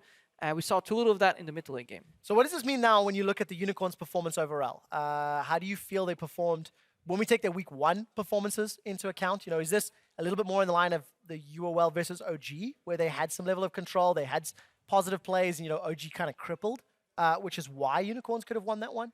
I mean, they played 2 styles at least now, the blind aggression, snowball, which requires less macro, strategy, as we call it what you want. And now they played this one, which is a high kind of finesse punishment of error strategy with the payload all the way at the end, and they showed that they could play it decently well, but still a lot of work to do. Potential, I think. We'll see if Unicorns can figure out how to control themselves. They've got another game to try surprise us. For now, we're going to head to the analyst desk to take a look at how Fnatic won. Thank you very much, guys. When it comes to our predictions at the beginning of the day and the patch, the Ashe came out in several games, the Nami came out. You said the meta is on its head. And again, we have a crazy pick and ban phase in this one. Yeah, and we see this in all the games today. New picks coming in, new ways teams are playing, a lot more carries up in the top lane, like Aurelia's being played right now over on the other stream by Kikis. We've seen Trundle a few times as well. He's always been meta, but he's been played more now than he did before. So I actually really like the changes in this pick and ban phase. Some surprises, yes, the Kha'Zix, it's been buffed over and over. I've been following Spirit a bit in solo queue, and he has been spamming the champion for quite some time now. It is a very strong skirmish jungler, but it's not a great ganker. And in team fights, when you have these spread out fights where a lot of targets go low, because like Vladimir AoE is in there, we have AoE coming in from your AD carry and Sivir as well. These low targets, it's very easy for Kha'Zix to go like kill, kill, kill, and just keep resetting and jump, and that actually happened for Spirit. And it was actually really good in terms of the early game, or at least it was an attempt to set up an early game, because when you look at Sivir, Vladimir, they need a little bit of time to actually ramp up. I mean, Vladimir typically does have quite a good, powerful laning phase, but when you put him up against the Yasuo, it's not necessarily as strong as you'd want it to be, because Yasuo, in that matchup in particular, can actually be quite aggressive and put a lot of damage down onto that Vlad and can often come out ahead. So this is actually one of the reasons I didn't like Kha'Zix early, because I actually don't think he fit that well with how the early game was going to be played for Fnatic. As you mentioned, with the Yasuo, who can be... He won't destroy the Vladimir by any means, but he can run teleport and he can move to a side lane very quickly and play 1-3-1. You can't really gank him and shut him down early. You can't really gank any of the lanes as a Kha'Zix, and Fnatic actually fell behind. There were a lot of times where Unicorns had set up that great 1-3-1, and I'm like, this is good. You have Sway pushing Trundle, who's beating Gragas. You have the Yasuo, who's beating the Vladimir. I'm like, just don't get caught. And it's fine. But Exile is a bit like the Yasuo players down in my elo now, where they will go to the side lane and they will be like, okay, so my team is recalling right now, but I should probably keep running towards that tier 2 tower because I'm Yasuo, right? I can take tower, kill 2 guys, take Baron as well, and then poke the dragon. He just died this time. Yeah, I mean, it was interesting because what we highlighted from last week is that when Move and Exile were doing good, obviously that's 2 out of 5 players, so obviously your team will be doing okay. But in this one, it was again more like the first performance we saw out of Exile, where he just died too many times after one another. Yep, he ended up getting caught out more often than he should have. The Yasuo syndrome is a common word for it. It's almost like the Vayne game where you think you're much stronger than you actually are. And to be fair, if Exile had managed to land a couple of his key abilities, he may have been able to turn that fight around. But as you're going to see in this replay coming up fairly soon, it's actually just a couple of minor misplays that come out from Exile that result in him falling behind here. Yeah, and this is like, so Reckless right now uses Spell Shield, so the wall comes up to block the Nami, and he uses it actually also to block Reckless after, but then he misses the next one. Reckless did have flash and heal, so he could actually flash out if it would have hit him. But it means, okay, now your Yasuo is dead, but while you do have pressure in the other lanes, well, now Fnatic can actually force a fight, because Unicorns decide to say, we want to try and run and help the Yasuo, but when you play 1-3-1, if one guy is buying time versus 2 or 3 members, very rarely is it worth it for you to run to that lane and try and help him. Instead, you run to the opposite lane and you take a tower. Here they were like, no, we're going to help you, we love you, whatever. And then he dies, and that means the rest of the team goes down. Here's the Kha'Zix, you know, shining in these fights because it's a messy fight. Everyone is spread out. You get some great single target damage down, and he can kind of clean up. That is exactly the strength of Kha'Zix in these team fights. Yes, the early game did not go exactly the way we wanted. We saw that tower dive coming out from Spirit up in the top lane where he underestimated the damage of the Trundle, ended up getting punished for it pretty heavily. But in these late game fights where you kind of want to split apart from the Vladimir ultimate, and you kind of also want to split apart for the Sivir as well, because if she's allowed to get all of those ricochets off, she's going to be shredding through your team. So unconsciously you kind of split up. And that's exactly that's exactly where the Kha'Zix comes in and actually has some great effect. So if you are looking to play Kha'Zix, that's how you kind of want to play him. Look for those kind of catches out of positions, pick people off. But in the end, Fnatic were able to make it work for themselves. Yep, and looking at player of the game in this one for us was Gamsu in the top lane on the Gragas. Nobody actually, I mean, it's not a bad top lane pick, but nobody really in the EULCS likes to play it top so far. Again, new patch. Keep in mind, Maokai nerfed. Echo is dead. Like, he's done. He got so nerfed this patch as well. If you want to play a tank top, things like Gragas suddenly become a good pick, also because Fizz is banned in almost every single game. So Gragas actually does have value as a tank who has a strong laning phase and works well in these comps where you want to split up targets for like a Kha'Zix to get a few single target targets, basically. Yeah. It's actually, it's quite interesting from Fnatic that they're still sticking to this tanky top front line, because last week they ran Zac and Gragas, and now this week they've decided to bring out the Gragas. I want to see if Gamsu, because in last bit, the very early on, we saw him bring out the Olaf. Today we've already seen the Olaf. Is this just a conscious decision by Fnatic saying, we still want Spirit to be the carry from the jungler and have the tank front line in the top, whereas other teams are putting more tanks in the jungler, carry in the top? Or is it just for this game that they decided the Gragas top was interesting? So moving forward, that's something I want to keep an eye out on Fnatic's pick and ban. Yeah, definitely. And picks and bans in general have been really interesting today. Also on the game that's currently going on the other stream, G2 versus Rocket. We're actually going to check in and see what's going on over there. As said, a couple of very interesting picks. We'll take a look in just a second. Zillion mid for Perks as one of them. Rocket actually got a very early advantage, but G2 just managed to even it out. So actually early on, Rocket did a great job of setting up a couple early tower dives onto G2, and the early game pressure was actually quite relentless from Rocket to actually build themselves an early lead. But G2 doing what they do best and just finding small mistakes to punish. Yeah, it's one of these games where it is standard lanes, or it was actually swapped to top side, but it was a 2v2 Australia on top lanes. side. Australia lanes we had here. So Kickers, obviously, as you said, were under pressure, also because of some jungle ganks. But what's interesting is G2, while they're losing a few kills here and there, it feels like they're constantly in control. And that's, again, the sign of a very good team. Yes, the other team goes very aggressive, try and pull off a few surprises here and there, but you're kind of like calm, collected. Okay, we out-farm here. We know we can now make a play over here, and no panic at all from G2. Yeah, and at least for Rocket, they did do better in the early game, which was one of the things that they really wanted to improve on. So now we will see if they're able to get the other things going for them as well, or keep going. Now, with Fnatic 1-0 up here in the arena, the pressure is on the UOL to avoid a shutout in Game 2. Don't go anywhere. We will be right back. Say something, I'm giving up on you. Maxler, I'll be the one if you want me to. Maxler? Why don't you sing with me? Trying so hard to go on the mic check. Because you didn't get in this time. Not at all, actually. Freeze locked up, overextending and taken out instantly. I healed you. Kill bot. Kill Nida. I'm on me. Drake. Push a bit.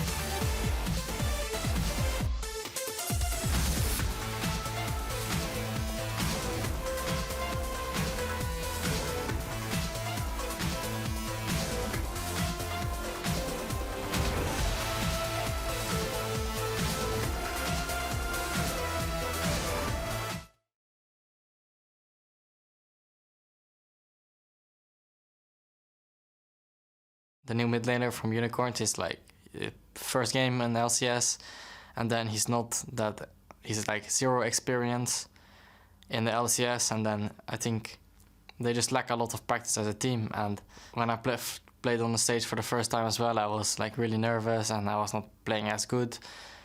But I think they just need more time. Extremely appropriate video clip there from Febiven talking about Exile, of course, lacking some experience, maybe needing some more time, and that game showed it. His Yasuo was good, but his decision-making on where to be was questionable. I mean, it's just so weird. Many people are like, how much different can the stage be? And I still remember the first time I played at, like, not even stages, some random LAN, it's like people were asking me to do my settings, and I'm like, what do you mean settings? And it's like, I don't even know my settings. Like, what's my mouse sensitivity at home? My Windows, like, I have no clue. Yep. Apparently, I play with mouse acceleration, and I got scolded for it. Still do. And I still scold you for it. But it is just, there's so many little things, you know, whether it goes from desk height, you know, you're used to your elbows just hanging in the air. Now they're forced on a chair, or like the angle of which they lean on the table, the amount of space you have between like the wrist and your hand, all of a sudden, all these little factors influence, and you get annoyed. It's like my core's bending left instead of right. I would have hit that skill shot if it wasn't for this nasty mouse cord. Things aside, hey, I know experience, suddenly white noise, there's so much like that impacts the play. And then you go up, instead of from your average solo queue game, you go against the dynamic Q5 for Fnatic, and this time they're tryharding. There is so much to adjust to, and for Fnatic, they've got themselves a little bit of wiggle room. They are 1-0 up in the series, as you can tell by the top of your scoreboard. And Unicorns of Love this time around, they are on the blue side. They ban away Gamsu's Gragas. Yeah, but wiggle room to one extent, but at this point, Unicorns can do more damage than they can gain, for example. You know, an additional win for Fnatic nets them 2 points. Unicorns are only playing to win 1 point. That is the kind of danger of a second game here in a best-of-2 series, where the team that is 1-0 up actually has more pressure on them because they have way more to lose. Yeah, that makes sense. For Fnatic, they've already got a draw under their belts. You can see the record at the top. 1 win, 1 draw, no losses. They've banned away the Ryze. So Fnatic banned Elise, Zed, and Braum in the last game. Unicorns of Love was Kalista, Ryze, Nidalee, seeming that Ryze is still a red side ban. Yeah, we may see that Zed just get off the ban list here because Fnatic will have counter pick for mid.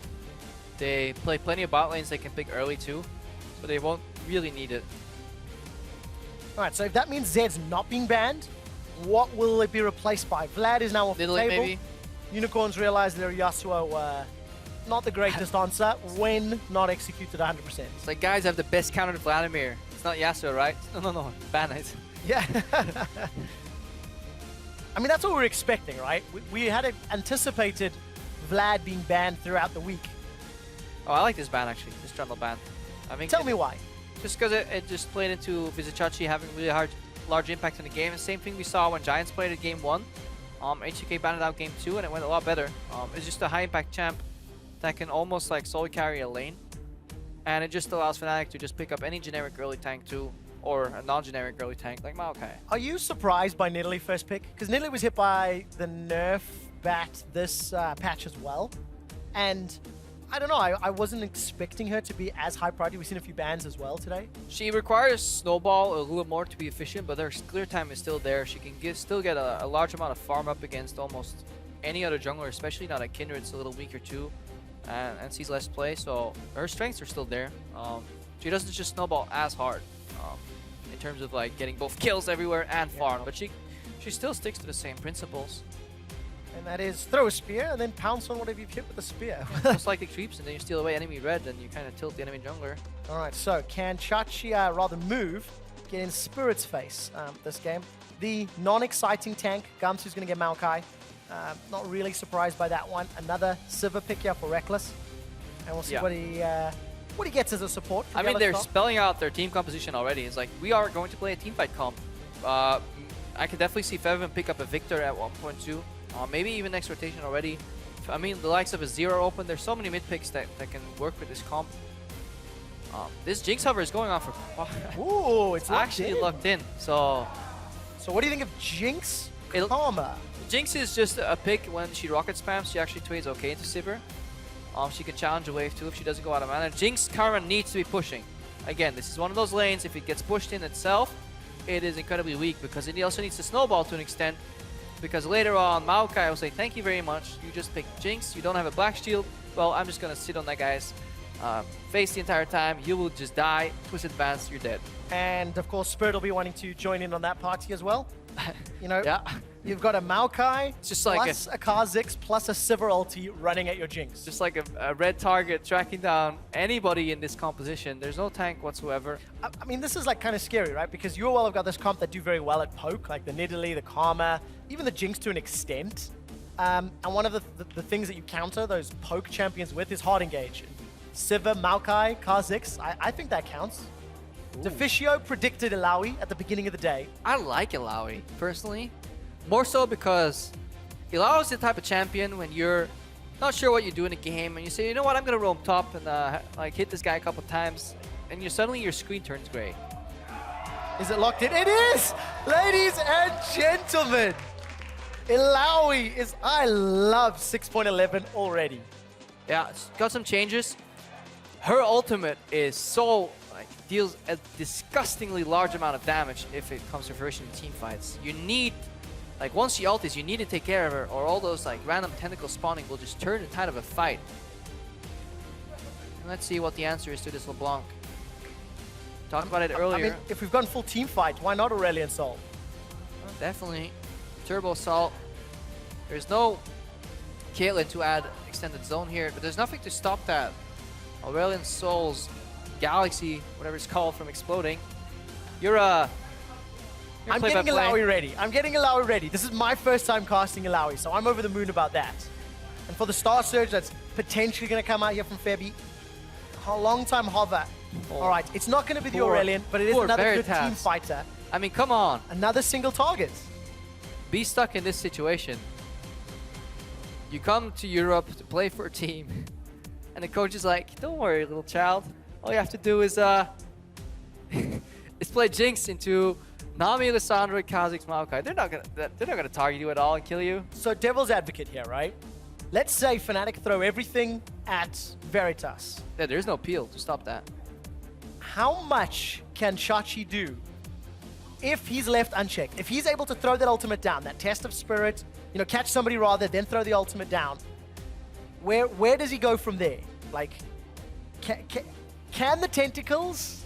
I mean, I don't think it goes to a team fight anyways. I think it's more of a skirmish. It's like Illaoi plus Nidalee, maybe singling somebody out, LeBlanc getting a pick first, then the fight breaking out, or some kind of turnaround from Unicorns of Love. But if Fnatic starts the fight by having an engaged lockdown on Veritas before he has QSS or Mikhails is in the picture, team fight's instantly over, I think.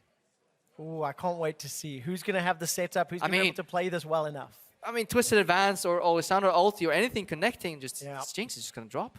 They need to win lane. It's winnable, though. It's a fun lane to play. Jinx, Karma.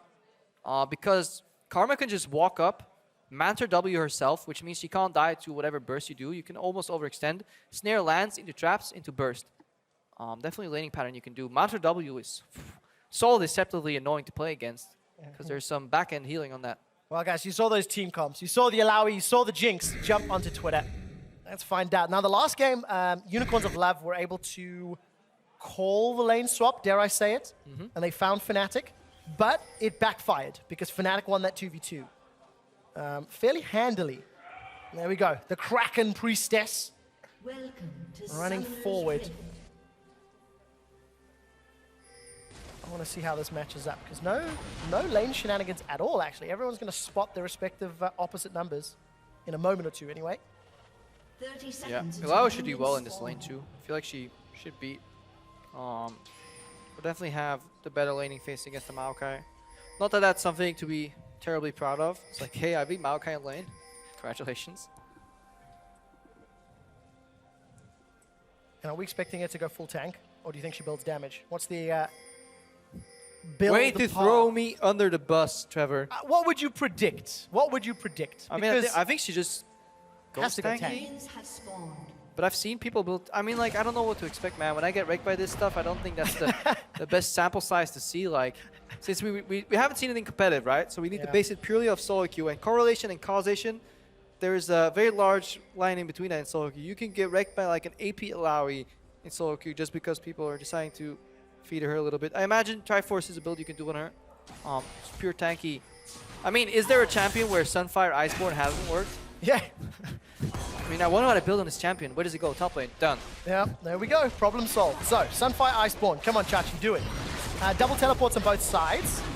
Chachi and Move getting a lot of frustration here from Yellowstar. I love this. Yellowstar knows it's a lane swap, which means we will not see each other again until 4 minutes from now. Might as well exhaust the guy to slow down his wolves. That's dedication to tempo right here. Grab 2 of them himself as well for Yellow. So Chachi really helping out with Move's clear. Taking a look, obviously exhaust for both supports. Nothing else surprising in the summoner spells. And we get to judge both teams on their lane swaps. I'm happy about this because we can see how Unicorns handle a traditional lane swap and the decision-making in that process. I mean, they should be refined enough to do it. And even they have room for error because they have the better lane swapping team. Good W here by Febiven, stopping himself in the creeps as he gets charged on. We talked about this in Series 1 a little bit, but if people are just tuning in for this series, we'll mention it once. In the lane swap, you want to AoE the creeps while tanking them. That's why we see Healer's Sign HP dropping in your sidebar. Yellowstar is dropping too. You don't want to get those creeps aggro on yours. You want to have as much AoE as you can. Both these lineups are very heavy on AoE. And then obviously Jinx, once the creeps are gone, is a lot quicker in the lane swap. We've got 2 champions in the game that have got those resets in team fights. Once Spirit gets those wings evolved, and if Veritas gets excited at all, there is great potential, but that assumes Veritas can survive everything that's going to be thrown at it. It's like, I gotta read. Oh. Yep. And he's dead. It's going to be scary. All right, so towers go down. No real tempo advantage here. Change in pattern here. No bounce here. If Illaoi teleports top right now, she can just get a lot of farm here. She didn't push out waiting for the bot lane here. This is almost, you can just walk top. This is a mistake from Fnatic. Didn't bounce on first wave, so we could see the Illaoi already snowball ahead of the enemy Maokai. Look at that wave that amassed in the top lane. Gonna be a lot of CS. Thank you very much. Look at that. Lane swap doesn't get much easier than this if you're Vizichachi. You can even miss every CS on a turret. So, thing is though, with Gumster sticking around, he's still technically a little bit ahead, though that will even out with this wave.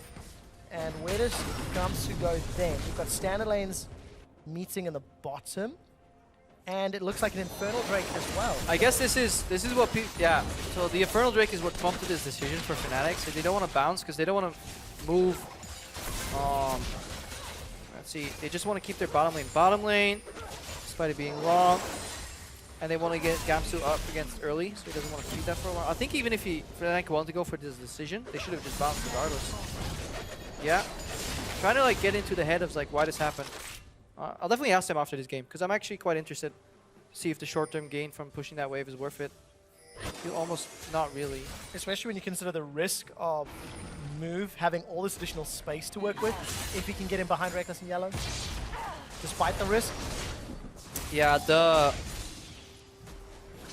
it didn't really matter as much because the wave did get into the tower. I mean, like, that's the biggest thing. As long as the wave bounces back, as long as you don't push it into a freeze, it really matter. But right now, Vizichachi can zone Gamsu for a little bit and force him to talk to farm under the turret. But enough on that, it is still tank going against tank. Let's look at the more exciting stuff. Bot lane. Yeah, gonna have the trades back. Yellowstar's got his exhaust back in his hands. And last night on Challenger, it wasn't Lowy, mostly tank. Yeah, I saw Paul's very happy about that. Yeah. He's a big fan of fun top lane picks. Yeah, and he will not hesitate to tell you about Lowy either. Oh, he'll tell the world. Chachi though, those skill shots, not finding their targets just yet. Luckily, that W, harsh lesson, this point and click. Gets himself a good tentacle smash. Alright, so at this point we can't really track the worthness.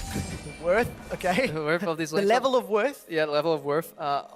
Purely on CS in the top lane. So when you look at experience, Gamsu is approaching 5, but Vizichachi is already 5.5 after basing, or he's about to enter the base at least. So definitely an advantage for Vizichachi. So we can at least judge the hindsight. Yeah. See, I knew Fnatic was wrong to do this. Clearly, because that's how we judge things in League of Legends. We only observe the result and then we backtrack to the decision.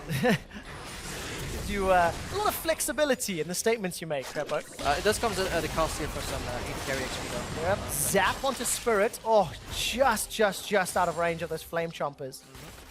But look at the vision. A couple of deep wards in the red side jungle of Unicorns from Fnatic. So that's going to give them potential. Yeah, I feel like Move should actually just path through mid lane and just go into enemy jungle and start farming there. Sherman's going to expose. It's always hard when you gotta describe any sort of movement while you talk about Unicorn's jungler. So he's like, haha, nice fun. Like, no, I'm just trying to use the verb there, buddy. That took a second for me. Spirit has already hit 6, slightly ahead of Moves in Italy. And we're looking down bottom. Veritas has gone for Cult versus the double longswords for Reckless, so a bit of extra bankroll can land. That ward, his hands. That ward, there's actually TPs down on LeBlanc, so. And Featherman has TP, and so does Gamsu and Maokai. They could just literally go for a good old bot lane party with double teleport. Gamsu doesn't have Maelstrom yet, but is taking it very close to 6. He's about 1 or 2 minions away. And the ward's gonna expire very soon, though. Yeah. So that window of opportunity is very quickly closing. Yeah. Fnatic might look need to look rather for a different option. Yeah, there it is. The ping's like that ward's gone, but you can TP here. They're definitely setting up for this. Make no mistake, Spirit's lurking around. They definitely want this play. Or they can just go straight to a minion. That is an option that is available for Gamsu, and there you go. A little bit of prediction. What a surprise, Trevor. You saw that on your different screen. For his life. Flashes away, but here comes Febby looking for Hilly. It's a double kill for Reckless. And Fnatic make it look easy. Yeah, they make it look easy. And wow, what a bold prediction there. He looks over to his second screen. He sees the teleport coming. He's like, oh, you know what else they can do? They can teleport a minion. Wow.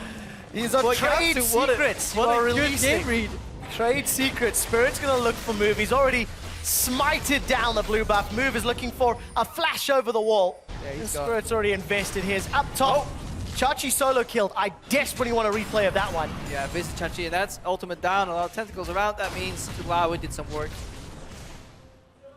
Yeah, we'll find out shortly. But that just looked like a straight-up outplay. Yeah, a good dive though from Fnatic, good setup. As much as we were judging the casting of it, that was the perfect setup. Teleport was down on Exile, so... Very exciting. We could always join. Maokai came down, really good dive. There's not much they could do to match. If Chachi is solo killing Gamsu on this pick that needs to snowball, that needs to get ahead, that's a good sign for UOL. Oh yeah, this is just... Oh, wow. Womp. Smack, smack. That really hurt. Did this actually teleport get cancelled? Because when I was criticizing your cast, I didn't watch the actual dive. Did he land in bot lane? I highly doubt it. I don't think so, right? Because he couldn't make it back there in time. May have cancelled it himself. I'm not quite sure. I'll watch the bot. Yeah. We'll find out your own shortly. game I'm casting. Great. Great awareness right there. So, face checking here, getting snared. Is in trouble. A lot of damage coming down. Flame Chompers catches him out. Summoner heals used. Flashes over the wall. Now Yellow Star's the target. Move is going to chase him down. Zap flashed away by Yellow Star. Glacial Path not going to be followed. Fnatic a little lucky to get away. Some really good defensive decision making right there. Heal early, so you get, you know, before you get hit by the Jinx ultimate. Very important to make it do less damage. Flash the right direction. Doesn't get closed in by Move. Yeah, Yellow Star avoids the necessary CC right after, so definitely getting away with their lives from a little bit of a bold face check. And that means no summoners down bottom lane. Reckless and Yellow Star don't care. They're going to look to chase Veritas, who doesn't have a flash of his own. Boomerang Blade tags him on the way out. Continues to chase. The bubble comes up. Yellow Star gets the kill. Reckless takes himself one more as well. Yeah. Reckless and Yellow Star throw their boomerang in the air like they just don't care. Once every defensive summoner spell is burned there on Veritas and Hylissang, they can just simply rush at him. That's really good awareness to read that kill. It looks easy, but the biggest part there is obviously making the right decision to go for that play. Oh, Exile. He's trying to make a solo play. No mana, though. Yeah. So he couldn't follow that one back up. And Chachi, he's turned Gamsu into a vessel. Used that test of Spirit, the E. Landed a bunch of hits. And look at this. There's so many tentacles around. This is where you're like, guys, can we actually kill him? Oh, this is scary. So they're literally walking. Yeah. It's not worth the risk. His gas is like, do you know this pick spirit? It's like, no. It's like, yeah, he just one-shot me earlier. It's like, you know what? Let's not find out how much damage this Alawa deals. Like, the timing was so bad because Gamsu was spawning those tentacles because of the fact that he'd been hit by the E. Yeah. And if Chachi had got the Leap of Faith rod is ultimate, Yeah. even more tentacles come down. So Oh, this is so much damage. the risk is great. Oh, Bubble catches Hilly. This should be so easy. Really, really nicely done. I mean, you can't. At this level, you can't face sick. You can't go without flash. Because the cost of failure versus the benefit is just not there. I mean, you don't have to be afraid of a Kha'Zix. You just ward brushes. Disappointing. Yeah, everyone's looking for moves. Not going to find it.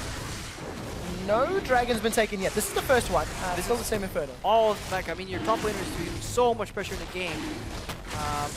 He was looking for a TP ward, so that's what he was really valuing that deep ward for. He gets that in position because Chachi can get behind bot lane. So the gain would definitely be there, but the cost of failure is too high to go for that play. You need to wait until Veritas pushes up the wave and reveals Sivir and Nami in the lane. Unfortunately, it didn't. So that's Sivir from Reckless. 4-0-1, plus 20 CS. The rest of the Fnatic squad have got all the tools that they need to jump on either Exile or Veritas. A lot of point-and-click CC. Yeah, there's a little lane ward behind though. Make no mistake, there's a teleport ward available. And there's teleports for Exile and Chachi. Chachi's got that Black Cleaver.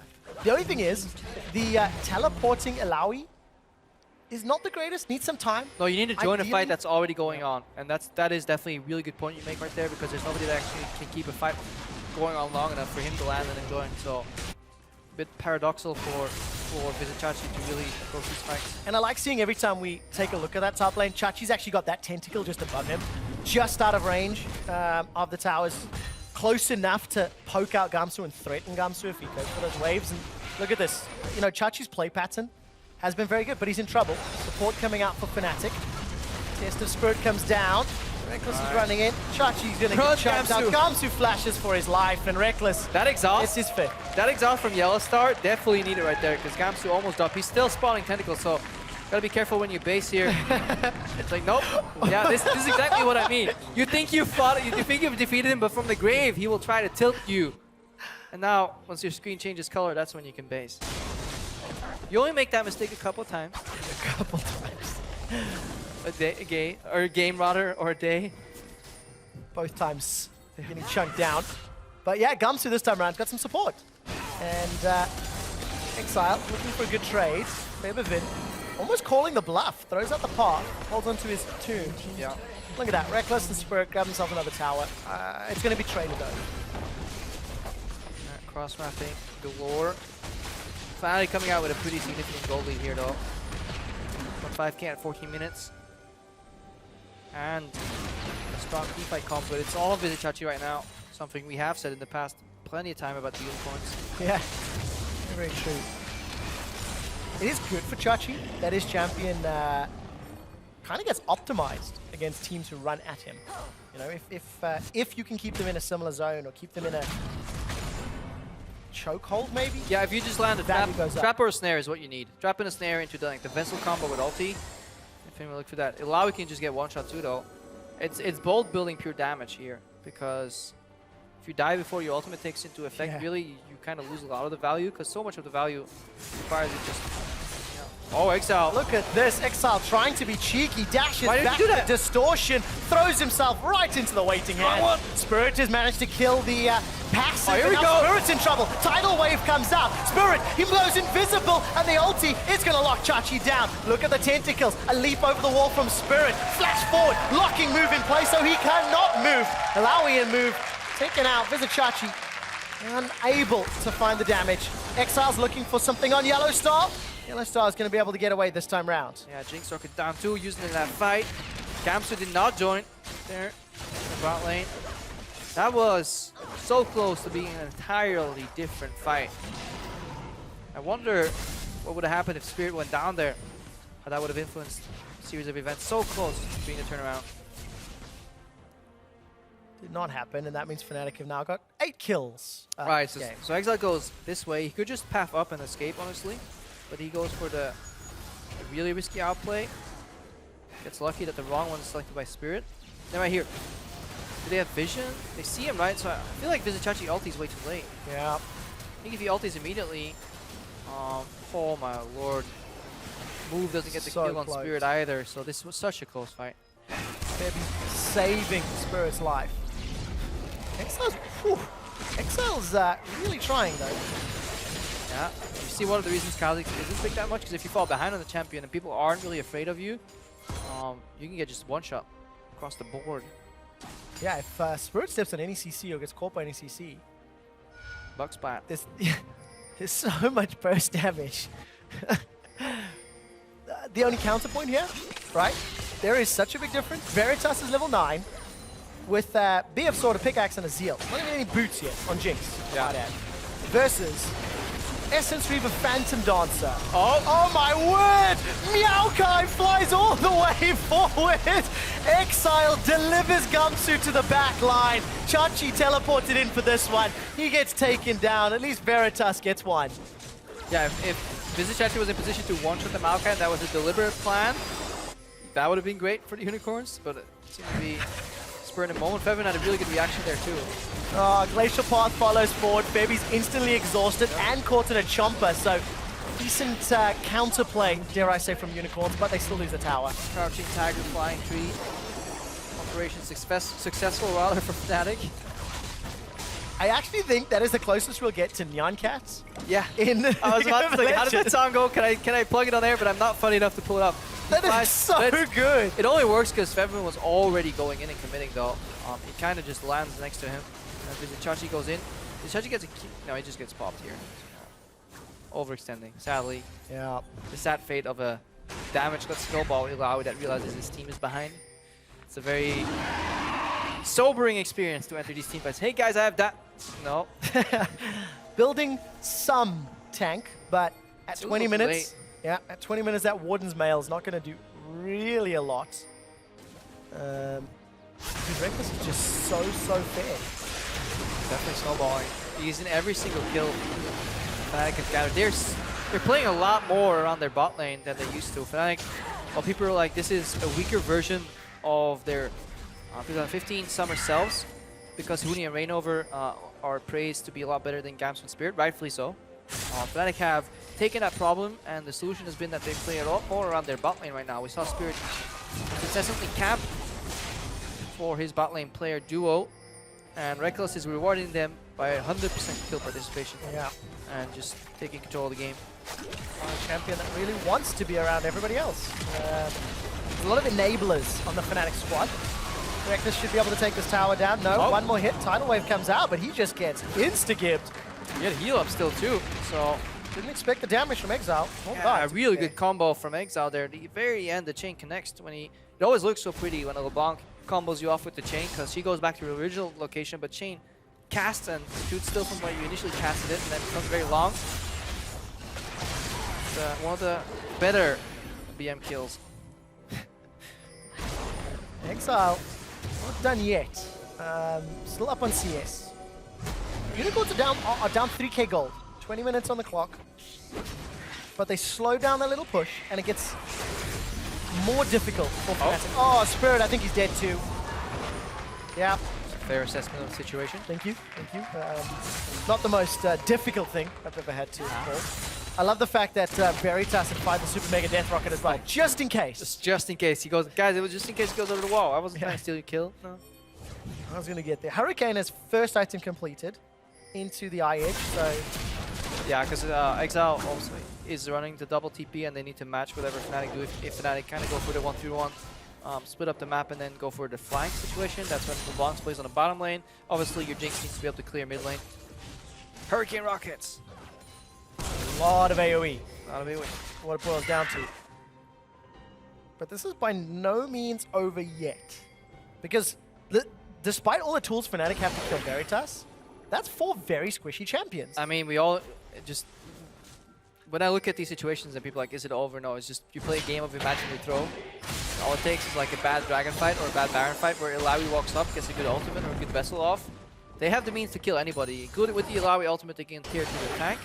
And all the other members are squishy enough, as Exile showed expertly earlier, to just get one shot too. Alright, let's take a look if Exile can find a target, because that's the only thing that's going to Slow down Fnatic here on the hunt, thrown out. A Vessel has been targeted. Gamsu's sitting on the front line, but Yellow Star's going to start spawning targets. Exile's already been killed. Glacial Path followed by Febby, unable to find a tomb. Another Vessel should get spawned here.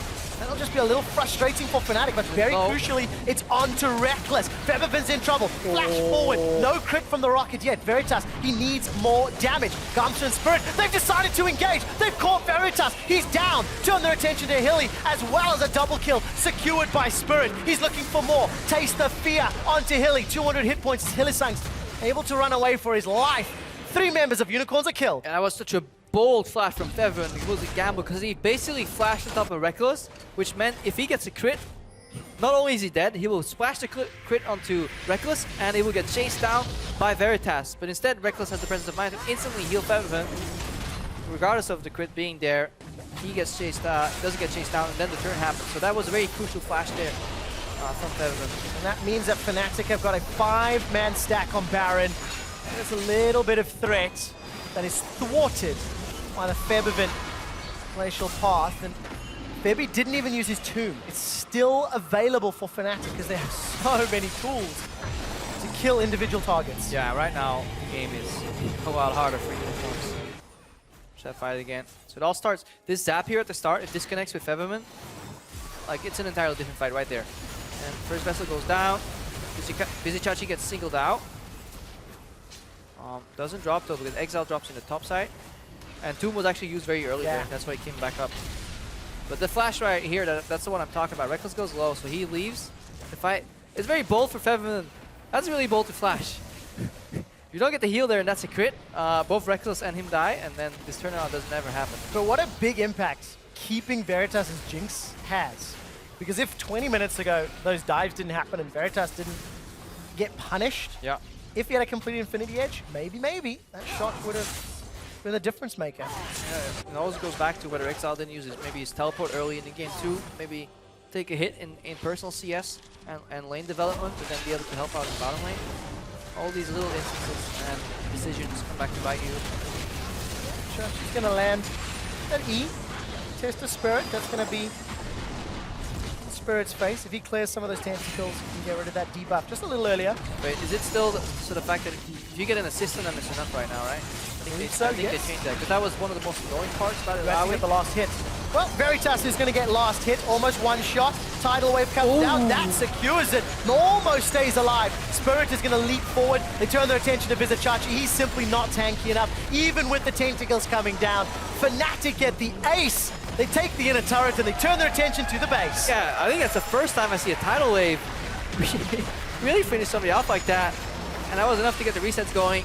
One fight here, clear victory for Fnatic. Started snowballing, a little bit rough in the early game, but vehemently in control of the game. Reckless, 17 out of 18 kills involved. What a performance. The Tidal Wave snipe that started the final push. Unicorns of Love, their base is in tatters. And despite a good showing from Alawi, it's Fnatic that will be jumping forward. They're not done yet, trying to pad the stats, get the fantasy points for everyone at home, and Fnatic clean up the series 2-0.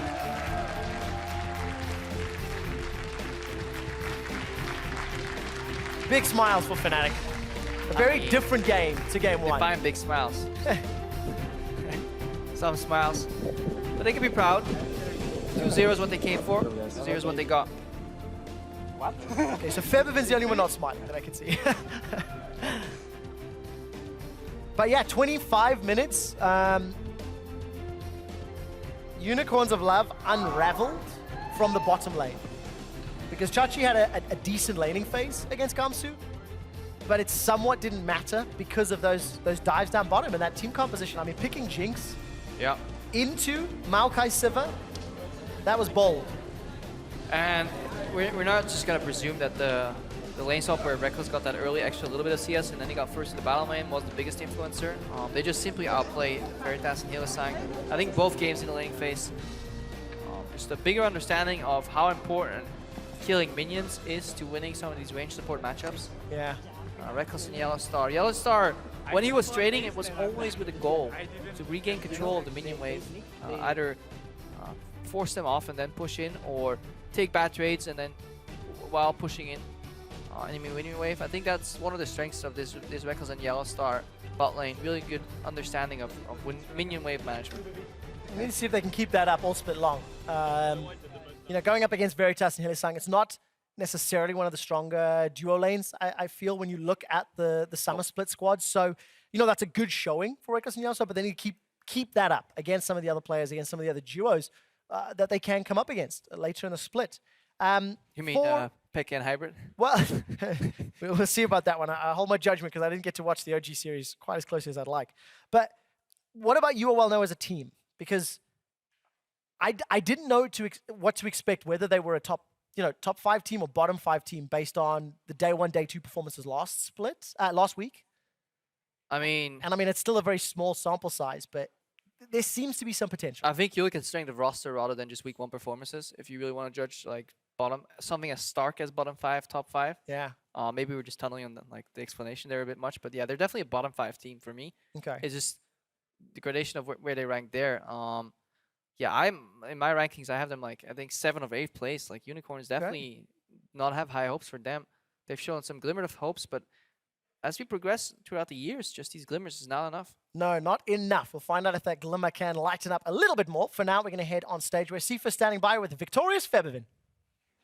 Thanks, Trevor. Happy to be here. Of course, after a pretty dominant 2-0 victory, things have to be looking pretty good for you. But what I want to talk about, a lot of interesting picks came out in that series. Kha'Zix from your guys' side, Yasuo, Alawi. How do you adapt on the fly to unique picks like this coming out from the opposite team? Since the patch 6.11 got released, the junglers got nerfed. So we basically just try out everything. Like Kha'Zix is pretty strong right now because the other junglers are nerfed. And just the Vladimir is really strong because he got reworked. And there's just so much more picks viable now because the other champions gets nerfed. So you just have a lot more to play. Yeah. And looking at Exile in the mid lane, it seems like you were pretty comfortable against him after that first early game stage of Yasuo. In our video earlier, you talked about him being kind of a younger player, needing to learn and get more comfortable on stage. Do you feel like that's already starting to happen for him, or was it just kind of pretty easy for you in that mid lane? Yeah, it was not that hard for me. I think it's hard for him to just step in and just play against good players like us. And I think they failed really hard in the draft phase. Like we outdrafted them 2 games in a row, and we just played better. So it's a team game, so it's not much he can do. Well, aside from your draft success, it seems like your team communication is just continuing to improve as you go forward. Some excellently coordinated team fights. Now, with Yellow Star back on the lineup, the shot calling seems to be better. Do you think it's just going to continue to get easier for you guys from here on out? Yeah, with having Yellow Star back, it's really, really easy for me, specifically, because I don't have to communicate at all. I just have to feed information about my lane. I don't have to think about macro, basically. So I can just play mechanically really well if I don't have to focus on all these things happening around me, and it's really beneficial for me and Martin as well. All right, well, thank you so much for talking to me, but of course, congrats again on your win, and that's going to do it for us up here. Let's toss it over to Shox on the analyst desk to break down the rest of that game. I do benefit It's from also Yellow Star beneficial. shot calling. I do benefit from it too. Much easier. I love that out of Febiven because, what are you supposed to say when it goes that well? He just said, well, obviously, it wasn't that hard for me because as a team, we did better than them as a team, not trying to single out Exile in that one. UOL just not showing a lot. But we want to talk about it, Lawi. You called it in the beginning of the show, actually, which is very impressive because this is the first time she was picked in LCS, rather, history. Yeah. How did you know? Well, so first of all, she was picked in NACS actually yesterday. That's not LCS. No, but she was picked there. Also, she's been used more in solo queue, and I had the pleasure of talking to Pulse about it, who's been playing a lot of this champion, and he gave me a lot of tips, on her. And we realized with the new changes, some of the top lane nerfs, and also with Black Cleaver being a good starting item on her, even Trinity Force is actually a good other option. Yep.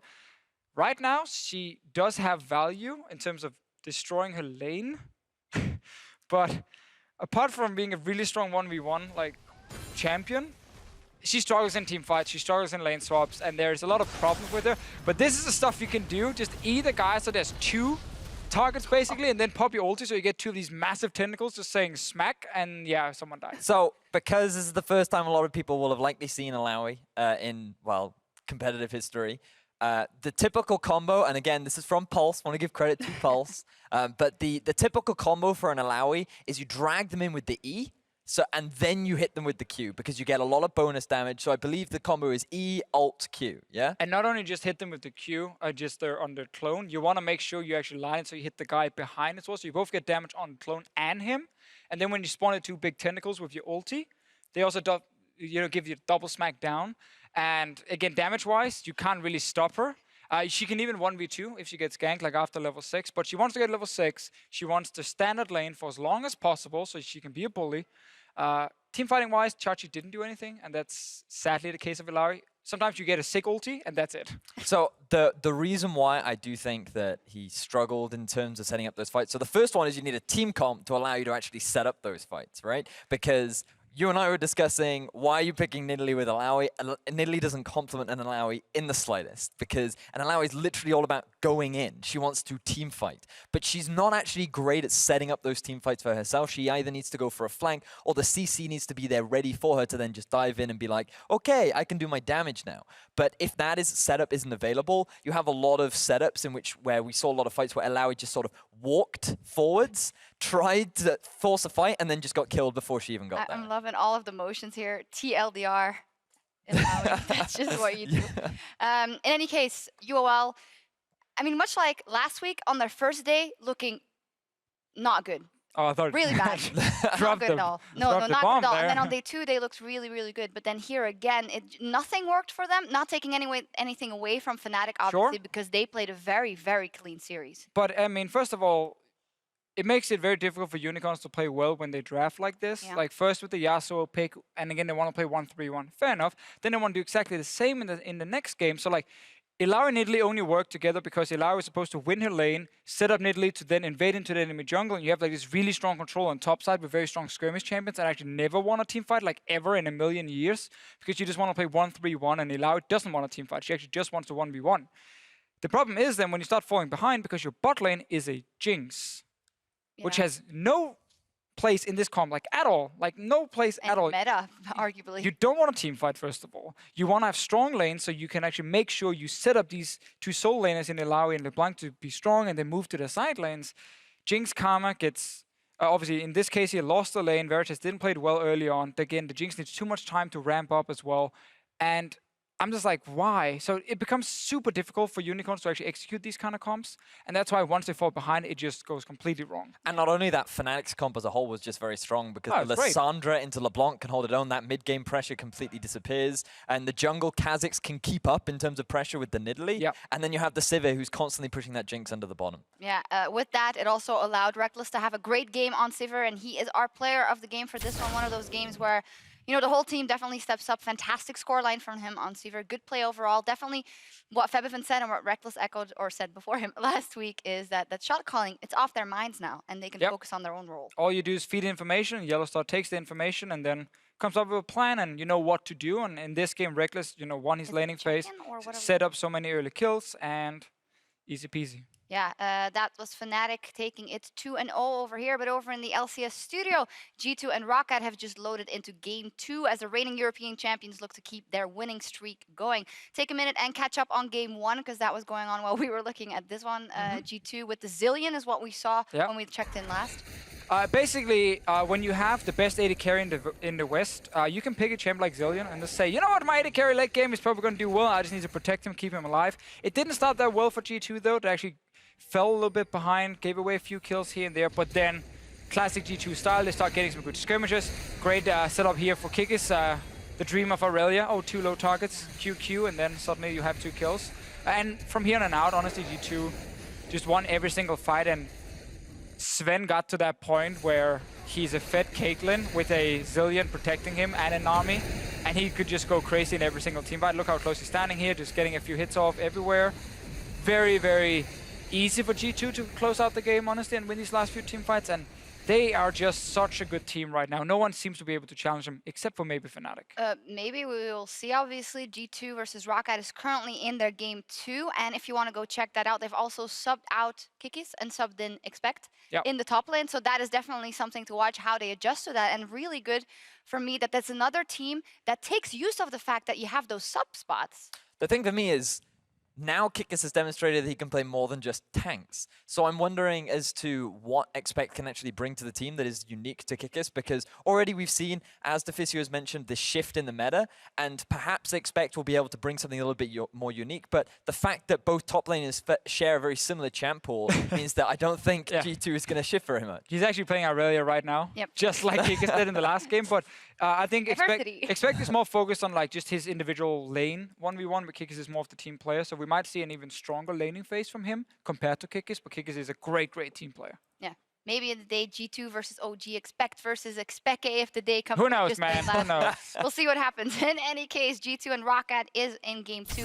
For here, though, there is still one match left to play tonight in the LCS arena. When we return, it is Splyce versus Schalke 04, so stay tuned. We're loading up onto the Rift. Flashes away, but here comes Febby looking for Hilly. It's a double kill for Reckless. Spirit has managed to kill the passive. Oh, here we go. Spirit's in trouble. Tidal Wave comes up. Spirit, he blows invisible, and the ulti is going to lock Chachi down. Vitas is going to get last hit, almost one shot. Tidal Wave comes down, that secures it. Almost stays alive. Spirit is going to leap forward. They turn their attention to visit Chachi. He's simply not tanky enough, even with the tentacles coming down. Fnatic get the ace. Fnatic clean up the series 2-0.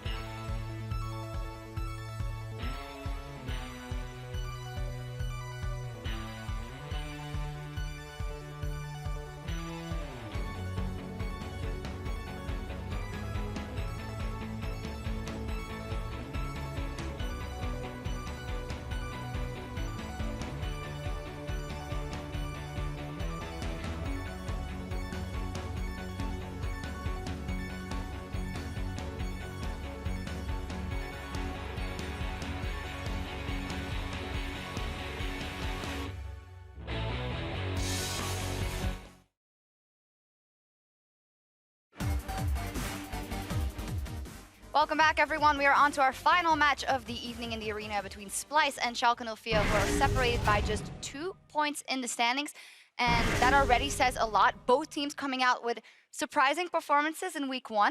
Let's start with Splyce, maybe. Obviously, a team that after spring, we had to see how they would do with that one adjust in their support position. Yep. But they came out really, really good in week 1.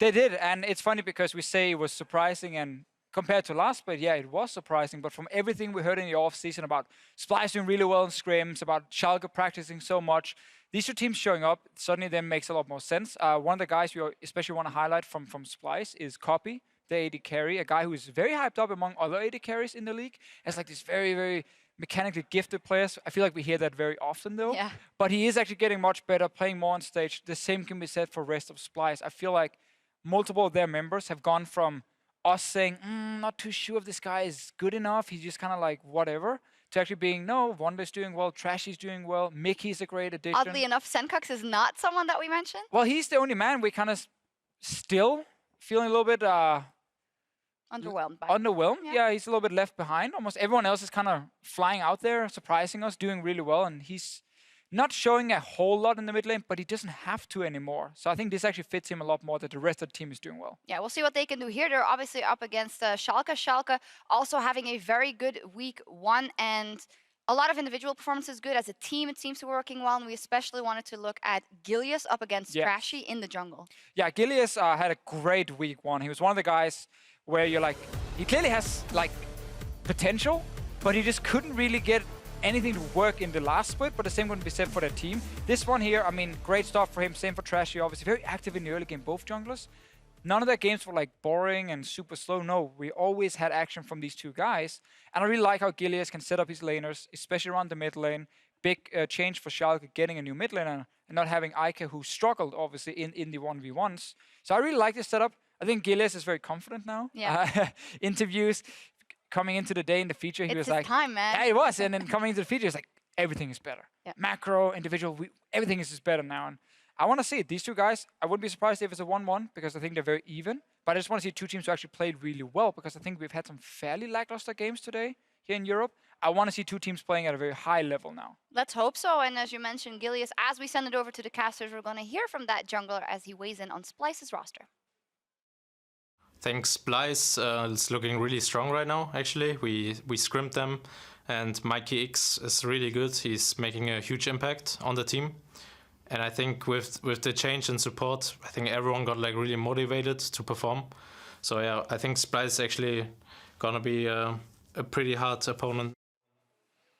I certainly hope Splyce are a hard opponent and they give us a good series. Welcome back, ladies and gentlemen. I would like to welcome Andy Vedius Day to the caster desk to join me. Quick shot before we jump into the game. But let's not hang around. Let's take a look at the roster. For game 1, it will be Splyce. Let's quickly remind you of who is on their list. Wonder is in the top lane. Trashy in the jungle. Their mid laner is Senkux with Kobe. The man who quite showed up last week, Mickey, their support, the new guy for summer, and of course their coach, Yamato Cannon. So Splyce, we'll see what they can bring to the table. Yeah, and on the other side, it is Schalke 04 with Steve up in the top lane, Gilius in the jungle, Fox in the middle lane, Mr. Rales on AD carry with Sproddle on support, and Coach Neff. All right, so Splyce versus Schalke 04. Vedius, we were talking about some picks and bans, and last week, I really like both of these guys' Gragas performances. We can't disregard Gilius on Elise as well. Do you think that's something these guys will look at, considering the changes in 6.11, or where do you think they focus their attentions? I think that Gragas will be a pick that is contested between the two, but I don't know if it's going to be the priority for both these teams, because we've seen a lot of interesting things in picks and bans throughout today. We've seen a lot of novel things. Yeah. We did see the Alawi last game, which got a lot of us excited. Didn't really show up as much as we wanted, yeah. But it was still a really cool thing to see. Nami has actually been rising up in the table. We could see that shift down in the bottom lane, along with the 280 carries that we've been seeing a rise of. The Sivir, we've only seen a couple Ashe games, but I'm actually surprised we haven't seen as much Kalista, because I felt like that with the 4, Kalista's actually really good at dueling during the laning phase. She also offers that engage, so perhaps we'll see that shift. Was banned twice against Fnatic, so that could be a reason why Reckless fell back to that Sivir. But yeah, as we've already mentioned, 6.11. The Vladimir has actually been let through a couple times. The Yasuo into it didn't convince me. It was a novel theory, I feel. but it didn't work out, and we're about to find out what Splyce and Schalke decide to do. So straight out the gate, Braum off the table. If more supports get banned, I guess that theory of Nami then also gets raised in priority. That's definitely true. We've seen a lot of Braum and Bards being taken off the table relatively early on because of how powerful they are in the bottom lane right now. The Rise ban doesn't really surprise anyone, I feel. Currently sitting on a 96.4% ban rate. Definitely a strong champion that, while nerfed on this patch, is still considered one of the most powerful mages in the game. And Schalke are saying mid lane is the target. Rise off the table, Vlad off the table. Got some time to play with. We'll see where they decide to go next. I think that's a respect ban there towards Gilius. He tore Unicorns of Love apart with that Elise pick last week. But Nidalee is still up and available, which is the one that we have seen banned a couple of times and picked a couple of times throughout the day. We'll find out what Schalke decide to ban at their last one. So there's still quite a lot of things available right now, given that the Kindred is still up. The Nidalee is going to be the final ban, so that jungle pressure being unavailable from both junglers, but this does mean that the Gragas is still there. We did see the Kha'Zix come out earlier. Interesting that Febiven mentioned it's because it can actually apply a lot of early game pressure, which is quite an interesting idea, and that was one of the reasons why we saw Nidalee and Kindred sitting at the top of the table. So it'll be interesting to see this adaptation, but it's actually this Rek'Sai that's being the priority for Trashy. Now, we did see him play it last week against a Roccat, but that was in their loss. Yeah. So he didn't quite have the same sort of impact on that Rek'Sai that he was able to have on the Gragas. Went 4, 4, and 6, and with that locking down as its first pick, it allows Gilius some wiggle room. He can decide if he wants to go for the Gragas, if he wants to go for a Lee Sin, which is something that he's been actually quite famous for in the past. But what else does Schalke consider? What priority or power picks are we missing? The first one that comes to me is the Bard. Spraddle, back when he used to play for Elements, used to bring out the Bard back then. I'm sure he's still familiar with the champion right now. He still has a lot of power in the current meta. There are a lot of mid laners available right now, the Azir, the Victor. We could potentially see the Swain out as well, something that was brought out from both these teams in the past. It depends on where they want to put their priority and which lane they want to focus on. Well, it does look like support was the lane. However, it is the Karma that's locked in there for Spraddle. Seen a lot more of that today, as well as Fox getting his hands on Azir. Played it once, went unkilled at 6, 0, and 2. And I mean, I guess the safe pick into Azir would be the Victor. If Yes. Senkax wanted to go with that traditional option. You could go Yasuo as well. That would quite an annoying matchup for the Azir, but if you're going for something more standard, then the Victor would make a lot of sense. I quite like this Rise that we're seeing in the Karma, simply because she does offer a bit of a niche engage and disengage down the bottom lane. She can offer a decent amount of peel for the vast majority of AD carries in the game right now, and she can be quite the threatening lane bully as well. Lane bully, you mean Bard Caitlyn? Yeah, that too.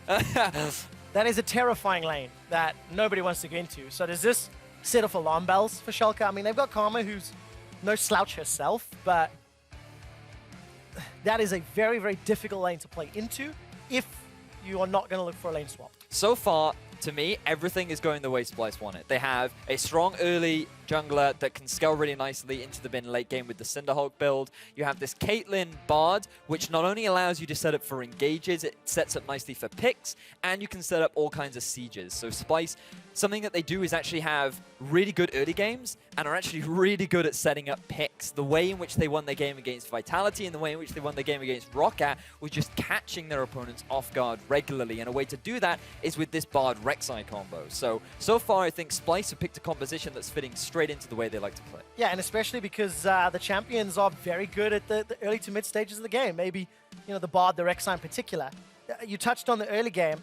You know, Schalke and Splyce do relatively well. Schalke are actually slightly better when it comes to average gold lead at 10, though. So the opening 10 minutes are going to be very, very interesting. We do have to remember that Schalke did go up against Unicorns of Love, who they did dismantle. Okay, fair point. Fair point. It does skew those stats ever so slightly. I don't think we've mentioned it just yet. The Gragas locked in for Gilius. No one's surprised by that. Nope. The Ezreal, I mean, Ezreal Karma sounds terrifying to me, but you should be able to stand far enough back, maybe, to deal with Caitlyn Bard if you get locked into a 2v2. Personally, I think this would have been a great situation for an Ashe to be picked up, because we heard from Febiven last week on the desk that Ashe is actually quite a good pick into the Caitlyn in terms of the 1v1. When you pair that up with a Karma, she compensates for all the weaknesses of Ashe, but They have decided to go for the Ezreal. Hits that spike come the mid and late game, reliant on the tier. Is pretty good at team fighting, but better at poke. And when you pair that up with the Azir, who, even after the nerfs on patch 6.11, still has that power in the mid to late game where he's very much about get these 2 items, really good in team fights, really good at keeping you at arm's length and doing tons of damage. Good luck keeping some of Splyce's targets at arm's length, though. Their team composition is locked down. Wonder has got his hands on Fizz, so there's going to be some options to split push, as well as some options to, you know, pick off a target with that Chum the Waters. Senkax with a wave clear team fighting Victor. I think a pretty well-rounded composition here from the Splyce squad. So you have, you actually do have quite a good 1-3-1 setup if you decide to use the Rek'Sai in the side lane, something that we saw a lot from Dan in the Challenger series, where he'd go Black Cleaver and just chuck the Rek'Sai in that side lane. But this was, again, something that we heard Feberman talking about, where if you're going to play Caitlyn, you can't afford to put her in a side lane. It's very risky to do. It's very easy to capitalize. So just, you need to put her in the mid lane where you can start, where you can keep her in a safe environment. And by pairing it up with a Victor, it means that both your mid and your AD carry end up sharing farms. You kind of want that 1-3-1 with the mid, ideally. But the Victor fits well in terms of the team composition style, where the Caitlyn and the Victor are very nice at team fighting, and then you have this massive split push threat in the form of Fizz. And let's see if Wonder can get himself an advantage. The final lock in there was the Poppy for Steve. I quite like the disengage power that hammer will bring to the table. And another well-rounded composition itself. I just think slower out the gates. This laning phase is going to be so important for Schalke. Do you think Schalke look for a lane swap? Do you think this is something that they want to get away, like the Fizz into Poppy matchup, the Caitlyn Bard into Ezreal Karma? It's something that you could go for. It's not going to hurt you if you go for the standard matchups, I don't think, given that the Poppy into Fizz is reasonable. It's not the best for the Poppy, it's not the best for the bottom lane, but you can get away with it, you can get through with it relatively unscathed. I think the safe option would be that, but maybe Schalke want to strut their stuff. Let's find out what Schalke want to do. Guys, jump onto Twitter, let us know, hashtag SPYWin or hashtag S04win.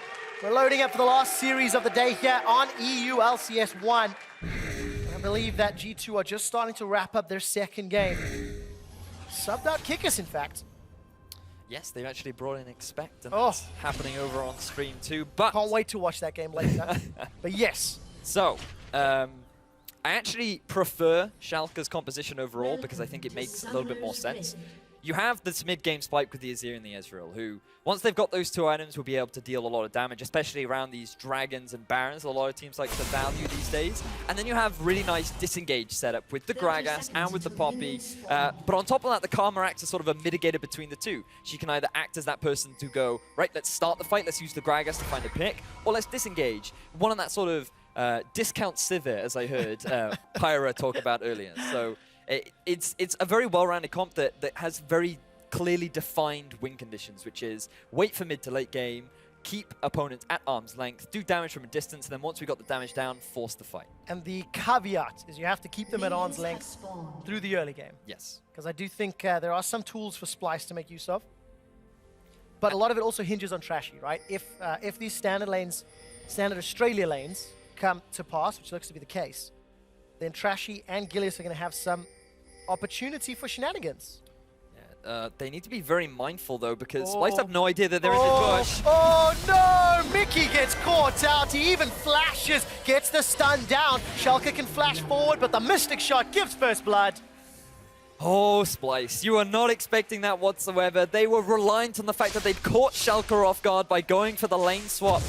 But that's actually quite surprising because you mentioned it earlier on. If any team was going to go for the lane swap, it would be Schalke. So it seems that Splyce, they wanted to try and catch the bottom lane out of position at the Krugs, catch them a little bit off guard, but instead, they were the ones that ended up getting caught off guard, and they give first blood over to Schalke. Now, what does that mean for Rawls? Very early in the game, so it is a diminishing return. Got himself 500 gold. Early to tier is what I'm expecting. Let's see if Rawls agrees. Fox and Senkax trading. A lot of minions for Senkax to deal with, but he comes out in a better position. So Fox gets chunked down. Senkax walks away happy. Putting a bit of pressure down onto Trashy as well. So by having that vision onto Trashy, you can be very mindful of the early ganks that he might try to set up. But in this bottom/top lane, this duo lane, it's actually quite good right now for Mr. Rawls and Spraddle because as we were discussing during Champions, like this Bard Caitlyn can be very difficult to deal with, and by getting that first kill onto the Bard means that Schalke have got that early push, and it's making that lane phase big. Early level 2, additional spells to work with, and that instantly means lane control. Fox is really getting chunked down.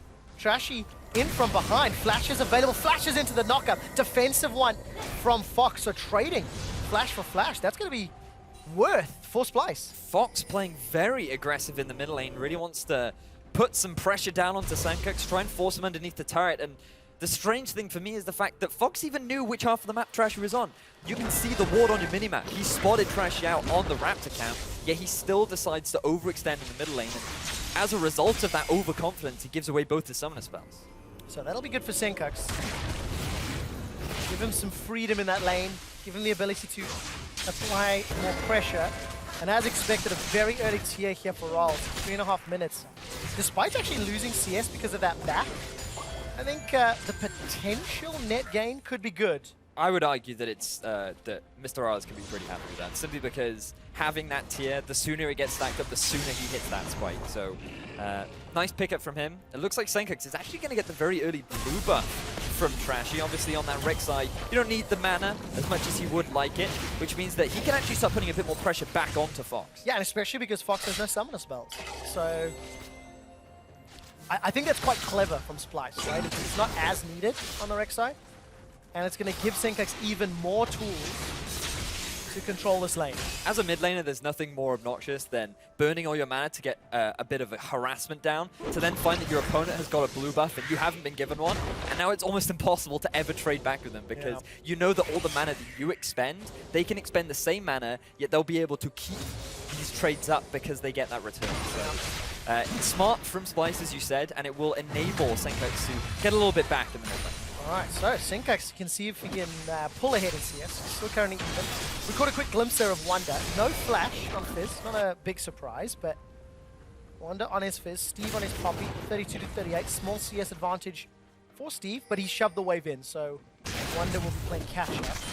So to talk a little bit more about this Fizz, because it's not something that we're used to seeing. We have seen it banned a couple times throughout the day. This is likely to be the full tank Fizz. Early on, what you'll do is you'll get the Corrupting Potion for that bit of sustain, and then often you'll go back for the Dark Seal, because what Fizz likes to do is he plays in a similar way to that tank top Echo, where you're basically obnoxious. That is pretty much your title. You like to sit onto the backline and you never die, because by going full tank and having that slipperiness in your nature, it becomes very difficult for the enemy team to actually lock you down. And if you just look at Schalke's lineup, they have very little hard crowd control to actually keep him in place and focus. So let's find out if Splyce can make use of that ability. There was, Mickey was able to land that Cosmic Binding. Morales took a bit of chunk, but it was returned. And Wonder, Body Slam Flash, that's what Gilius needs. I'm not going to use it, even though there's no flash from Wonder, he's able to just play for extra away. Very, very good Emperor's Divide. That throws Trashy under the tower. Chilling Smite comes down. There's no ultimate. Chaos Storm chases forward. One more tick. Sankux gets the kill. Great execution from Splyce. They knew that there were no summoner spells available on Fox. Trashy walks into the lane. He doesn't panic or anything. He waits to get knocked underneath the turret. That means that Fox has no disengage left. That allows Sankux to aggressively flash in and pick himself up that kill. So first gank from Gilius in that bottom lane does not yield results. But Trashy on his Rek'Sai has already blown a summoner spell and got his team a kill. So pretty good advantage here for Splyce. And Trashy versus Gilius was our featured matchup coming into the game. Here's that play once more. Yeah, it was just simply a matter of Fox using that ultimate maybe a little bit preemptively, because early on, Trashy's not going to be the damage dealer Sankux is. And the fact that Sankux was level 6 means that as long as he can land that ultimate, you're going to really suffer. So perhaps Fox could have just held on to his ultimate and used it on Sankux instead. But then we do have to remember that the duration of the ultimate has been reduced now on 611. So that was in part why Sankux was able to get that kill. Yeah, I think Sankux actually had his flash going into that as well. So potentially could have flashed over those Sand Soldiers. But of course, that's hindsight, right? Well, he said he doesn't need to now because the duration of the wall's been reduced. So that is another thing about Azir. His ability to siege has been significantly reduced, because no longer on the Arise can you actually use it on a turret anymore. So that when you leave an Azir in the mid lane now, just as if you try to set up a roam, it's not as devastating compared to what it was. Farm alarm was thrown down by Trashy as Rawls is trying to shove the tower out. First back here for Hobby. Will net himself that BF sword, the dagger, pink ward, down 400 gold. Basically, that kill that Rawls was able to pick up earlier. And Rawls has got himself a Manamune. So 8-minute Manamune. That is a very, very good early itemization spike that will just allow Schalke to get to this mid game ever so slightly earlier. Although one thing I've only just noticed, plus 20 CS for Wonder over Steve. Yep. Wonder, by going for this Fizz, he... while Steve isn't going to die in the 1v1 matchup because Wonder, he's not really itemizing for full AP, he's more going towards tank. As Mickey needs to be a little bit mindful here. Gonna be in trouble. Magical Journey. That was fantastic, actually. Was it? Although we run straight into Mr. Rawls. Another fantastic play. Mickey, Cosmic Bindings onto Gilius. Throws down the Tempered Fate, flashes away. And Mickey, well, he had to use a lot, but he saved his life. And he gets the deep ward down, which was his whole goal off the back of that play. While I do want to praise Mickey for his use of abilities to actually get out of that fight, he has to be very mindful of his opponent's position. He had no vision on Spraddle. He had no idea where Gilius was. And while the objective of the ward was to try and identify Gilius's location, unfortunately, it almost cost Mickey his life. But shouldn't have been there in the first place. I think that's what it boils down to. Yep. Look how this lane is now shaken out. Spraddle gets taken well below half hit points from good poke on Cobby and Mickey. And I'm looking at Mickey, no flash available, so if Gilius wanted to repeat his gank or roam around, it could cause some trouble for Splyce's duo lane. The thing we have to remember is that Schalke's composition is very reliant on the late game, so as much as Gilius could look for these early gaps, it might not necessarily be worth its time, because all Schalke want is an extended laning phase. They just want to guarantee item number 1, item number 2, and then we'll look to make plays. And as long as Gilius is prioritizing control of a vision and making sure that Trashy can't set up a good early game for Splyce, then Schalke have everything they want. I think the vision's a very good point, because last week, Schalke lost the game to H2K because they disregarded warding the Baron pits, and H2K were able to sneak that away and pick up a game, literally because of the buff. But Schalke need to be very wary, because one Splyce their games last week was picks in the mid to late game. And that's something that the Splyce composition can actually do very, very well. Wonder's going to look for Steve. There's support from Trashy, but not a lot of damage down. There wasn't really a lot of kill threats. No, that is full tank Fizz view. If that was in the mid lane, I would have been a lot more worried about that, as Cobby takes a lot of damage. So much flash forward. Mystic shot doesn't kill Cobby. Summon a heal keeps him alive. That is so close. Ooh, Fox, you might want to try and pick this one up, though. No, I don't think he can. There's a flash available. Tempered Fate comes out. Mickey once again saves his life. Even cheeky enough to stun Fox against the wall, but Schalke will break open this tower, chunking it down. Uncontested. I was looking at Fox right there going, you have many options for a play right now. You know that Mickey has no flash, you could commit for the kill, but Fox decided that his summoner spells were more valuable than overcommitting for that kill. Decides not to pick that one up, but fortunately for Schalke, they still get quite a lot of damage down onto that tier 1 turret in the top lane. Yeah, may be able to take it, actually should be able to take it. Though Mr. Riles is backing away, leaving Spraddle to finish it off. Support is coming up here from Cobby. He's picked himself up that recurve bow. Mickey can look to engage. Magical Journey, again, very good. Slow comes down from Spraddle, and potential root dissuades any further action, but the tower's still standing. Does still stand. Looks like that Ralaz was more interested in going back and picking up his Shi. Wants to have that damage threat so that in the lane he can trade a little bit better with the Caitlyn, who now, having completed both that BF sword and the recurve bow, as you mentioned, will be a little bit tougher to deal with now moving forward. But Trashy is the guy I want to keep my eye on. Again, looking for another gank in the mid. Let's find out. Knock up connects onto Fox. Chaos Storm dropped by Senkux, and Fox is forced to arise and shift away. So what I actually really like about this play is, notice that Splyce didn't hard commit for the kill. Their whole objective was to force Fox away, because after Fox tried to set up the roam in the top, they actually lost a lot of damage down onto this mid turret. And now with the two members of Trash and Senkux, they may be able to get even more into this mid tier 1 and take it for themselves. It seems to be the objective. The rest of Splyce, though, are putting a lot of pressure up top. Rol's left alone as Spritle backed away. And Splyce, they've got themselves 1,000 gold lead, but there's a number of towers very close to falling over. It just depends on which team can get the advantage. Trashy, I think, spotted Gilius, but decided not to challenge for that red buff.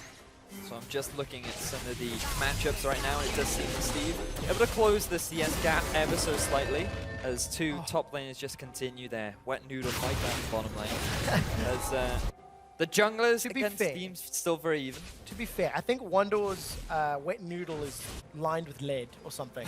I think his hit's just a little bit harder. Just a bit. As he's actually getting a bit of damage down to Steve, but Steve is like, why is a rabbit attacking? Yeah. Who gave this rabbit some kind of weapon? Yeah, that buckler shield from Steve is very useful in preventing some of the damage. But Mickey, you know, every time Mickey's been under threat, he's landed a good Cosmic Binding, pretty good Tempered Fates defensively. I want to see if he can do that aggressively and proactively to set things up for the rest of his team, because Wonder's got that teleport. He's got Chum the Waters. It's a bit of a risk, though. Something you have to be very mindful of is overcommitting in this early game. But Splyce, this is kind of the moment that they need to try and make these plays. They have the tools in their kit to set it up. You have the Tempered Fate from Mickey. You have the TP flank from Wonder. You've also got the Global Ultimate from Trashy. But instead, Schalke are just going to pick themselves up a free turret. Yeah, Splyce actually backed away. All of that work earlier from Schalke allowed them to secure it. You didn't see if Gilius walked over a ward. I don't think that he did. Gilius has snuck his way in. Yeah, Cobby and Mickey have no idea. Body slam flash into the Gragas ulti. Cobby flashes forward to find a journey. Will not find it instead. Back to the fountain. Fantastic execution coming out from Schalke. Gilius buying his time, waiting for the ever so slight overextension from Cobby, threw out the ultimate into the binding from Spritle to then set up Rallas to pick himself up the kill. Well executed and good game awareness, really. You know, Gilius, he waited in that bush. A bit unfortunate for Cobby and Mickey to walk forward.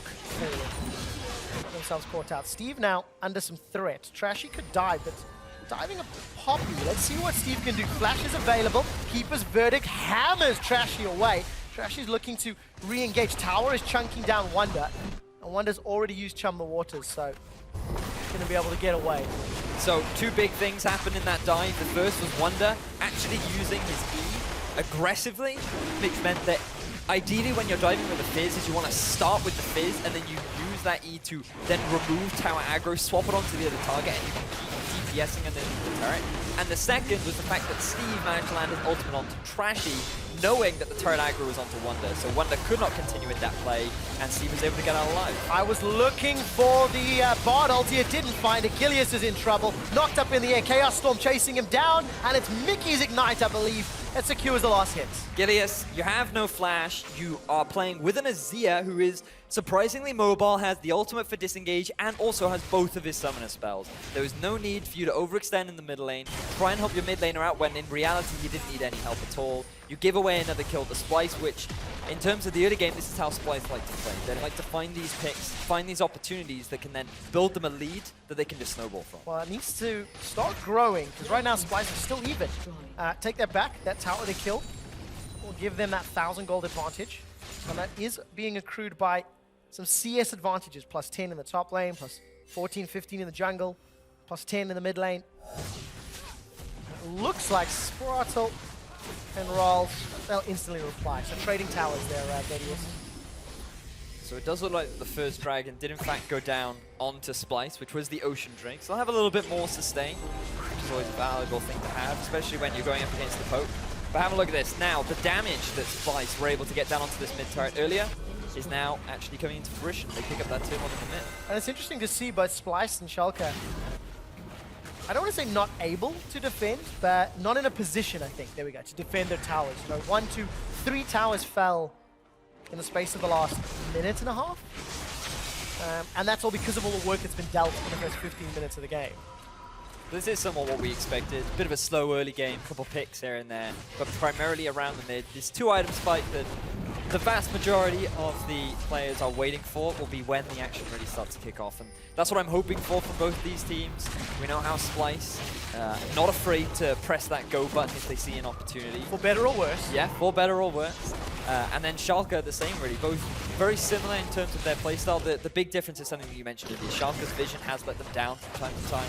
And if you just have a look at the map right now, there is very little deep vision coming out from Schalke. The fact that they have been able to take 2 turrets and are yet to extend their vision line so they can look to take this mid one is a bit of an indicator of their tendencies around wards. Got themselves 3 pink wards at the very least, so there is, I think, the tools to push that vision and to set something up. Baron will be spawning in about 2 minutes' time, and will become a threat in about 5 to 10 minutes. But before any of that happens, Mickey is once again caught behind enemy lines, or in the middle of enemy lines. He'll take a magical journey, I think. Almost rooted, but is able to escape with his life. Why does he turn into a penguin? It doesn't make any sense to me why he just turns into a penguin. That is a question you will have to ask the skins team. Just, like, even thematically, like, Bard doesn't even slightly look like a penguin.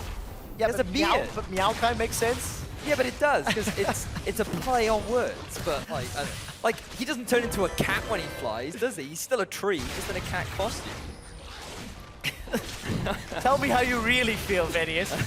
But tell me after this Rift Herald fight. Trash and Wonder backed away, Chaos Storm comes down. He's gonna start burning down Steve, but with the Sunfire Cape and the Visage, the Spectre's Cowl rather, working out in his favor. So Teleport's gonna come down here from Schalke. Rawls is running for his life. Chum the Waters connects, but the damage is blocked. Mickey ends up helping Rawls temporarily. Exhaust comes down, Wonder's gonna get pinned against the wall, and Rawls takes him down. Turn their attention to Cobby and Mickey. The timing on Tempered Fate. Oh, just ever so slight miscommunication. It was so obvious to see what Wonder was trying to do. He wanted to get the CC down onto Rales because he thought that the Tempered Fate had missed. Rales was like, hang on a second, they're both coming at me at the same time. I can just soak both these up. Initially, Rales feels like he's safe because his support is there, but the teleport flank comes in. Rales realizes he's left up a creek without a paddle, but then this just ever so slight mistiming coming out between them means that Rales is able to buy enough time for the rest of his team to then come in. Steve gets the knockback down onto Mickey. It ends up being a 3 versus 2. They get the collapse down onto Wonder, and this Fizz, if you actually get the target focus down, he's actually quite easy to kill. Very well played by Schalke, and they thwart the pick potential that Splyce can put on the board. And if Schalke are able to outplay Splyce like that, you know, when the teleports are available again, when those ultimates are thrown down again, it is a good sign for Schalke going into the mid to late game, especially because their Ezreal has got Iceborne, has got Muramana, is 3-0, and is now starting most likely that player game. These are the spikes that we've been raving about. Having already completed, the advantage of getting that very early tier means that the Muramana is now, Manamune, sorry, is now completed. No, it is the Muramana. Yeah, when it gets upgraded. Yeah, when it gets upgraded. But the Iceborne combined with that as well a bit of lifesteal, means that right now he is so much stronger than the Caitlyn. And this is the opportunity that Schalke have been waiting for. If they don't force a fight now, then they're missing a really big spike that they have over their opponent. Well, they got 30 seconds to wait for the next dragon. We'll even out that Ocean Drake score. And there's no TP available for Steve, so if they wanted their tanky frontliner, or an additional one rather, they'll need him to drop by. Though, saying that, Ilias isn't the most beefy. He's got himself the Runic Echoes as well as that Locket, so a lot of utility in his jungle Gragas. A lot of pick-making potential. Wonder plus Senkai's going to chase down Steve and force him away, but yeah, this is kind of what we're expecting from Schalke. They wanted to play for the mid-game, mid to late game. They've got this team comp that arguably is a little more versatile, and this time around I think their vision's a little better if you look at that mini-map, Edius. It certainly is. It looks to me like they want to set up for this dragon. They know that they have a great setup right now to actually force a fight, but it's actually Splyce that get there sooner. They've actually got the positional advantage, and we could see a fight right now. Yeah, especially because Fox is nowhere near. Schalke, despite the vision, despite half being set up, either opt out, chose not to fight, or simply mistimed it. Weren't ready in time. I think it was just a big misplay from Fox.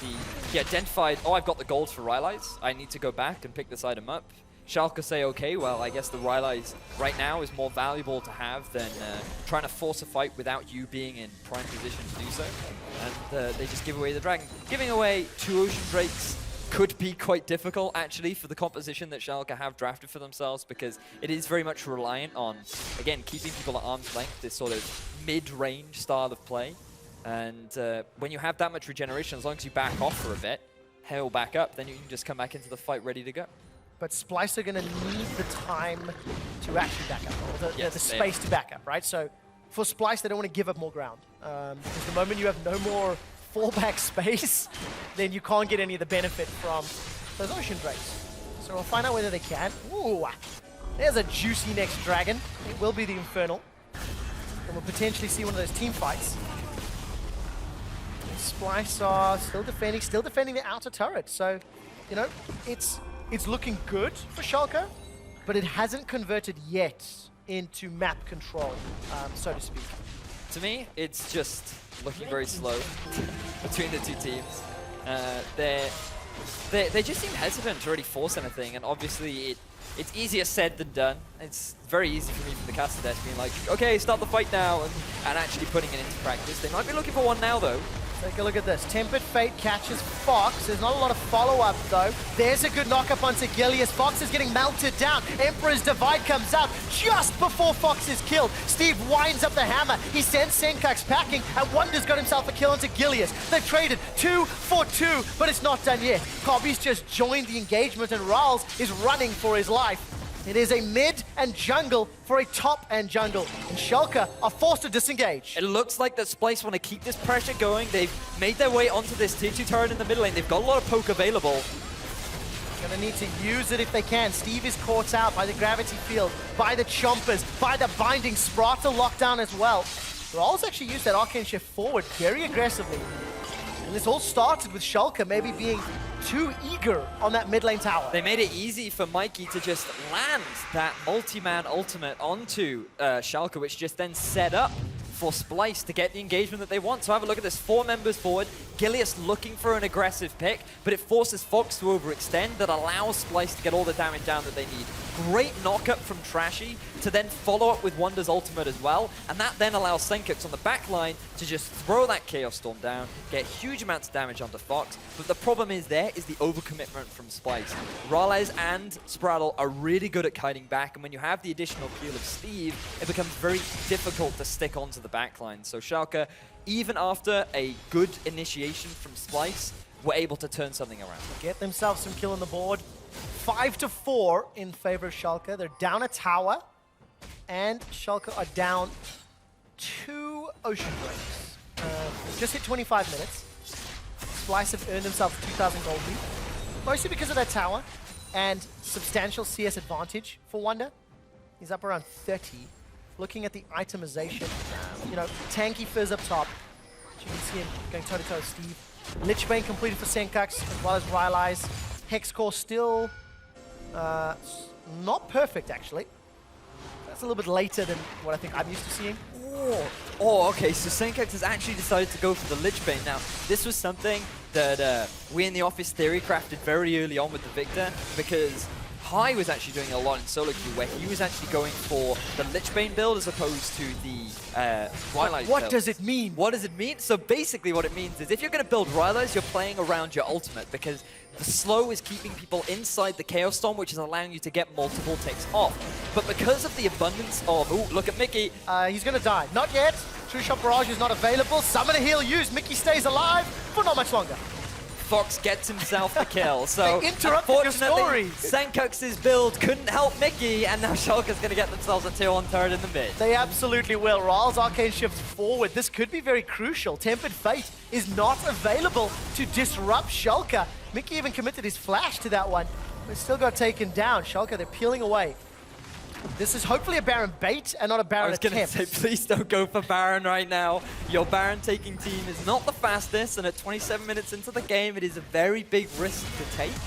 But it looks like, ooh, Steve's going for the engage. Flash for flash. Nobody gets pinned against the wall, but Cobby and Senkux get away with their lives.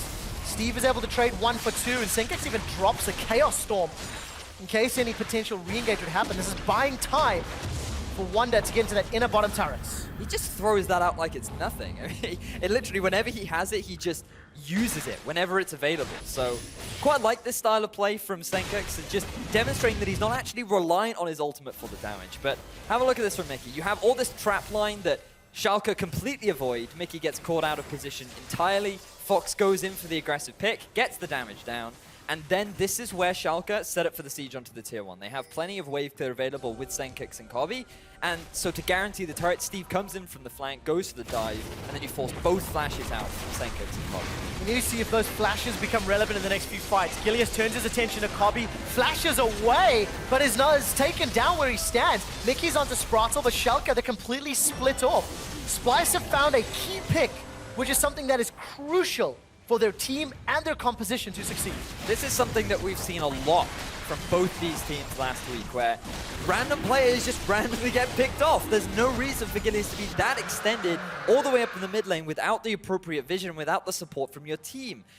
You had your flash available, you hold on to it for the longest amount of time. You have a huge amount of disengage available and you decide not to use it. You give away the third Drake of the game over to Splyce. That's going to be an additional 8% AP and AD. And on a champion like Victor, that is massive gain at this point. And it gets even better. The next dragon is going to be another Infernal just before Elder Drake. Baron has been started. Splyce, they are forcing Schalke's hand. Baron is going lower. It's 1,000 hit points. It's picked up by Splyce. Schalke, they can't even engage. They didn't have Gilius with them.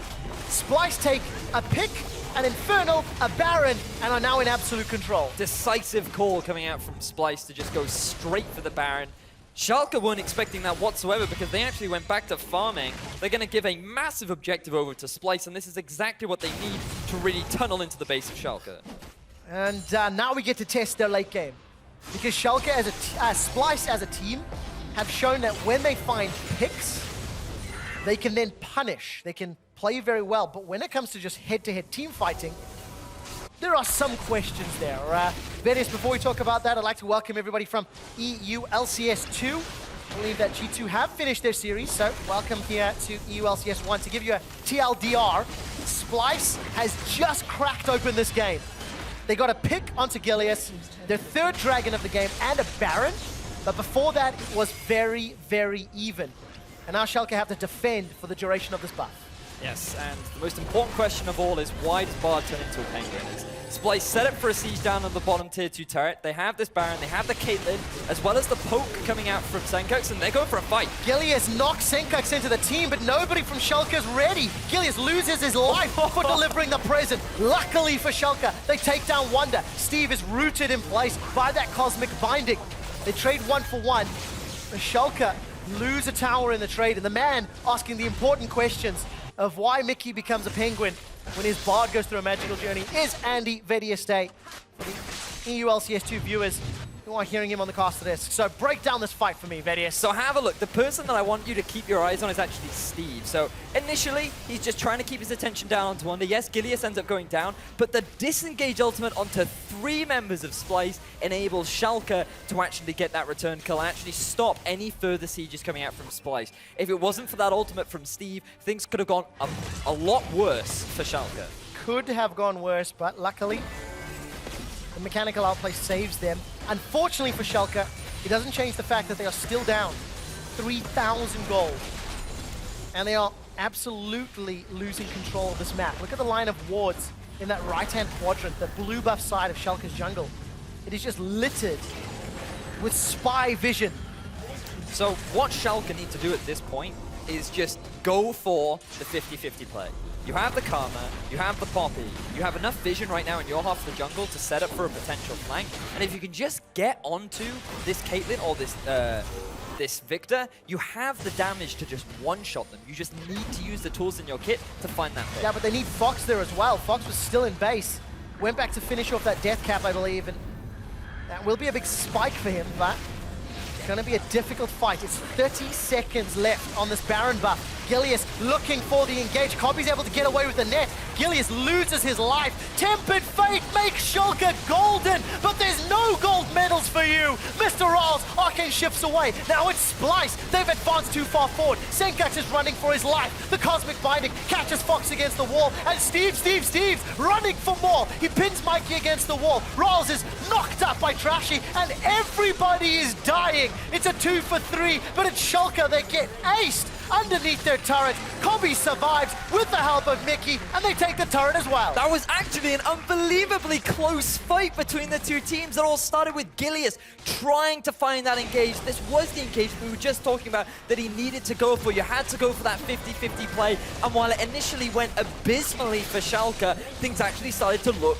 great for them because Fox, he gets a great ultimate, he actually keeps them at arm's length, which is exactly what Schalke needed to do, but then this was the point that you mentioned. Good luck keeping Wunder at arm's length. The moment he got onto that backline, he was just doing so much work for Splyce, and then with Cobby dealing that extra damage, it just went all in the favor of Splyce. So have a look at how this all gets set up. Gilius goes for the 50-50 play, the execution just wasn't on point, he gets dropped immediately. The Tempered Fate actually gives enough time for Schalke to reevaluate their situation, and Fox goes to the play. So now they're at that mid-range gap where their DPS is the most efficient. They can now just keep people at a distance, but this, the binding from Mickey with the follow-up from Wunder, drops Fox, and that is a lot of damage lost for Schalke.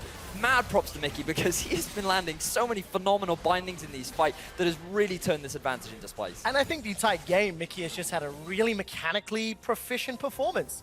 Even when he's out of position, he's able to mechanically fight his way out. That Baron completely opened up this game, and Vedius, that's 3 Barons across 3 days that Splyce has been able to pick up. And that's exactly what they got in the entirety of the spring split.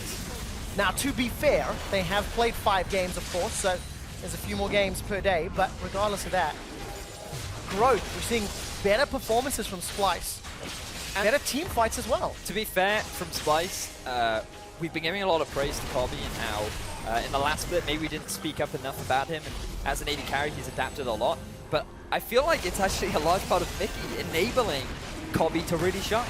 And we'll find out if he can do it again. Schalke, they're challenging for the Infernal Drake. The next one will be Elder. Tempered Fate finds one, but it may not matter. Dragon secured by Schalke. That's an additional AD and AP. Steve is now taking the brunt of the Chaos Storm, and the fight's become messy. Mr. All's been jumped on. Splyce, they've got themselves a double. They've secured their 3rd kill of the fight. Trashy and Wunder looking for more. That's a triple kill for Cobby, and it's going to be Senkax that closes out the ace.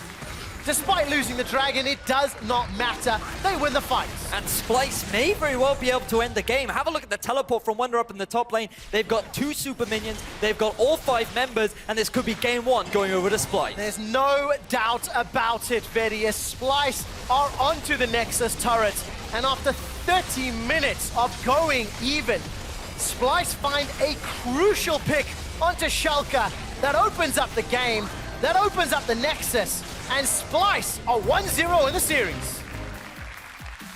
Splyce taking that game in slow early game fashion, but in these mid to late game fights, I can't praise Mickey enough, especially in that final team fight, because it was so good what Mickey was doing with those bindings. He landed the crucial binding onto Fox, which completely denied him from using his ultimate, getting at his damage, and that just meant Rollos was left with the fishes. He literally got dropped into the deep end, and he had to fight sharks all by himself, and he couldn't do it.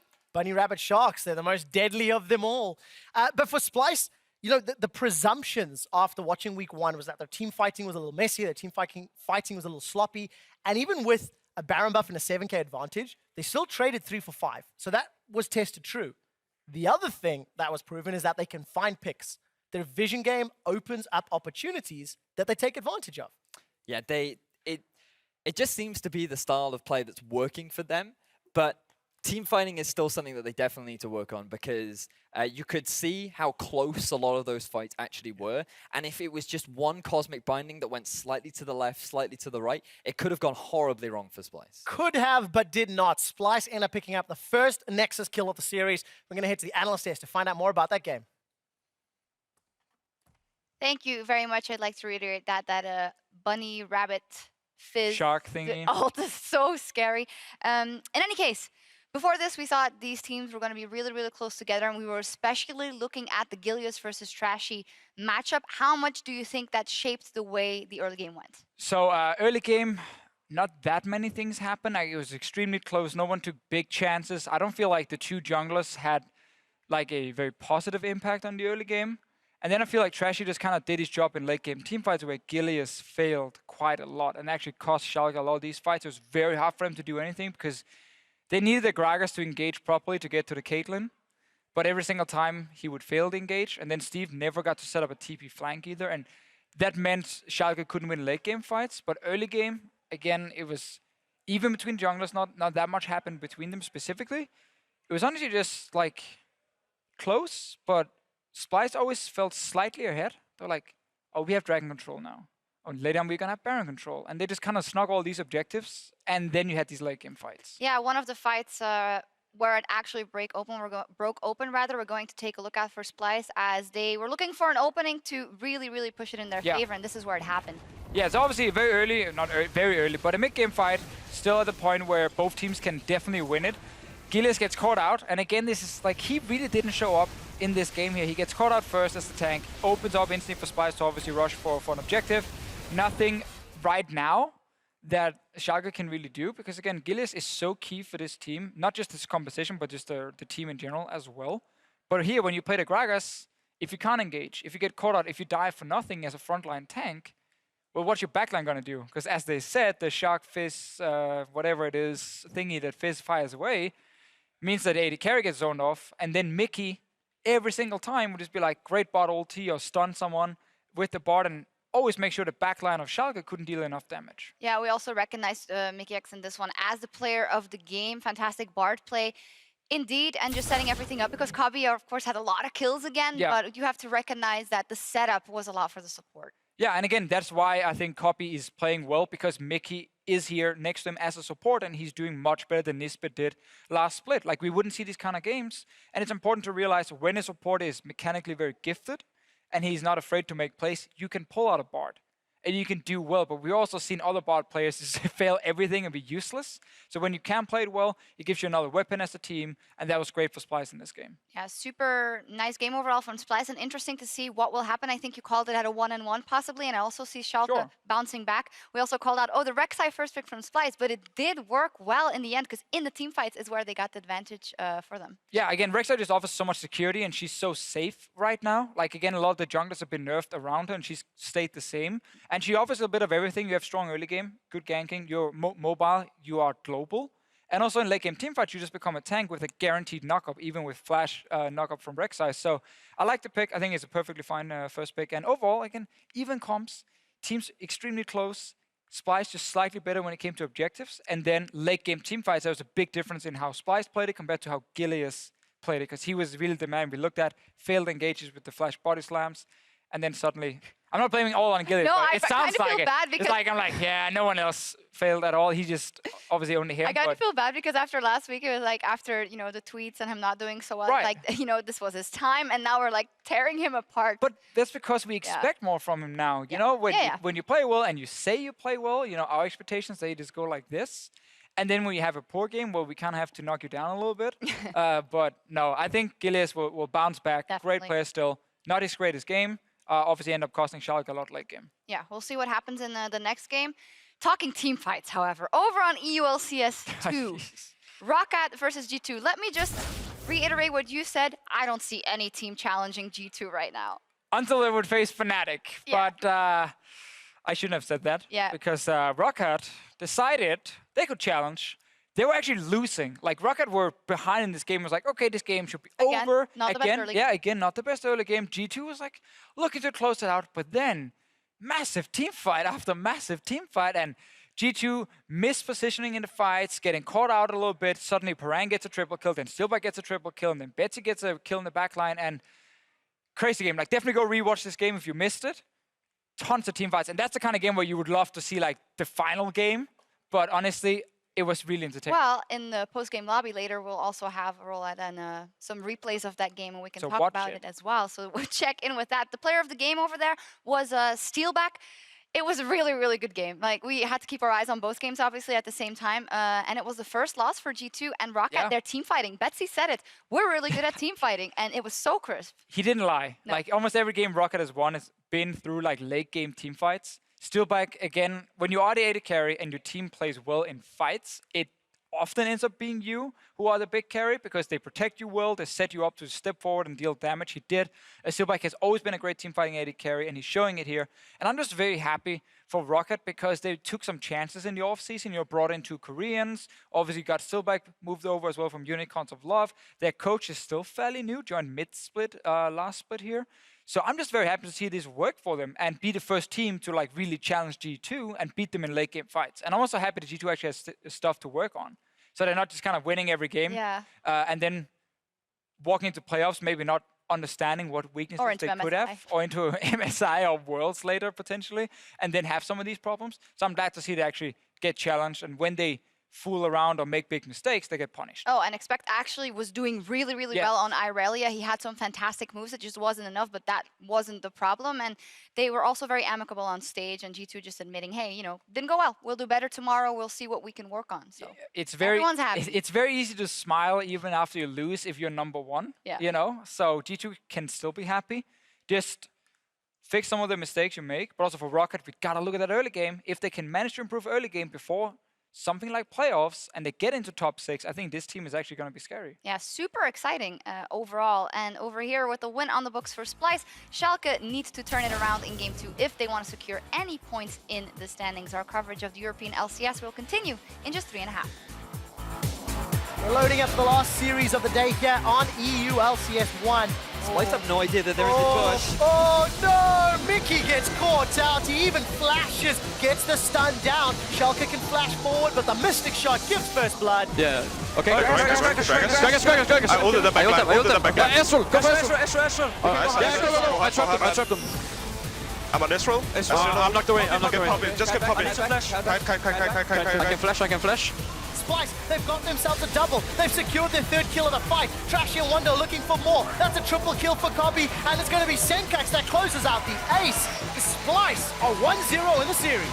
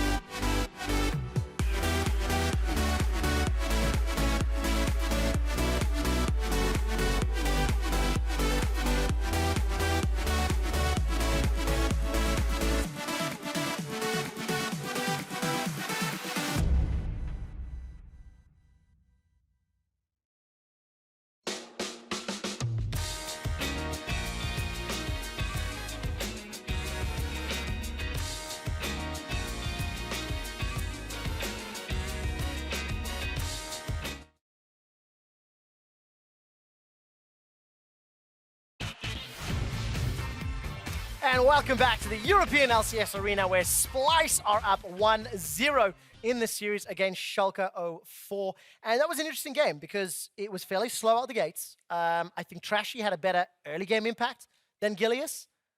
But then Gilius had that monumental mistake. He got caught in the mid lane. It allowed the Dragon, it allowed the Baron, and then Splyce just closed it out. So another game where Splyce find that crucial pick that opens up the entire map. Yeah, I mean, it seems to be a common tendency that we're seeing in a lot of Splyce games where if they get that pick that allows them to just start encroaching on enemy territory, then they seem to be a lot more comfortable and then they can play their game. And to be fair to them, that was a very clean game that they were able to execute. A lot of small, smart decisions that came out from them that resulted in small leads that they eventually turned into a win. And I quite like that because leading into the game, Deficio on the analyst desk was talking about how a lot of the games that he's watched from the desk today have been quite crazy, maybe sloppy, maybe a little messy.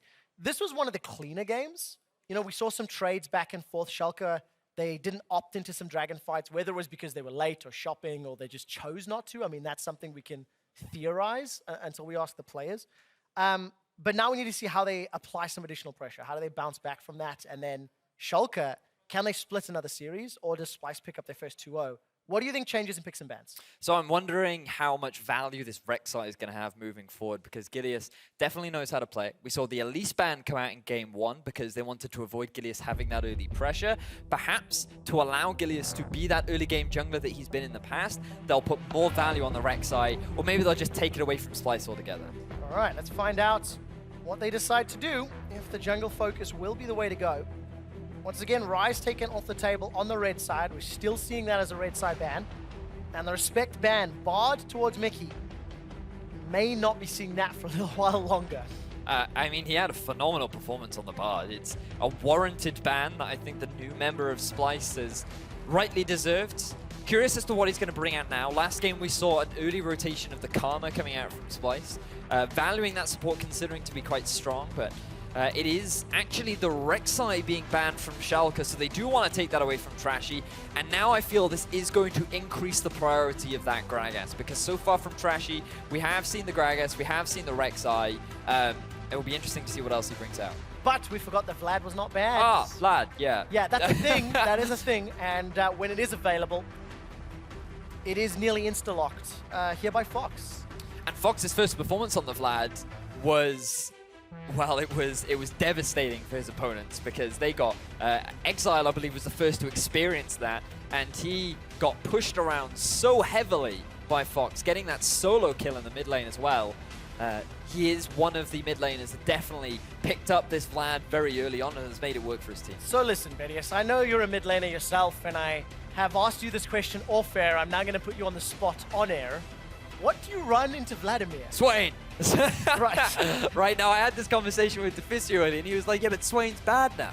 And I'm just like, well, even after the nerfs, he can still do what he does best, which is be really irritating to lane against because he trades back and forth. We've seen Splyce run it in the past.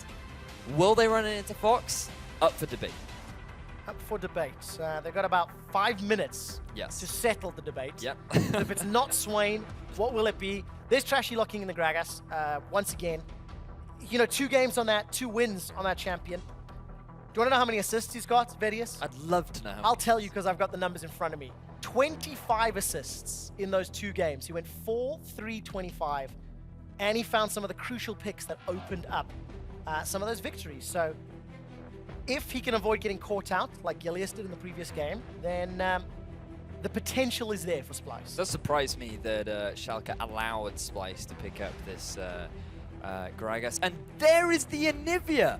All of the analyst desk predictions have come true today. We saw the Nami, we've seen the Ashe, we've seen the Alawi, and now we've gotten your Anivia that you managed to call. So we've got 4 for 4 today. To be fair, the only one of our picks that was a little bit out there was Deficio. So he deserves a little bit more of a cookie because we have seen the Anivia into Vladimir over in the LCK. We have, and this is another great pick into the Vladimir. It's actually very difficult for the Vlad to trade into the Anivia because she is another champion that's really good at keeping you at arm's length. She has that incredible slow in her ultimate, and the crowd control from her Q is a lot easier to use ever since the mid-season changes. And even though on 6-11, the mana costs on her ultimate have ever so slightly increased, she is still an effective laner that can trade very well into the Vlad. Yeah, a lot of tools to deal with Vlad, and as well as the stalling ability is something that this is a champion that is famous for, especially here in Europe. We're going to see another Zyra. I'm quite happy to see Zyra back in the meta. I just find her a very interesting champion to watch, especially with some of the changes that we've seen over the last few patches. And that is a very long-range, frustrating duo lane to deal with the Caitlyn Zyra. That seems to be Splyce's go-to strategy with their duo bottom lane. They had the Bard with the Caitlyn last game, now they're going for the Zyra. They just really want to bully Rallas and spraddle around, and by picking up this Zyra, you're going to have so much more lane presence. And if you just think around these dragon fights that now are rising in popularity, we didn't see so much in this game, but that Zyra ultimate can do some real damage in these mid-game fights. Especially when you combo it with the potential AoE damage that Anivia can put down. There's great team fighting options here for Splyce, but the one thing I'm not seeing a huge amount is that very reliant on landing a skill shot from Anivia, from Zyra, or a barrel from Gragas to catch someone out. And we'll find out if they can. Right, Schalke, team composition locked in. Another Irelia today. And Spratel's got his hands on that Alistar. The two games that, well, two of the games that Schalke have won, he's been playing on that Alistar. 0 deaths so far. So it looks like Schalke setting up for a 1-3-1 right now. They have the double teleport on the Irelia and the Vladimir as well, and you have plenty of wave clear with the Civic, combine that with the Kindred too. And not only that, they do actually have quite powerful late game team fighting with the Vladimir, Kindred ultimate to keep you alive, and the possible flank and pick potential that Irelia has, who now on patch 6.11 is actually a lot stronger when you combine her with the Trinity Force changes. So Schalke, again, going for a relatively well-rounded composition that has a number of options available to it, but it still takes a little while to ramp up. Yeah, and I think a non-traditional front line, you know, in the terms that it's going to be the Vlad, it's going to be the Irelia, the Alistar. Obviously, Alistar is going to be great as long as his ulti's up, but not your normal tank that we're used to seeing. On the side of Splyce, it will be the Fizz once more for Wonder. I felt like he had a very good performance in that previous game, especially in those late-game team fights, found the targets he needed to. And we get to see, will Fizz be able to contain and control this Irelia? It's actually a very difficult matchup for the Irelia. She really does struggle in the early game to trade back and forth with the Fizz, and Wonder can put a lot of hurt down, build up a massive CS lead, just like he did in game 1 against his counterpart. If we're going to be seeing a lane swap, I do expect it to come out from Schalke. Irelia not the best in lane swaps, but still, you kind of want to avoid that 2 versus 2 as well as the 1 versus 1 for as long as possible. Especially true when you have a Alistar support into Zyra support.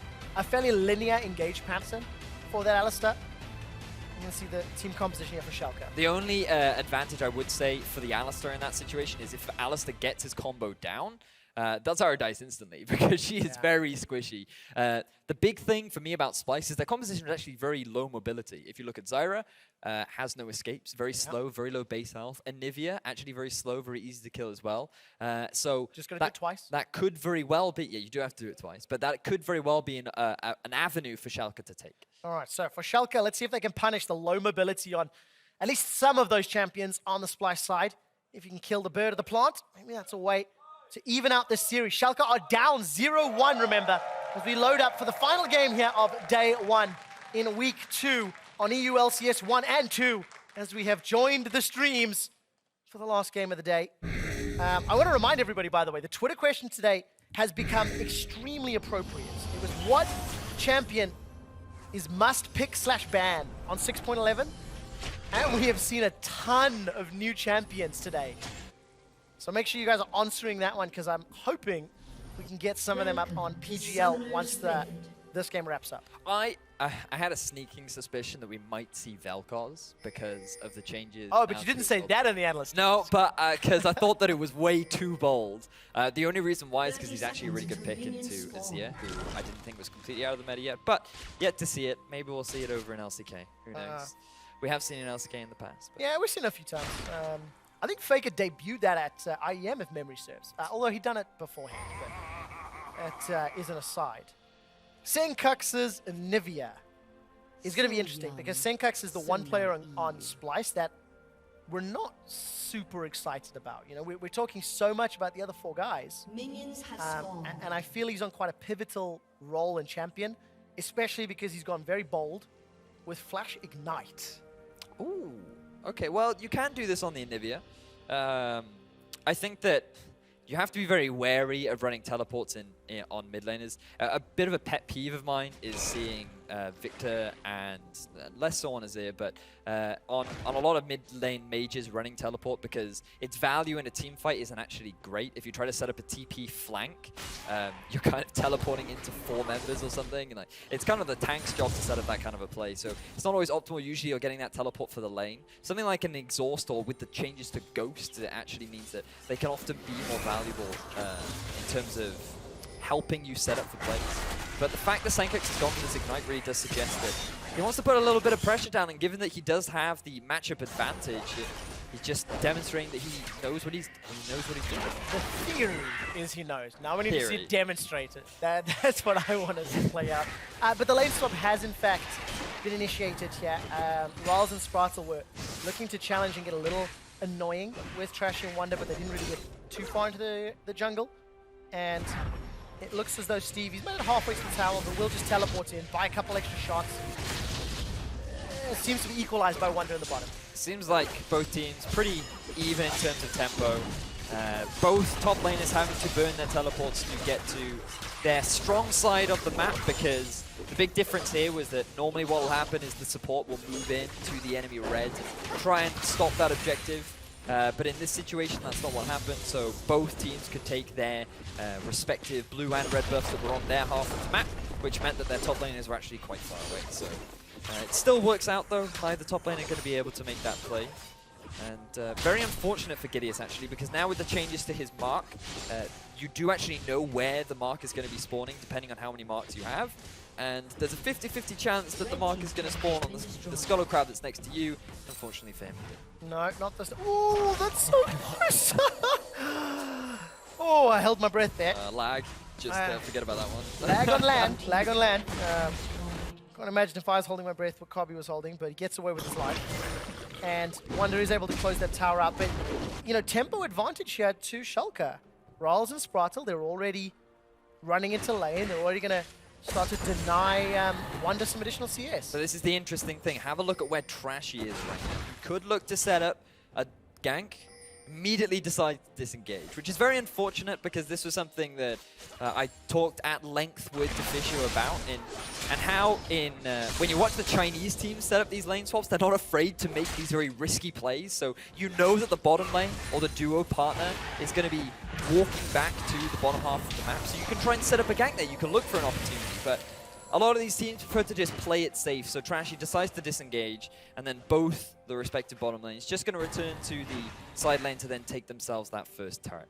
Yeah, no real advantages. We saw that first big trade there between Fox and Senkux. Senkux was able to get that Flash Frost and get the stun down, but Fox not too bothered by it. He still built himself up a 14 CS advantage very early on. That is sizable at this point in the game. It certainly is. And this is the thing you have to bear in mind about Anivia. Yes, the matchup overall does go in favor of Anivia, but she does have a very weak period between level 1 and level 5, where if she doesn't land her Q, it's actually very difficult for her to trade back. And because Vladimir is very good right now at shoving you into turret very early, thanks to the changes to Ties of Blood, as well as the Crimson Rush, which allows him to sustain a lot more in lane, you can punish the Anivia very early. You can force it to lose a lot of farm under the turret. And because of the teleport advantage that Fox does in fact have, he can be hyper-aggressive, get away with it, because he can then just return to lane whenever he wants. And that's exactly what's happening. There's the teleport to lane just a few seconds ago. Spectre's Cowl picked up. And looking elsewhere, I mean, Dragon is pretty early here for Schalke. Going to get their hands onto Ocean. Could potentially help them out, actually, if they want to play the 1-3-1. Keep themselves sustained through any of the push. Grasping Roots rather. Not going to find their target as Mickey shows his face. So what you want to do here now as Schalke is return to standard lanes. You know that Splyce is going to send their AD carry back down to the bottom lane, who's likely going to start pushing. And so what you can then do is, well, actually, this is quite smart from Schalke. They've set up a deep ward because they want to identify what Splyce are going to do. And if Splyce do decide to shove, then it's just better to send your bottom lane back into the lane that's shoving towards you. the like, great lesson that I learned from being here in Europe is that what you always want to do is have the weak collect the farm and have the strong push the farm. And typically your AD carry and support have been the ones that have always been collecting the farm. So they're the ones that want to shove it up because they're your strong. Whereas your top laners, they're the ones that have been starved. So they're the ones that want to receive. So the powerful push while the weak receive is a great way to identify where you want to be putting. You can make a League of Legends motivational quote with that, you know? Motivational, the strong will push. Picture of minions, you know, sitting in the lane, zoomed up nice and close. Strong will push. There we go. See, I like that. It's a motto to follow if you're in. If you want to learn about lane swaps, really.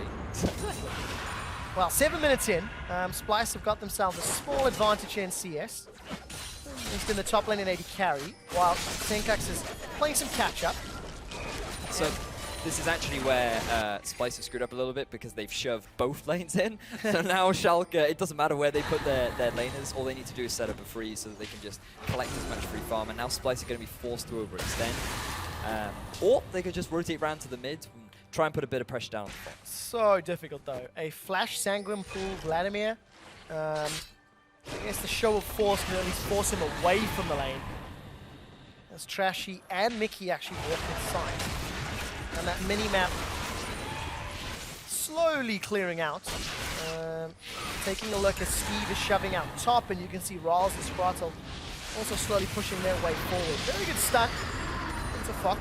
He kind of walked into that skill shot, to be fair. So this is actually where the matchup starts to go in favor of Senkax. He now has his wave clear ability. He's not going to get shoved under turret anymore. He's got his tier, which, for those unaware, the best way to think of the advantage of tier is it reduces all of your abilities' mana cost by 15%. So on Anivia, highly valuable.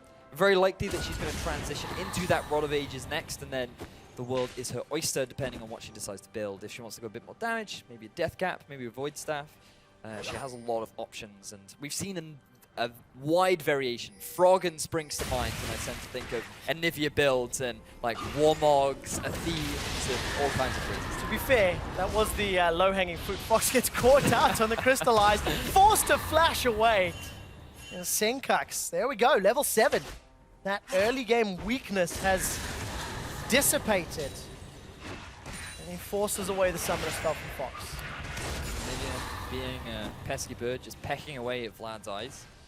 As he struggles to deal with the pressure that's coming out. As we now return to standard lanes. Everybody matching up against the equal counterparts. The lanes are just going to constantly push back and forth. Neither team willing to push past the river through fear of a potential gank. And you can set those ganks up with a Gragas and a Kindred.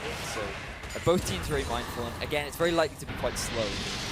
And I think for the side of Schalke, in terms of those ganks, a lot of pressure now on Sprotle and Steve when he gets involved, because that's where the CC comes from.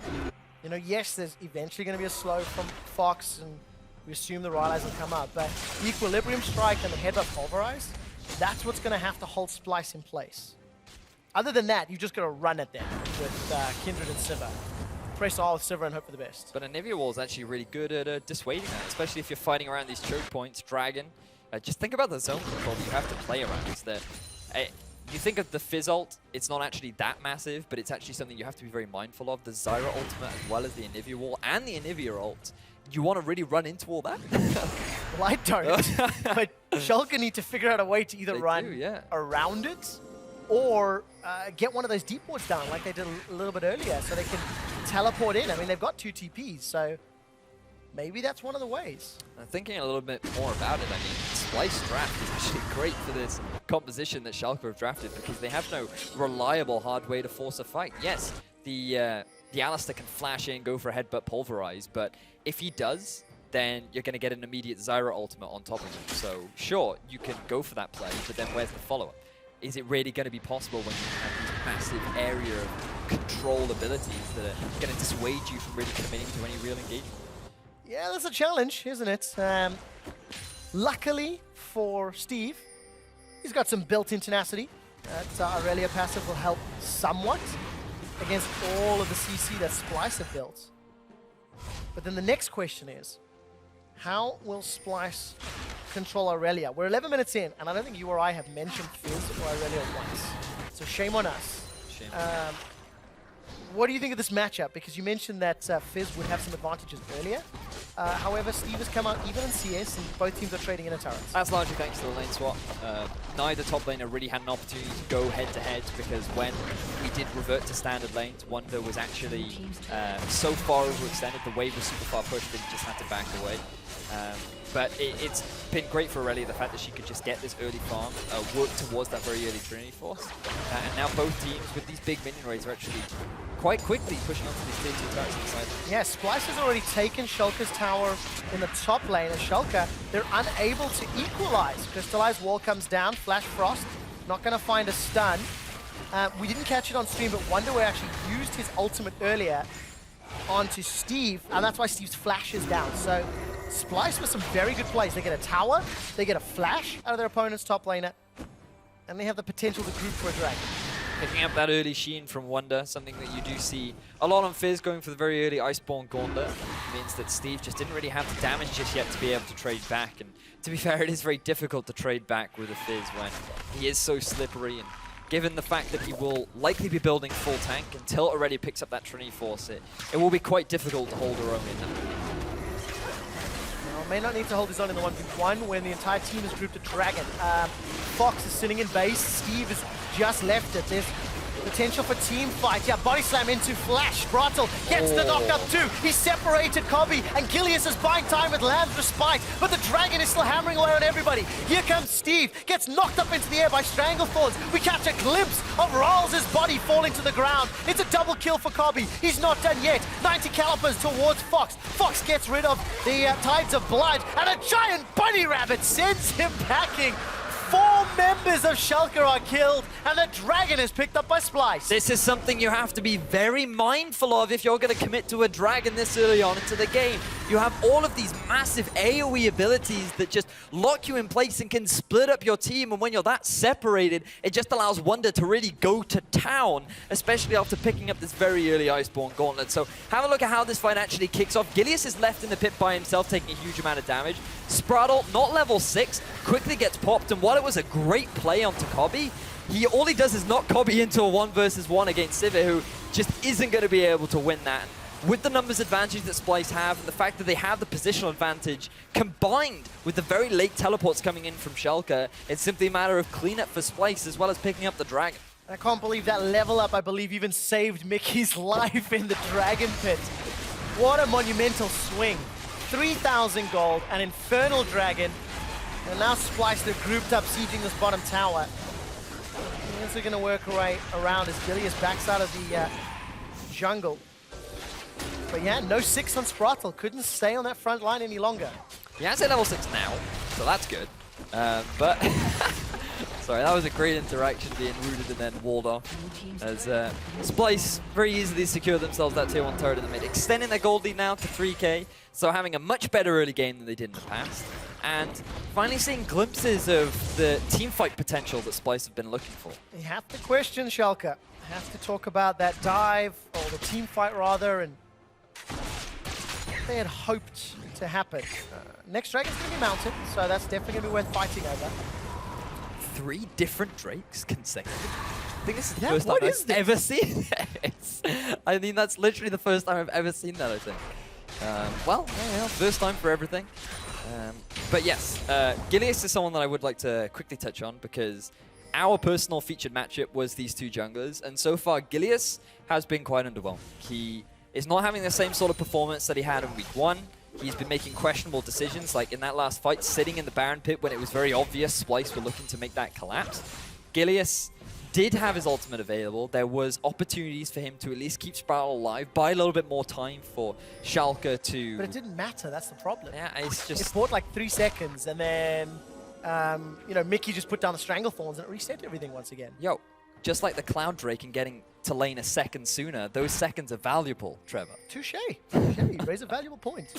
But yeah, it's just Gilius. I'm still waiting to see more from him. He is playing this Kindred. He has completed now his jungle item, the Blood Razor. Not Devourer anymore. Yeah, not Devourer. That's the worst part. I wanted to help The you, but I was yellow like, one. I wanted to help you, and I was like, it's not Devourer, it's not Devourer, I can't help you. I'm just going to go with jungle item. See, I don't play jungle. It is by far my weakest role. It's my second role. Oh, I'm so bad at jungle. Like, I'm legitimately harmful to the team. It becomes 6v4 if I'm playing jungle. Just play Graves and farm. It's just like AD carry 2.0 is...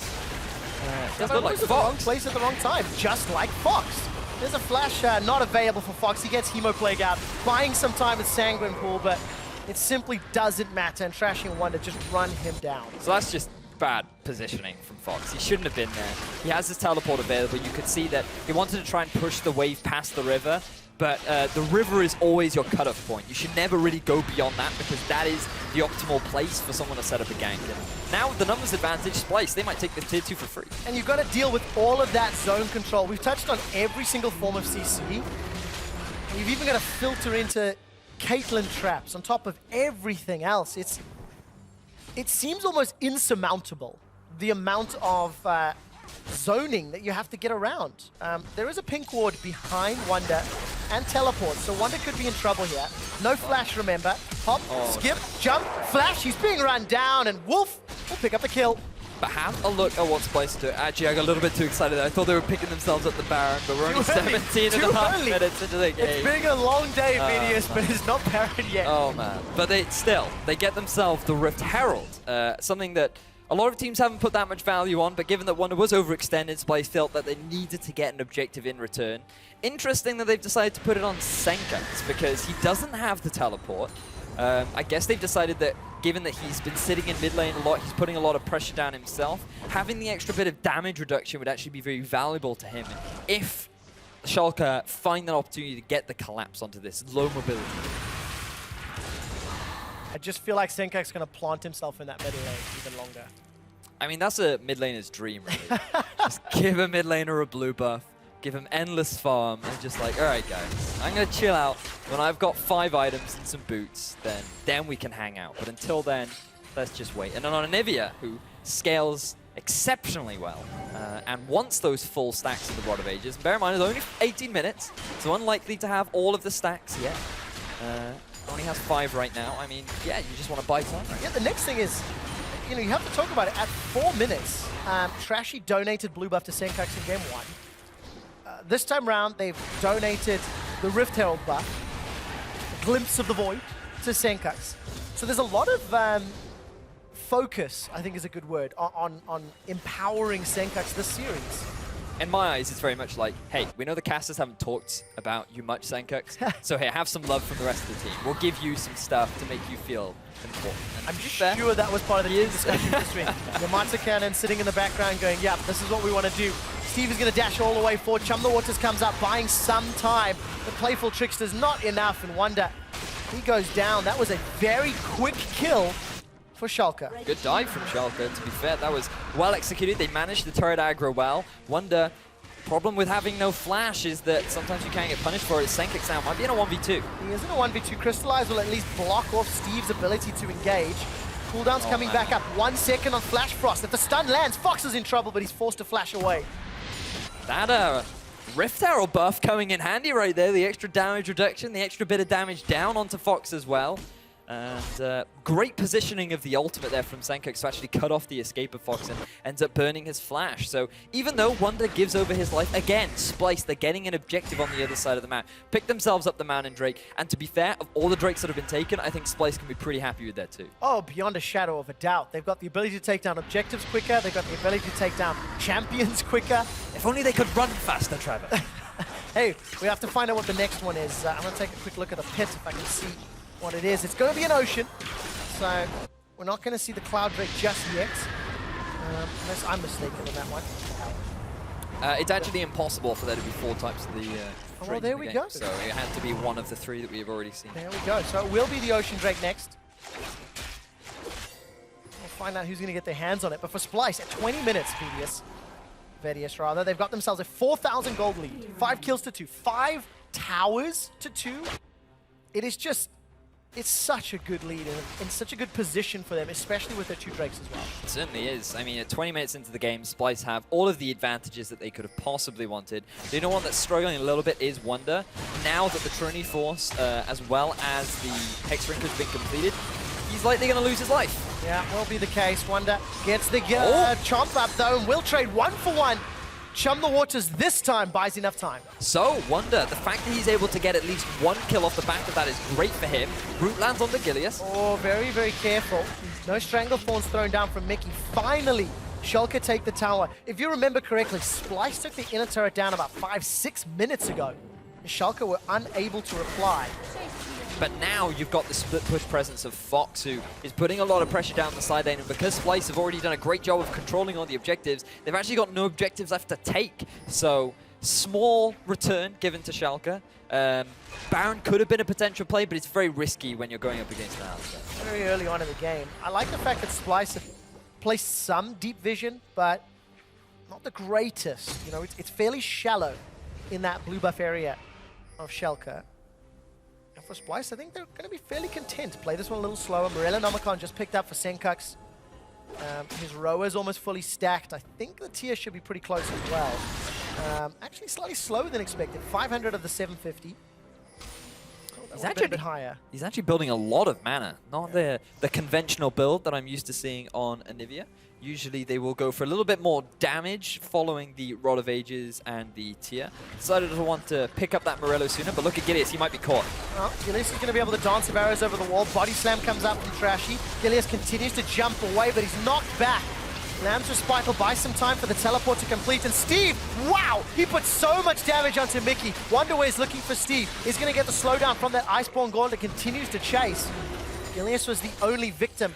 That ward that Schalke had in front of the Baron Pit has now timed out. So there's no more vision for Schalke in the pit.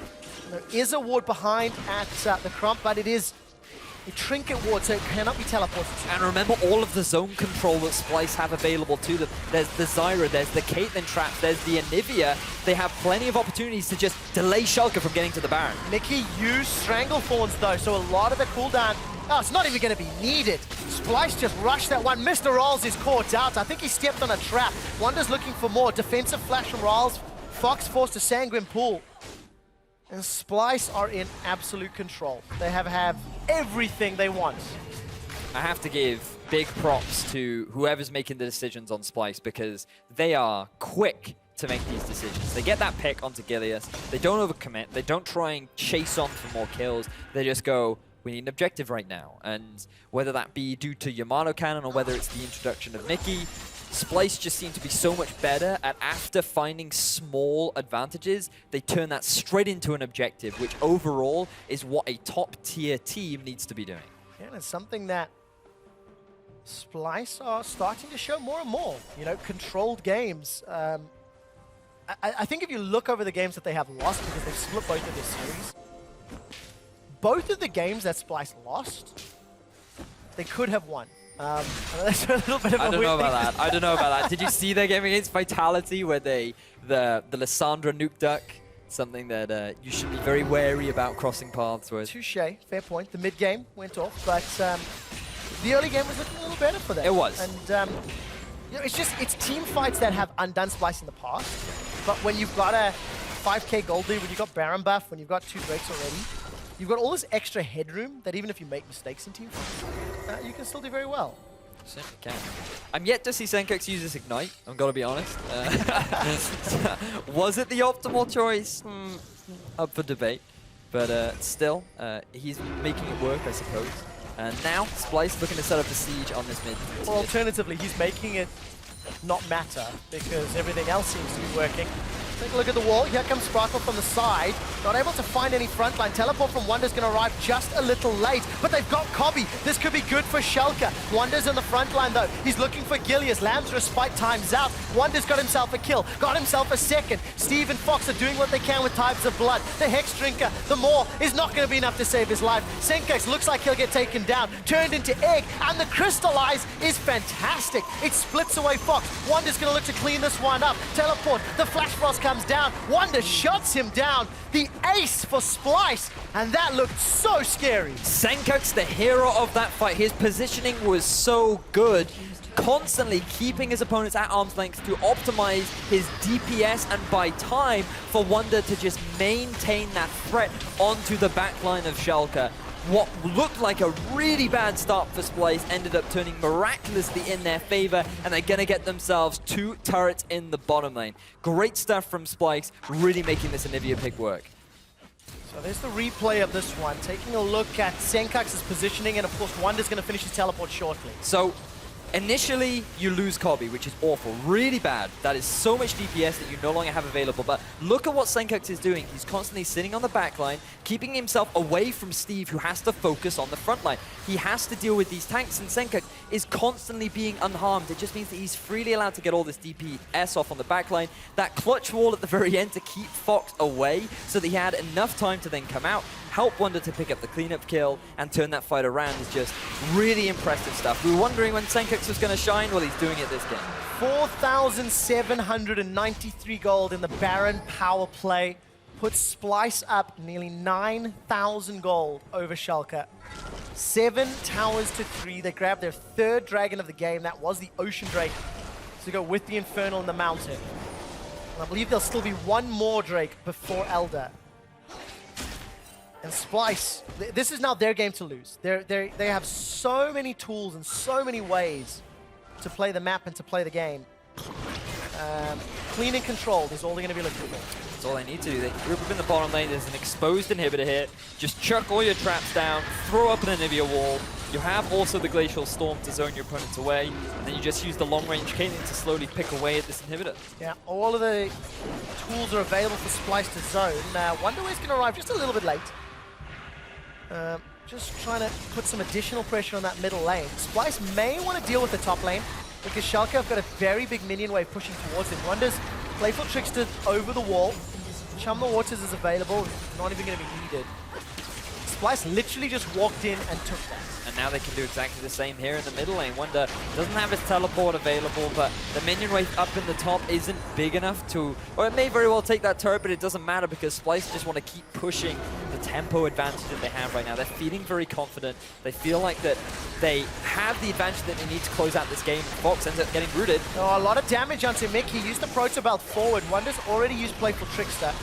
Flash Frost stuns nobody. Sparkle gets caught out, gets pinned against the wall. Fox throws down the Hemo Blade. Boomerang Blade splats across. Kobe's down. Where is Senkuk? Running for his life. Wonder's buying some time. Chum the Waters knocked up the backline of Schalke. Rawls, though, takes so much damage from that Glacial Storm. Sparkle rooted, taken out by Mickey. They end up trading 1 for 1. Splyce, unfortunately, their fights seem to always start with Kobe dying, which... I'm no expert, but I would say that losing your AD carry at the very start is not a great way to kick off your fights. You want to be setting up a perimeter around your AD carry to try and keeping him alive as long as you can. Splyce, this could be a bit of an overcommitment. They need to be mindful, but Fox is in trouble. He's already used Sanguine Pool. There's no Hourglass, remember. Wonder dashes forward, hops out, chasing out. The Proto Belt throws Fox in range of Wonder, but not a lot of damage. That's a very tanky Fizz. Iceborne, Spirit Visage, and Sunfire Cape. Now Fox is just trying to take control of his own jungle. Can Steve get that red buff? We'll find out. Looks like it was smited away actually by Trashy. Fox once again roots to the grace. Those grasping roots doing so much work. The barrel comes back with Trashy. Body slams forwards. The audacity of Splyce in what was a 2v4, eventually 3v4. Here comes Wonder. Chum the Waters is available. Wonder throws it down, catches onto Steve. That sends Steve up into the air. He will go down, not before he takes Mickey with him at least. But it doesn't matter, Splyce, they're on the tower. So many good walls coming out from Senkuk. It's really impressive, just constantly cutting off the escape of Ralos, and Splyce, with the numbers advantage, might actually try and look to close out the game. They're onto the Nexus turret. Splyce have taken 1. Decided to play this one just a little safe, back away to the mid. Inhibitor turret, take down the inhibitor as well. And Schalke, well, there's not a lot left. Not a lot of hoo-ah for them to call on. So the safe play right now for Splyce is they have 2 inhibitors in their favor. A lot of damage goes down onto Gilius. Yeah, Gilius is taking a huge chunk, forced away. Lamb's Respite's been used. Teleport comes out for Fox. Let's see what he can do. Hemoplague is available. Tides of Blood doesn't do a lot, and Sprattle is already killed. God, so much damage. Splyce are just destroying Schalke. We bought a few seconds, folks, but it's a triple kill for Cobby, and this will leave the last Nexus turret the target. Crystallize prevents Steve from getting away. It's a quadra kill for Cobby. And that's what happens if you don't lose your AD carry at the start of the fight. Now, Cobby, with that quadra kill, he's going to move with his team to close out game 2. Splyce obliterate Schalke and pick up their first 2-0 of the summer split.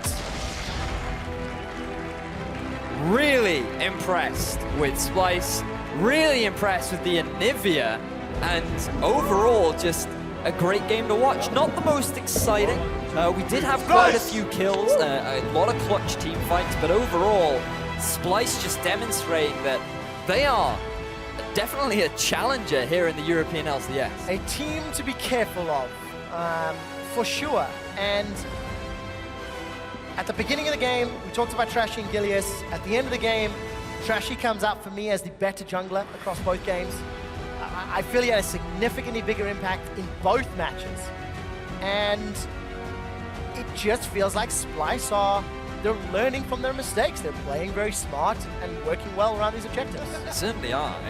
The early games consistently go well for Splyce right now. They seem to get the laning phases that they wanted. They then transition that into a great mid game where they're constantly finding these picks, playing around objectives surprisingly well, and every time they get themselves a kill or they set themselves up for a vision, they just quickly take those objectives.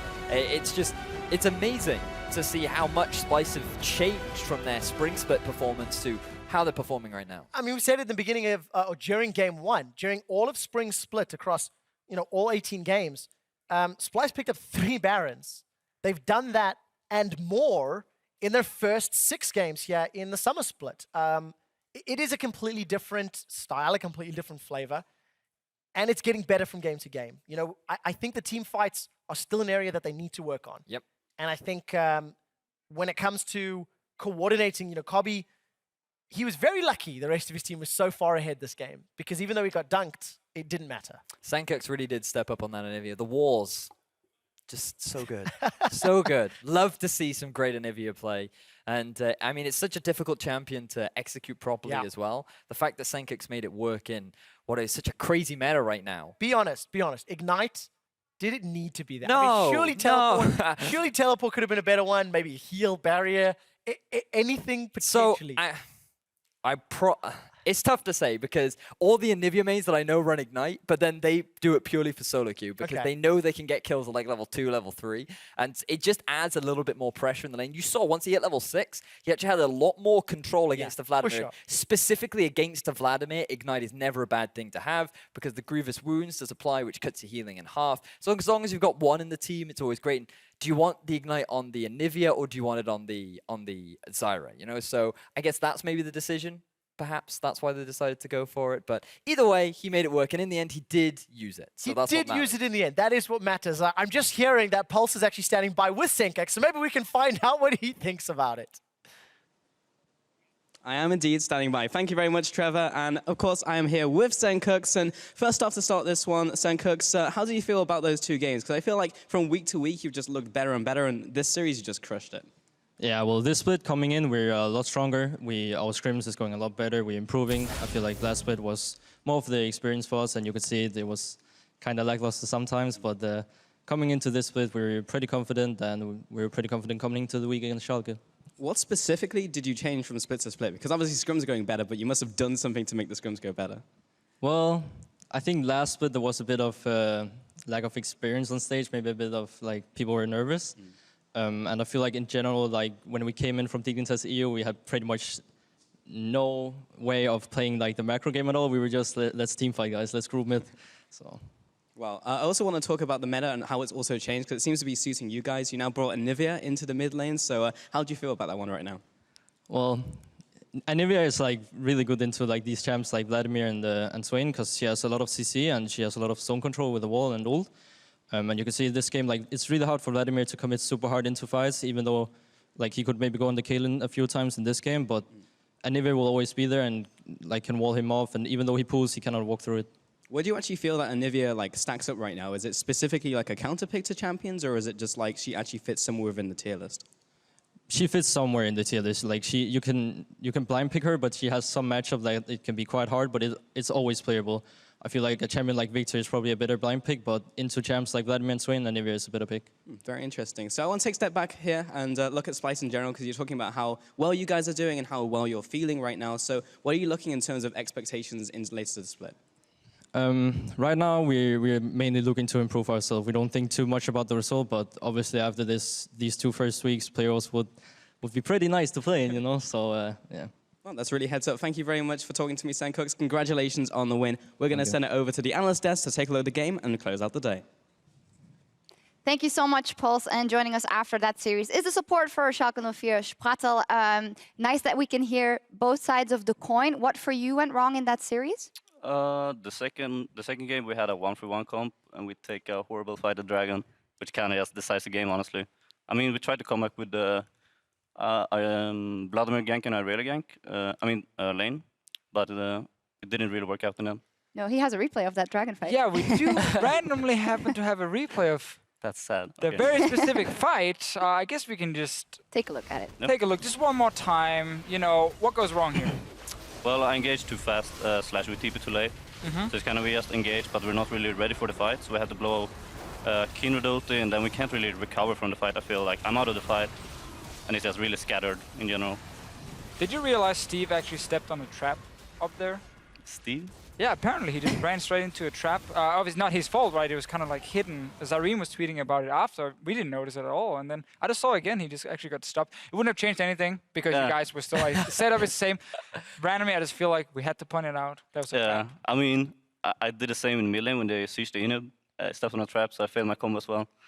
They're cheeky, those traps. Yeah, exactly. Like straight in the ward. Like, what do you do? Yeah, and part of the game there for Splyce, obviously zone control traps, teeny zone control, but you know they ran the Anivia that we've seen in other regions. Anecdotally, Splyce, this is a comp that they actually ran back in Challenger last year, very similar. So there is a level of comfort for them in those kind of zone control team fights. Yeah. How is it fighting into that, where you got to fight into, you know, like an Anivia and then little areas zoned away by Caitlyn? How is that for you as an engage? Yeah, it's very special. Like, you feel the time, there's a ticking bomb, you just have to engage at one point as they have set up everything perfectly.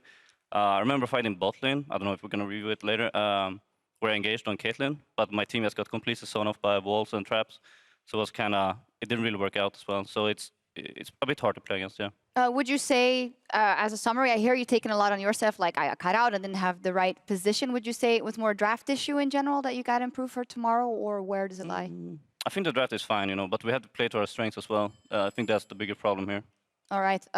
With that, Splyce did play to their strengths, and the player of the game for us was Sancooks, and it was interesting because we were questioning him at times as well today, because all the other players had stepped up, but he had a great Anivia game. Yeah, I kind of feel like every other player just kind of grew up faster than him. He's now trying to catch up, and he did play well in this game. Obviously, he talked about the matchup being good. Anivia into Vladimir. Again, you can kite him around, zone control of the wall. Is this something you guys agree on as well, like Anivia being a good pick in Vladimir? I haven't honestly seen it, but I mean, they insta-locked it when we picked Vladimir. So okay. That was very well planned from them. What do you make of Splyce, maybe more specifically the bottom lane? Because Kobbe has been having some really great games. The relation of Kobbe with Mickey seems to be really paying off. Do you notice that in playing them? I totally do, yeah. I played them a lot between the splits. They play a lot of solo queue, the dynamic queue. And they have really been working on like synergy, I can tell. Like a lot of Twitch Tarek and stuff like this. But they're definitely stronger than last split. So I look at this bot lane, and now please disagree if I'm going too far. But comparing, I'm setting myself up here. It's my favorite thing to do. Spit it out. But every single bot lane we have in the LCS right now, I'm actually looking at Mickey and Kobbe as like, to me, probably a top 3 bot lane right now. If we just like look at the entire bot lane, because it's like Sven and Methi are the best. Absolutely. And then like you can argue maybe like Yellowstar Reckless is in there, but not laning wise. I don't feel like they're that strong, and I feel like their Kobbe and Mickey is actually better. Yeah. What do you think maybe you and Rallis would then add in? I think, like, I'm going to be honest, I don't think we're a very strong bot lane. In the straight up laning, I think Rallis knows a lot about the game. So we're like, we can make up for that. But like 2 versus 2, I don't think we're that strong. I think we were strong in last split. Maybe more comfortable picks because the meta has changed a lot. But I still think also we're trying out some stuff. So. And is Mickey and Mickey, I think he's definitely like really mechanically good. Played him a lot in Schalke, as I said, and he really can win the lane versus you. Top 3. There we go. It pains me that I can't instantly disagree with you. I think we've got a lot of bot lanes that with work, I think, can get to that point. We saw the debut of Raya today. I butchered that name. You can say it properly. Pretty good. How do you say it? Good old Danish shrimp. Raya. Raya, altogether. So he didn't have a perfect series and by no means anywhere close, but I think that's a player that has the potential maybe to step up into that role. Very long road for him though before he gets that far. I haven't seen him too much lately in solo queue either. Like I remember when he was called Critbud. I used to see him a lot. Played a lot with Crep as well, though. Yeah, apparently. Yeah, but lately I haven't seen him, so I was quite surprised when he was making such a big impact in the qualifiers and Challenger series. Yeah, we'll take a look at the Raya and Vitality later. However, we're going to load up into the post-game lobby first to check out all the other games that happened today.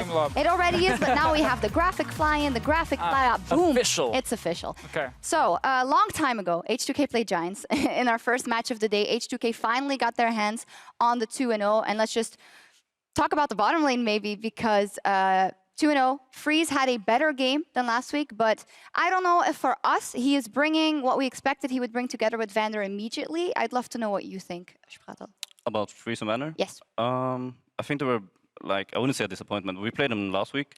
They didn't do too much. You don't feel too much pressure when you play against them compared to, like, Forgiven and Vander. It was, like, it's a really good lane. So it's a bit different. I think they still have to, like, work on a bit, but I think they're going to get better as well. It also seems like Freeze, it's something he talked about in interviews once he came back from North America, that he kind of changed his style. It's no longer about trying to be like a lane bully for him, but more play with the team. But the style HK likes to play often involves having like fairly strong lanes that sets up like tower pressure, and then you can either tower dive or you can obviously quickly rotate. So maybe he has to change his style back a little bit. It's obviously not that easy, because if you have maybe lost a little bit in terms of pure mechanical skill compared to Season 3 Freeze, which obviously was a very good player. It can be difficult, but his Ashe today was great. They played Ashe Zyra, in case you missed it. Yeah, I saw it twice, right? Yeah, twice, yeah. Fairly dirty comp, especially if you hit level 6. It's kind of unfair to play against, but yeah. I mean, let's touch on the meta was crazy today. Yeah. We've seen all kinds of things. Bottom lane specifically, the Zyra, obviously, the Nami got picked so many times. First pick. Called it. Yeah. First pick in the draft as well. Oh, yeah. Just what do you make of the support meta right now? I honestly don't make anything out of it. As I said, we're still trying a lot of stuff. And it's like you have to learn the matchups as well. But usually you have like 4 matchups, let's say 4 matchups. But now you have like 15. So it's like really hard to learn everything. Yeah, Mitzi said it last week as well. We asked him the same question. Exactly And the he same said, answer. I have no idea what's going on right now. Who, in terms of teams or drafts or coaches, would you say are best equipped to roll with the punches? So I actually think draft-wise, Roccat seemed the most set on what they were doing, because they had a very, we're doing what we want to do, and you can just do you, and as long as our champions are available. They picked like the Janna in the second game, and everything worked with the disengage comp. I like their draft. I don't think their execution's quite the best on it. We had a weird support meta in game 1, where we had Bard ban, Braum ban, Karma ban, Nami first pick, and then from there, Mithy's like, I guess like Alistair at that point, and could never really engage properly. So very, very strange things going on stream too. Yeah. Yeah, I mean, Nami first pick, that has never happened ever, as far as I know. So. It should. Yeah, I agree. Well, let's take a look at some highlights from that game. Vitality taking on OG. I said the Nami first pick coming in for game 1, which they ended up winning. And a lot of eyes were on the bottom lane matchup. Rhea on the side of Vitality, Xpeke on the side of OG. And Rhea didn't make it easy for himself. He decided to pick Vayne in his first game in the LCS. And, you know, it was actually a decent showing.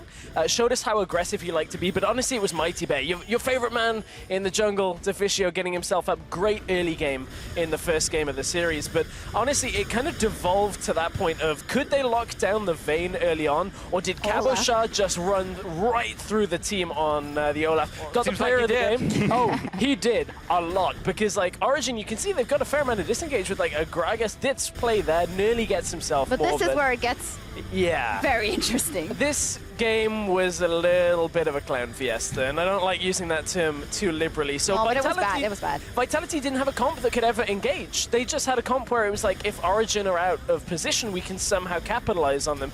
And you can see Origin finally show up with Niels and the rest of the team. Just were able to deal, oh sorry, Peke, slipping back into old habits. They were able to deal with a lot of what Vitality still had to offer there, and honestly, Vitality just couldn't ever engage in that second game. But it's crazy to me that Origin lose the AD carry, forgiven out of all AD carries, by the way. Their mid laner turns into an AD carry. They play 1-1 against Vitality, and I mean, Peke obviously had Nice flashes over the wall. some crazy plays here and there, but to me, they shouldn't be able to get a 1-1 in this. But it actually shows, first of all, how good Peke is and very quickly adapting to at least a decent level.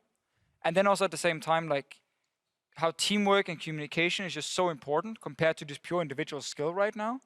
And he obviously adds a lot of that. So according to the Origin guys, they're actually playing better with Peke as an AD carry compared to Forgiven. It looked like it. Yeah. And it kind of looked like it. Yeah. Do you agree in this whole like teamwork and communication is above like individual skill? Yeah, I definitely think like like a straight up mechanical performances can't get you very far, but it's more like knowing the game and how to play it. So yeah, I was a bit disappointed we didn't see the TP from expecting AD carry. The meme. Maybe next tomorrow. Yeah, I was thinking a bit about that maybe it's perfect for OG because they get to practice with Power of Evil in the mid lane, but Expeke is still on the team to add it's that all buff. planned, by the way. Forgiven is coming back next week. Joke, I'm actually not out. No, but I mean, Peke was also saying in a post-series interview with Pulse, how like, well, obviously it's not ideal, but I am learning a lot as we go, and maybe that's a good kind of bonding experience for the team, and it could do wonders for the momentum that they managed to get this first victory. I mean, sure, we can't really disagree with that statement. Right, awesome, let's move on. Yeah, they got a 1-1, they won in the first game. You go, Peke. Cool. I think it's big as well that they get it versus a team such as Vitality. Like, they're still considered at least a top 6 team, a playoff team, so get a win from them. I think they're very disappointed as well in Vitality. They've only tied, by the way. They haven't like gotten No, 0 of course yet. not. Yeah. So there's like 1-1 all the time Vitality, and they actually look decent and then look really bad. That's the weird thing is like they'll win a game and we'll be like, ooh, Vitality are back, and then they'll lose one in a horrible manner where you're like, ooh, how did they lose that? They just kind of made a mistake and lost the game straight away. You said that they picked themselves into a corner. Right. Have we seen that a bit too much? I actually respect Sean's a lot when it comes to his drafting and coaching. I think they innovate some very fun things, like the Zillion Bard we saw. Obviously, last split was really good. Sometimes maybe, we obviously don't know, is it like Sean saying these are the picks only we play, or is it some of the players giving input? Like, I don't know how it is with Schalke either, if it's like players and coach, or if it's just like Nif doing all the pick and ban. I think mostly like the players probably has the final call and they just pitch a new champion like, hey, I want to try this and try to work something out. And then like, oh, I can play this matchup, I can snowball it, and then you pick it. So there have been some question marks for sure.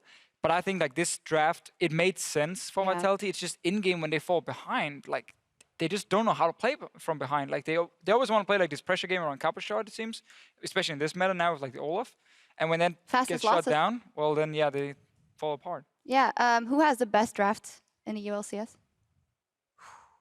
I'm gonna say G2. I have no He's backing out of this one. I'm gonna say I'm singing a Schalke right there. I'm gonna say I prefer Rockats. I don't necessarily think they're better, but I like what they're doing, as I mentioned. Like they have a game plan, right? Exactly, it works for them. All right. That's always a good discussion, by the way. Yeah, that's like how much should you draft what is strong in the meta compared to how much should you draft what works like specifically for you? Because it's always a problem if you give away too many like top tier picks, right? What works in the meta right now?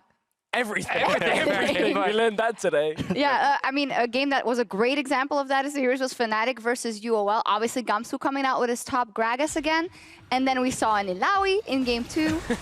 We saw Kha'Zix twice in the jungle doing work, so that was good stuff. What do you think about some of those picks, Spraddle? I mean, yes. Wait, did they have Eli here? I know, that's the next game. Next It's the Kha'Zix jungle in this one. Kha'Zix jungle, very special. I know we have a few one-trick ponies on the European ladder here in the solo queue, and they can tear you apart quite fast. But I'm not sure about it in 5 vs 5 in pre-made. So because these games actually ended up being like a lot of like small fights, very split up, Kha'Zix actually worked really well. That's the dream, yeah. This was still the same game. Veritas just pulling up a few moves and then dying. Honestly, Fnatic felt like they were in control. How is the Yasuo? I didn't catch the full game. He had some. Well, they had it was the a game classic Yasuo from the European ladder as well. There's some really good plays. You know, it makes sense why he picks it in a way, and then he goes to the side lane and misses a few skill shots, and then actually dies quite a few times. And here, Illaoi top. Crazy laning phase. Yeah. Woo, like Look at that. Smack. I don't think Gamsu know what hit him, honestly. No. Problem is then bot lane got destroyed. Yeah. Sprattle as a bot lane player. Yeah. When you see a Jinx right now, do you go like, oh yes, yes. I mean, I can't answer because I haven't felt the feeling, but I can imagine playing versus Jinx right now. It's not something to be scared of. Right. No. Yeah, it made 0 sense. It's like, hey, we have this 1-3-1 split push comp that needs to win lane with like LeBlanc and Illaoi. Yeah. And here's Jinx. Yeah, I saw a tweet from Daylor as well. I think that was like, oh, we straight up outplayed them. Reckless player of the game once in that one as well. So what was coming out of Reckless last week, and then Febvin in the interview was also, well, Yellow Star's back, so we don't have to worry about anything. We just feed the information that we are able to give, and it's much easier. What is your view on the return of Yellow Star? I think it's definitely a big step in the right direction. We have played them in scrims as well, and it's really different from last splits playing versus Noxiac and Cly. I mean, they play really controlled in a way. Like you can tell that they have a really good shot calling, and they always know what they want to do next step. So it's a big step up. Do you also feel like some of the individual players are doing better? Because like Febvin was talking about how, because him and Reckless doesn't have to think about shot calling, they can like focus more on just individual mechanics. Is that something you notice, or is it just this shot calling that's better? I'm not sure. Like it's hard to tell because we did. I mean, our season ended quite early last split, and they just got better and better. Right. Yeah. So it's hard to tell as well. But I mean, they should be able to play more freely, Reckless, and yes, especially Reckless, because he was the shot caller leader last split, so should open up for him. But he's still playing Kalista, so it's like a support AD carry. So. In the opening video we heard from Fnatic, will win or will be top 2 for sure. What do you make of that? I mean, fair enough. Fair enough. You can say that. You're Fnatic, though. Yeah, like, when you're Fnatic. We're going to get relegated. It's like, I feel like it's a bit of a bailout. It's like, we're going to win. or get top 2. You know, second still good. But no, I think they're on course to easily get through to semifinals, in my opinion. But still, I think there's a couple of things that we got to look at as the bottom lanes settle, and maybe the impact of the top of the map. They're currently tied for first, so. Oh, they are? Well, G2. Oh, yeah, because G2, they lost the game. But it's kind of crazy. I feel like Europe right now, like our top teams are not as strong, maybe, except for, like, I think obviously G2 is going to be way stronger with this lineup. I think Fnatic still need a little bit of time. H2K has not really showed up. Really, and then we have like all the bottom 4 teams of last split has gotten much better now. Like you guys, Splyce. Yeah, I agree. It's pretty special. Like I agree that the worst teams are better, but I also feel like the top 4, like last split we had a complete like top 4, and I don't feel like we have that anymore. Like I think G2 is definitely the strongest team. I think like they're almost a step ahead of Fnatic. If we say Fnatic is the second best. But not ahead of Roccat. No, apparently not. Well, let's take a look at some highlights from G2 versus Roccat in game 1. They came back from... you casted it, actually. Yeah. So they came back in game 1. A super fun series. I mean, Roccat, our whole narrative going into the game was, hey, Roccat, they said in their own words, rubbish in the early game. And look what happened. They crush, like, Perks. Airwax had a monster start to this game. Goes mid, gets a kill. Top gets a kill. Bottom lane helps out as well. But it was this fight that we thought maybe Roccat have got this, because Kikis overextends. Roccat are in such a good position, about a 5,000 gold lead at this point, and we're thinking to ourselves, like, how does this game go wrong for them? And unfortunately, a miscoordinated double TP in the mid lane allowed G2 to get a Baron, turn themselves around, and then Sven turns it on. You faced off against Sven before, Sprattle. How is it when Sven decides he just wants to go aggressive? Well, when he wants to go off, he goes off. And I mean, he had a lot of help with like Lulu comps last split, and that's just even more dangerous and scary. But yeah. He Brazilian comp. Didn't quite go off so much in game 2, though. It was a good start for G2.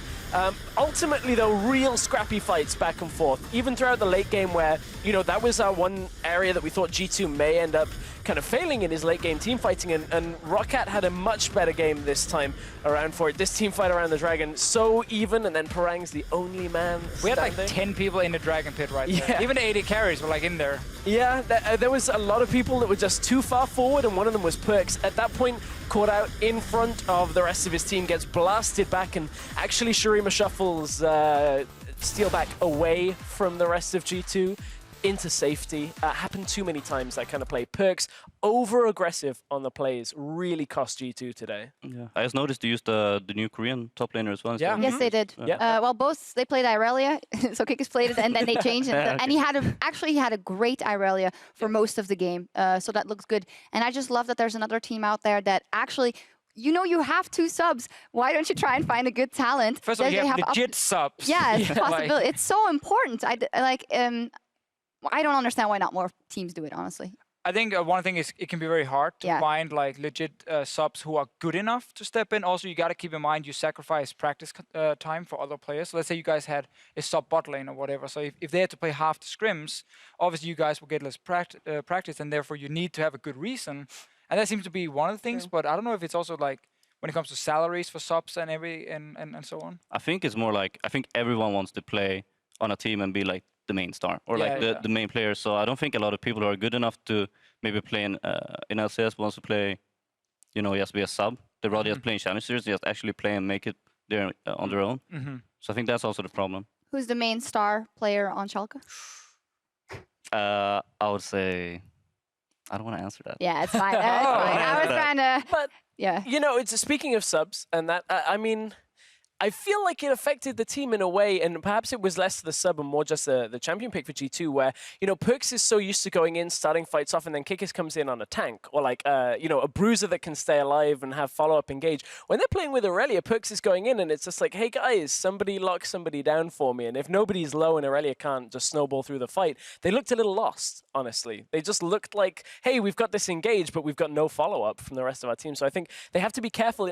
It's not just the sub that affects it, it's now the top lane shift in the meta. Yeah. Well, as I love to say, losers improve our pro players. Yes. Again, you have to lose some games. Yeah, and it is good from them in a way that if they have these 2 subs, that they do give him the experience, they do take the chance on him this early in the season to find out if it does work. Because otherwise, if you do it somewhere in week 9 and you need to get that win and it doesn't work, then what have you done it for? In any case, twice Aurelia, and earlier we asked you who you thought would move up in priority with patch 6.11, and at Yusuf Shah called one key pick. I dare say rather that Aurelia will make an appearance. The changes to Trinity Force really complement her. Is it just that? It's a big one, obviously, with Trinity Force changes. He also did get buffed like a few patches ago, and other top laners around have gotten nerfed. Like, again, Riot has been very aggressive on those. Like, oh, Echo, yeah, down with him. Maokai down with him. So, naturally, when things get nerfed, and then a great buff, again, to Trinity Force, no longer giving stats she didn't need, like crit, like, doesn't really matter for Aurelia. So, definitely a good change. But I also think it's, like, naturally, because like Rift Herald got changed, it is more focused on a split pushing now. And again, with less tanks, Aurelia has good lane matchups. I think there's a lot of things that benefits her. But we got to keep in mind, as you said, like in a team fight, it's like go in and kind of assassinate one guy and then be a bit of a cleanup. You're not a full tank. Yeah.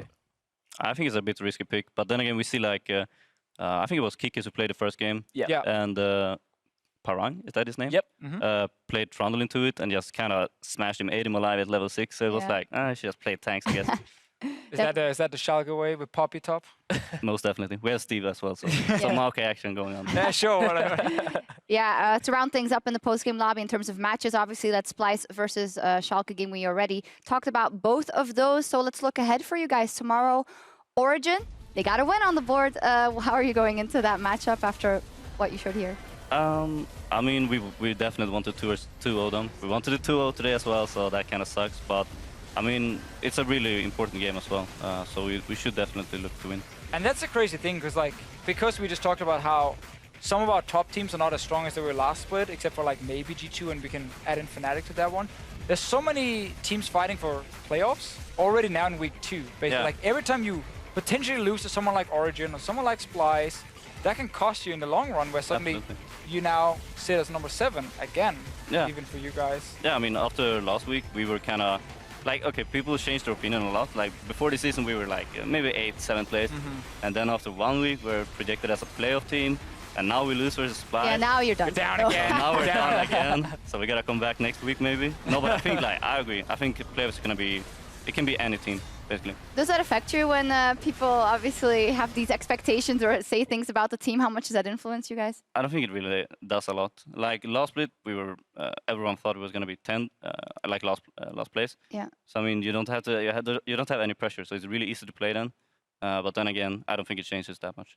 I don't think it changes that much by the looks of it and by the sounds of it. You guys seem pretty confident. I do like, though, how the point system's changed. You guys picked up a bunch of points last week. And, You have to say that. Looking for more. Yeah, No, but legitimately, the way that then impacts things is, you know how Origin notoriously last split were like, not the best start. If they have that and don't actually pick up points, they won't make it to playoffs. If you don't get at least a point from a series, it's just like you actually have to start worrying if weeks 1, 2, 3, you don't pick up anything. That's how it affects things. That's why with this point system, you can't afford to be losing games like Origin have done. And On top of finally it being the summer split, obviously you guys don't have any championship points yet. How is all that kind of stress for a team, and how does it force you to improve faster? I mean, it's like it's only the summer split now. We have 2 months to just practice hard as we can, make playoffs, and take it from there. I'm not quite sure how the gauntlet works, honestly. Like if it's just top 6 team who gets to play.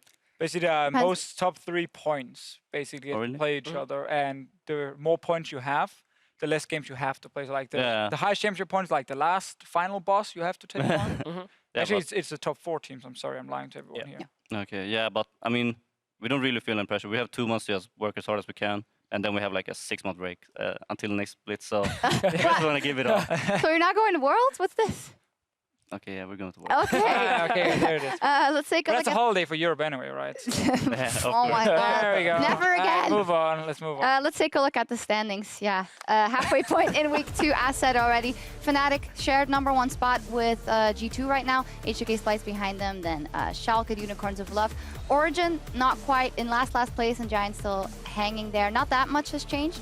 No, but still, like, look at these standings here. Because of the point system where Unicorns got that 2-0, they got 3 points. But if I look at the teams around them, like you guys, of course, Rocket under them, Vitality under them, I feel like they're stronger teams than Unicorns are. I know we're only 3 games in or 3 series in, but... Yeah, that's actually true. Unicorns is up there as well. Just from 1-2-0, because then always they've been 0-2 in the other matchups and actually look pretty bad. So... It's kind of crazy how important it can be just getting a few. If you can manage like sneaking a 2-0 here and there, it really makes up for it because compared to just the 1 point you get for 1-1s. So it's actually technically better to lose a few and then 2-0, 2-0. Interesting.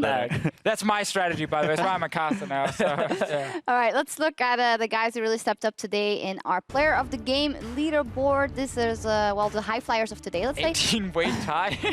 Oh, this is the leaderboard. Oh, fantastic. I was there like, we go. I didn't realize that import. Yay, ties! Woo! Betsy up there. Also tied for first. Yeah, also tied for it. But I actually want to say for the Rocket game as well that I'm really happy for some of these players that things are going well for Rocket. That they, I mean, of course it's early, but you know that things are going better. I'm very happy for Rocket, Splyce, and Schalke, because again, it was teams who did struggle last split, but it always felt like there were plans to do something greater, and then obviously good off-season changes. Like you guys got a great mid lane upgrade, which obviously has been very impactful for you guys. Like, I mean, how much has it actually even changed in terms of team dynamic? I mean, if you just compare Aka to Fox, Fox has been playing a lot on the LCS stage, like at least 2 splits. I'm not quite sure, like on SK, on Unicorns of Love. So he has way more experience and knows like matchups better and stuff like this. So I mean, it's an upgrade. He wins the lane and we can play like first we played 1-3-1 today. It didn't work out well. We didn't really win any lane. But usually we get a win in 1 lane. If Fox gets ahead, we can like snowball the lead, and it's just much easier to play the map. You know, obviously if you get ahead. So yeah, it's the small things, but. Yeah, definitely. And together with Gilius, when it works really, really well. He will want to have something to make up for today, especially after hearing your comments after game 1. So, like, his game 1 today obviously wasn't great. That was a prank, for sure. Right, yeah. So he said it too now. All right, I'm not alone. I'm sorry for throwing you under the bus. But there. it's just, like, he had one of these games where his role especially was so important for late game fights. Like, if the Gragas cannot properly engage, like, towards the backline of a Caitlyn is just going to stand there and shoot everyone. So it was a tough game for him, but he played extremely well in week 1, and he definitely benefited from the changes. Yeah, I mean, you can tell when you're in the team, like, you can tell when something positively changes a player. like it did for Gilius. Yeah. So, who is actually now? Random question. I don't know why it popped into my head. But, Ask it. when it actually comes to like the setup you guys have on Schalke, in terms of like shot calling and who decides certain things, I know Rallis is extremely vocal. Yes. Is he like the main caller for you guys? Do you have an AD carry caller? Or? I mean, I feel like it's just... You can tell us. It's fine. I mean, I feel like it's me and Gilius just throwing random calls, and then in the end, Rallis just said, that's not how we do it. We do it like this. So nice. So, I mean, he has the biggest voice in the team, at least, and like the final call. Wow, I love that. Because But that being said, we can still do good calls as well, me and Gilius. Okay. Especially yeah. Especially No, but Gilius. it's interesting because it's not something that something we had discussed about a lot. Can an AD carry or any other role be sufficient as a shot call? Apparently, it does work for you guys, so it's cool to have a non-standard answer to that question. Yeah, for a change. Very nice insight. Let's take a look at what we have on our plate tomorrow, because week 2 of the European Summer Split will continue then. First off, Splyce up versus G2, which is turning into a very, very interesting matchup. Then Vitality will open the day against Roccat. And in the arena, we'll have H2K versus Fnatic. That is also our match of the week. So a lot of interesting things. Splyce versus G2 will be super interesting. Yeah. Do you think, after playing versus Splyce today, that they can take down G2?